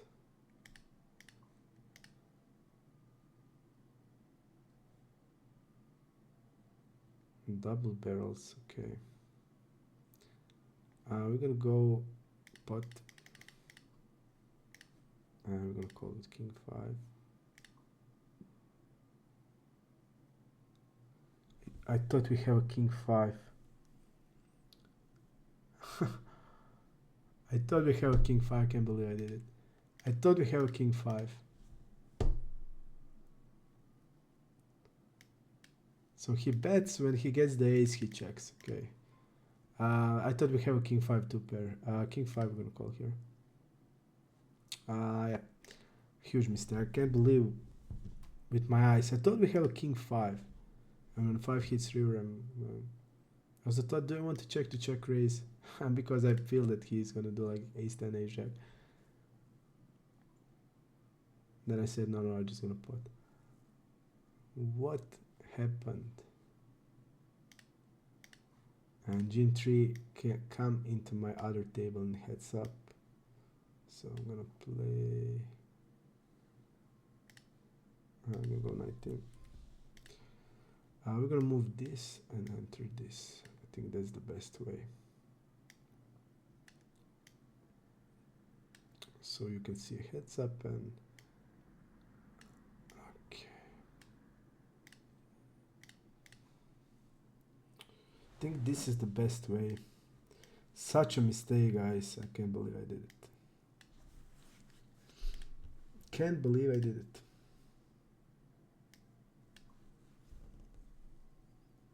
I was 100% sure.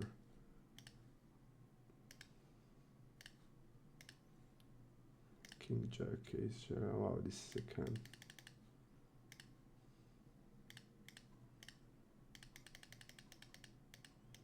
So he bets a7, doesn't care, 2/3 spot on the 7, 9, 10.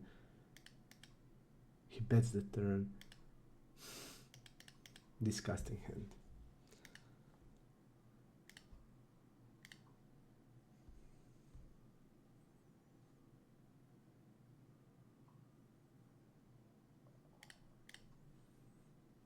Just disgusting hand. Completely terribly played, and he wins against the fish that has like not straight on the turn. He got hit. What a shitty hand.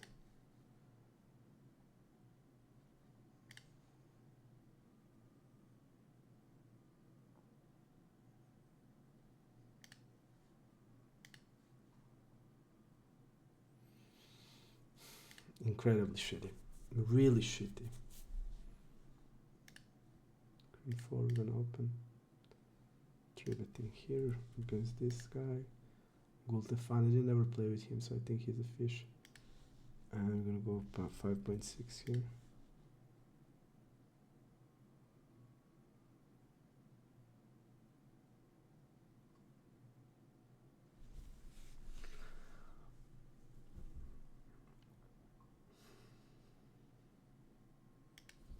think on turn we're gonna do a bunch of checking, right? So if you're betting, we need to be polar. I'm gonna go 18.7. Ace king on ace king.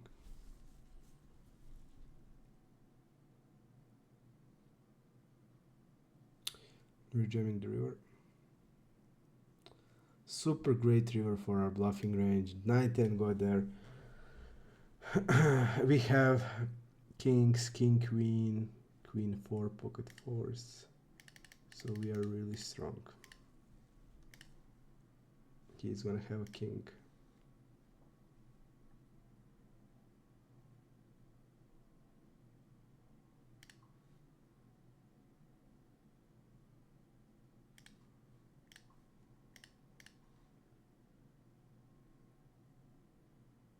I'm gonna check all.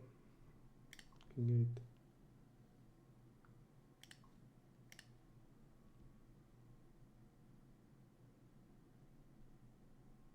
I should have bet this board. I mean, this is not a check call. And I'm gonna overbet turn.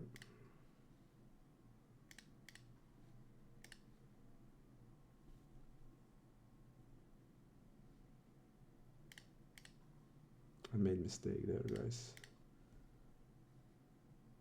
Clear c-bet. Clear, clear.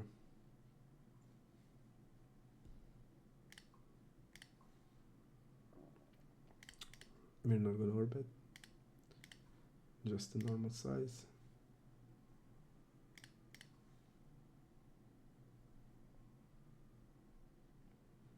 And we're gonna bet river with normal size again.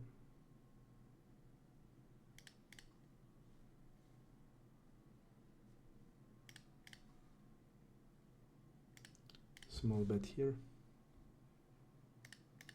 Mixing big and small on this board.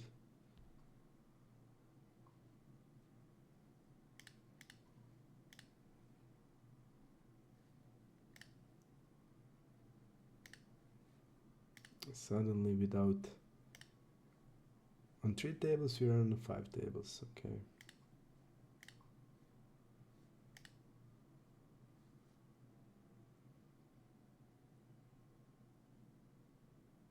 I'm gonna go slight overbet with a hand that shouldn't be overbet, but his checking range, I feel it's weak.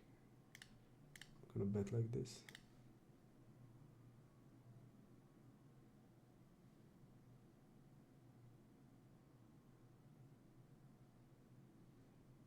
This guy's probably also fish.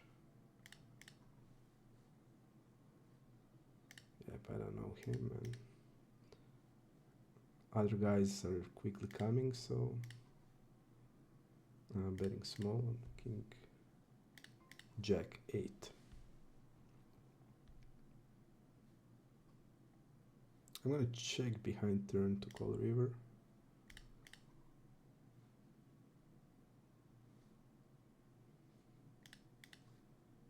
Clear call to this size. So he called king jack 8. This is insane. This is just insane. So he called king jack 8 with do 7 on the flop without any spade. Yeah, clear call here. We're mainly calling. Even we have a 2 pair, we should check raise probably. Okay. And here I'm gonna actually raise the turn.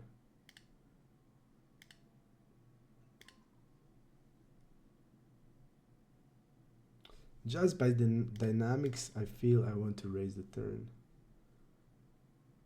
He folded, okay.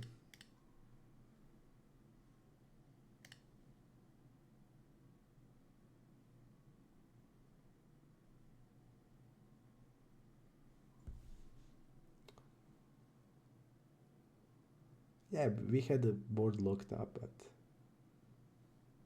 I felt it's the way to go there. Board, we're gonna do a lot of calling on.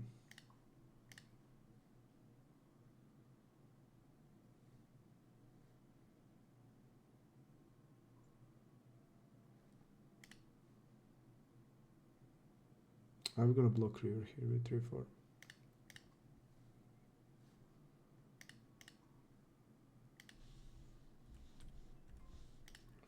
.6.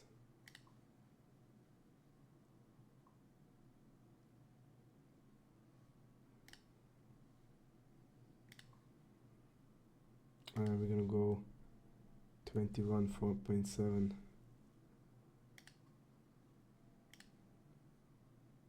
And here I think with the pair I'm gonna go small.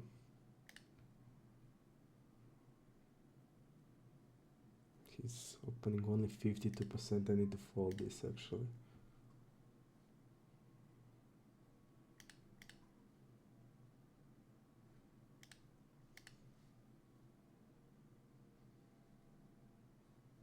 Okay. Check back.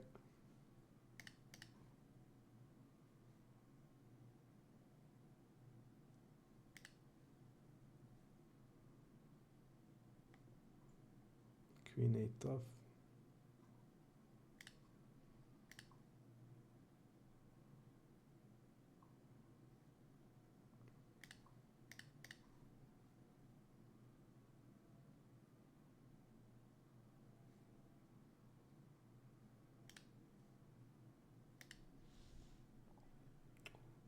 Going 7.5.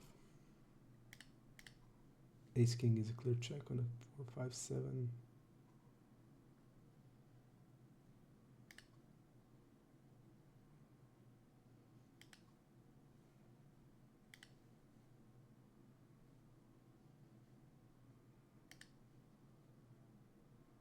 Clear call jacks. Call with ace jack also. Nice size, really nice size.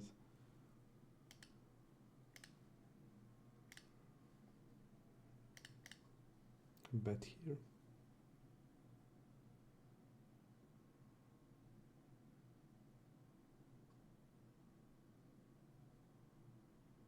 Ace 8, okay.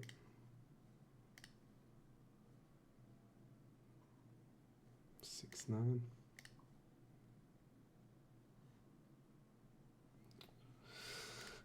Just a check. And fold.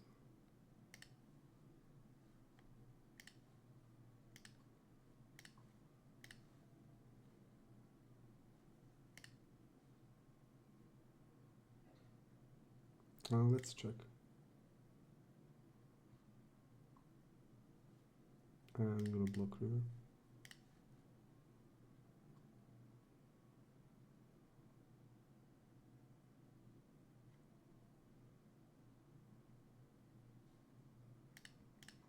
Looks foldy on the rivers. We're gonna go 18.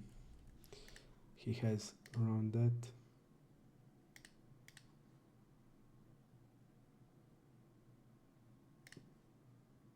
We're betting. He calls with the deuce 7 suit.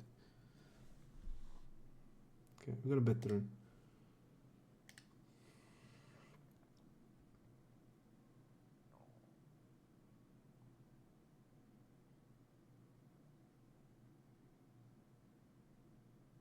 Feels that he's still sticky on turns. Pocket eights. Pocket eights we're gonna open.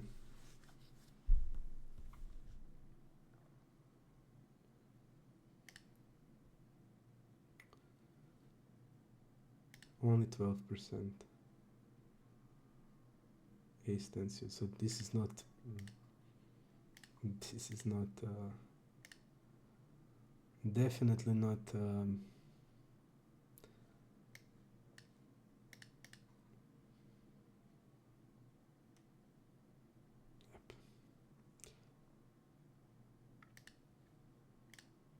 So definitely not polarized range in the question.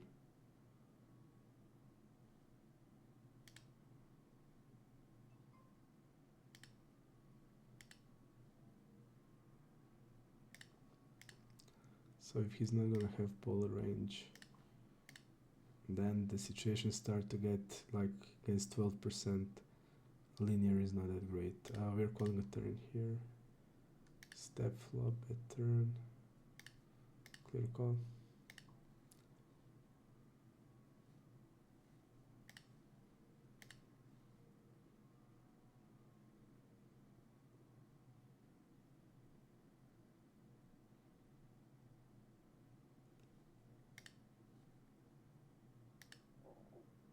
Really passive. I would say he's wrapping a jack basically. And we decide like a jack 9. And we're blocking queen jack.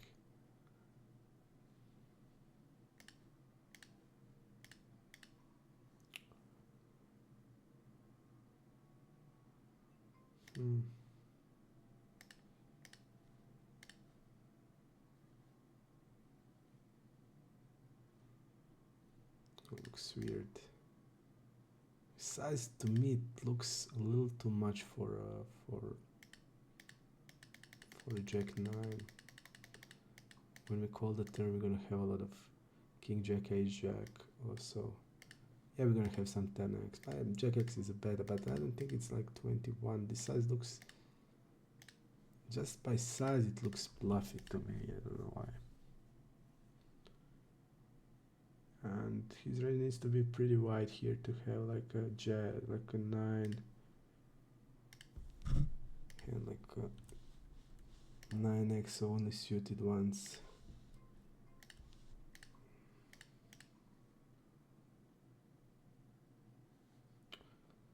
We are going half pot with queens.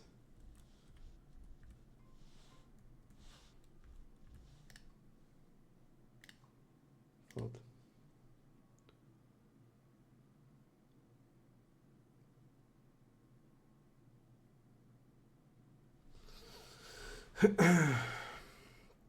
We're gonna bet turn with this size. Maybe a little better with the half pot. Our polar range has a lot of bluffs. 7x, 8x. Jam river.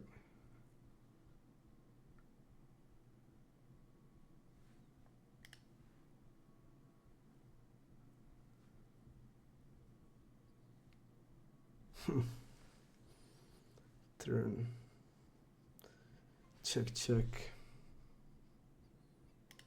Feel like slight overbet is the play. What did this happen? Did I only call with ace queen?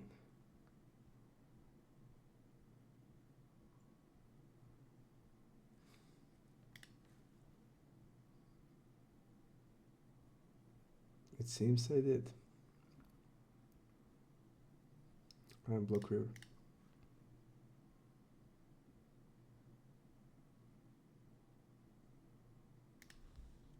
It seems I did make mistake. I don't know how I could have played like this.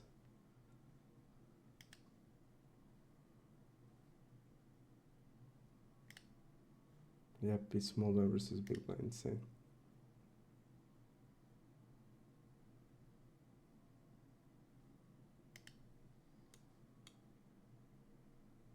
Yep, this is huge mistake. I don't know how to even explain it. Can't believe that I did this.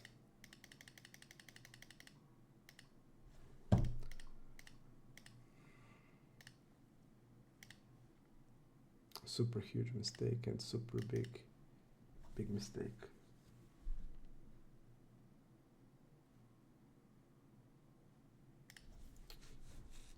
Gross. He actually had something, so in a 3-bet pot we could get a lot more.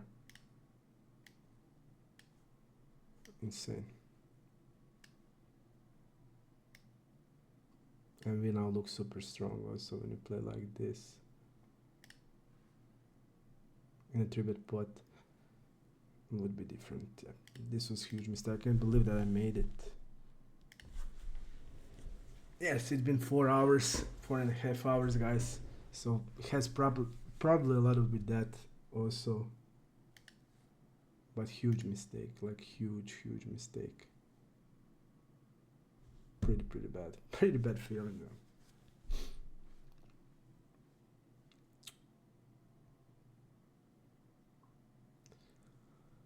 Not happy, guys. Not happy.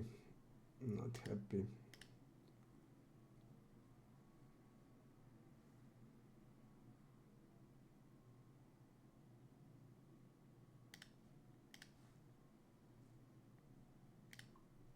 Yeah, but I started to lose concentration, and I don't like it. I'm gonna actually leave tables on the big blind. We're gonna call it a day. We're gonna call it a day today. Yeah, but I think it was interesting session. It's not super great. The tables are starting breaking. It's over 3 o'clock in the morning. Okay.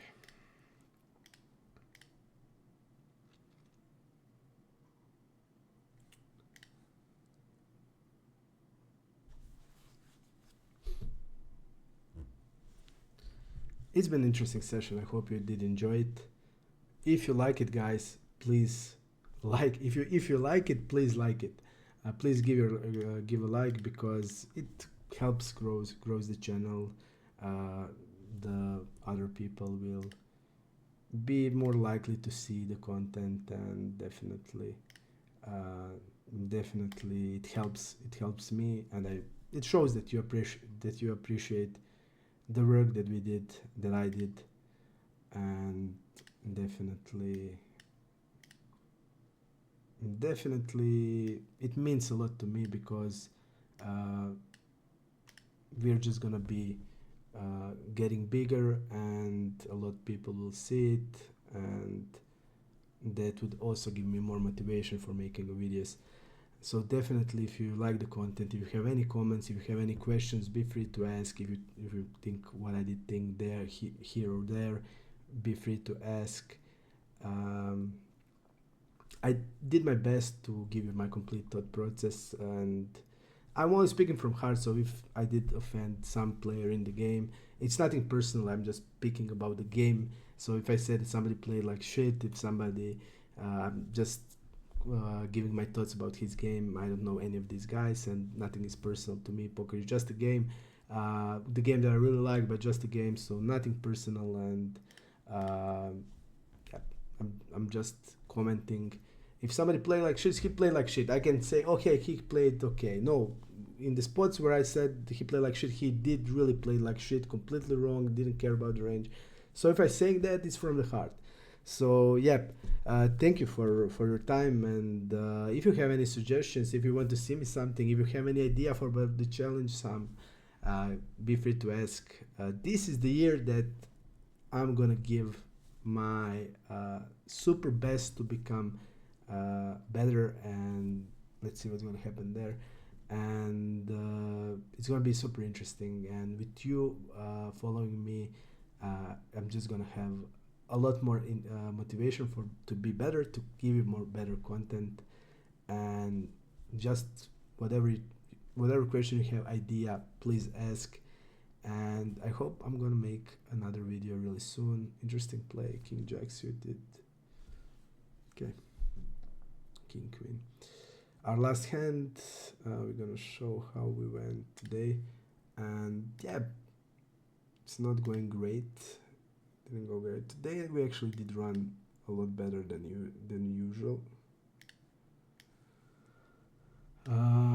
So let me see just if it's in the. So yep, this is our session. Yep, today we run significantly better. So let's see how we are now doing on. Oh no, this is not. This is other side this year. Let's see. So this is it. And basically this is amount that I played. I started in like I think it was I had a count from 19 of um, March, but I actually started playing in October, right, middle of October when I get banned on stars, and I played 88k hands, and we're actually losing. We're losing 430.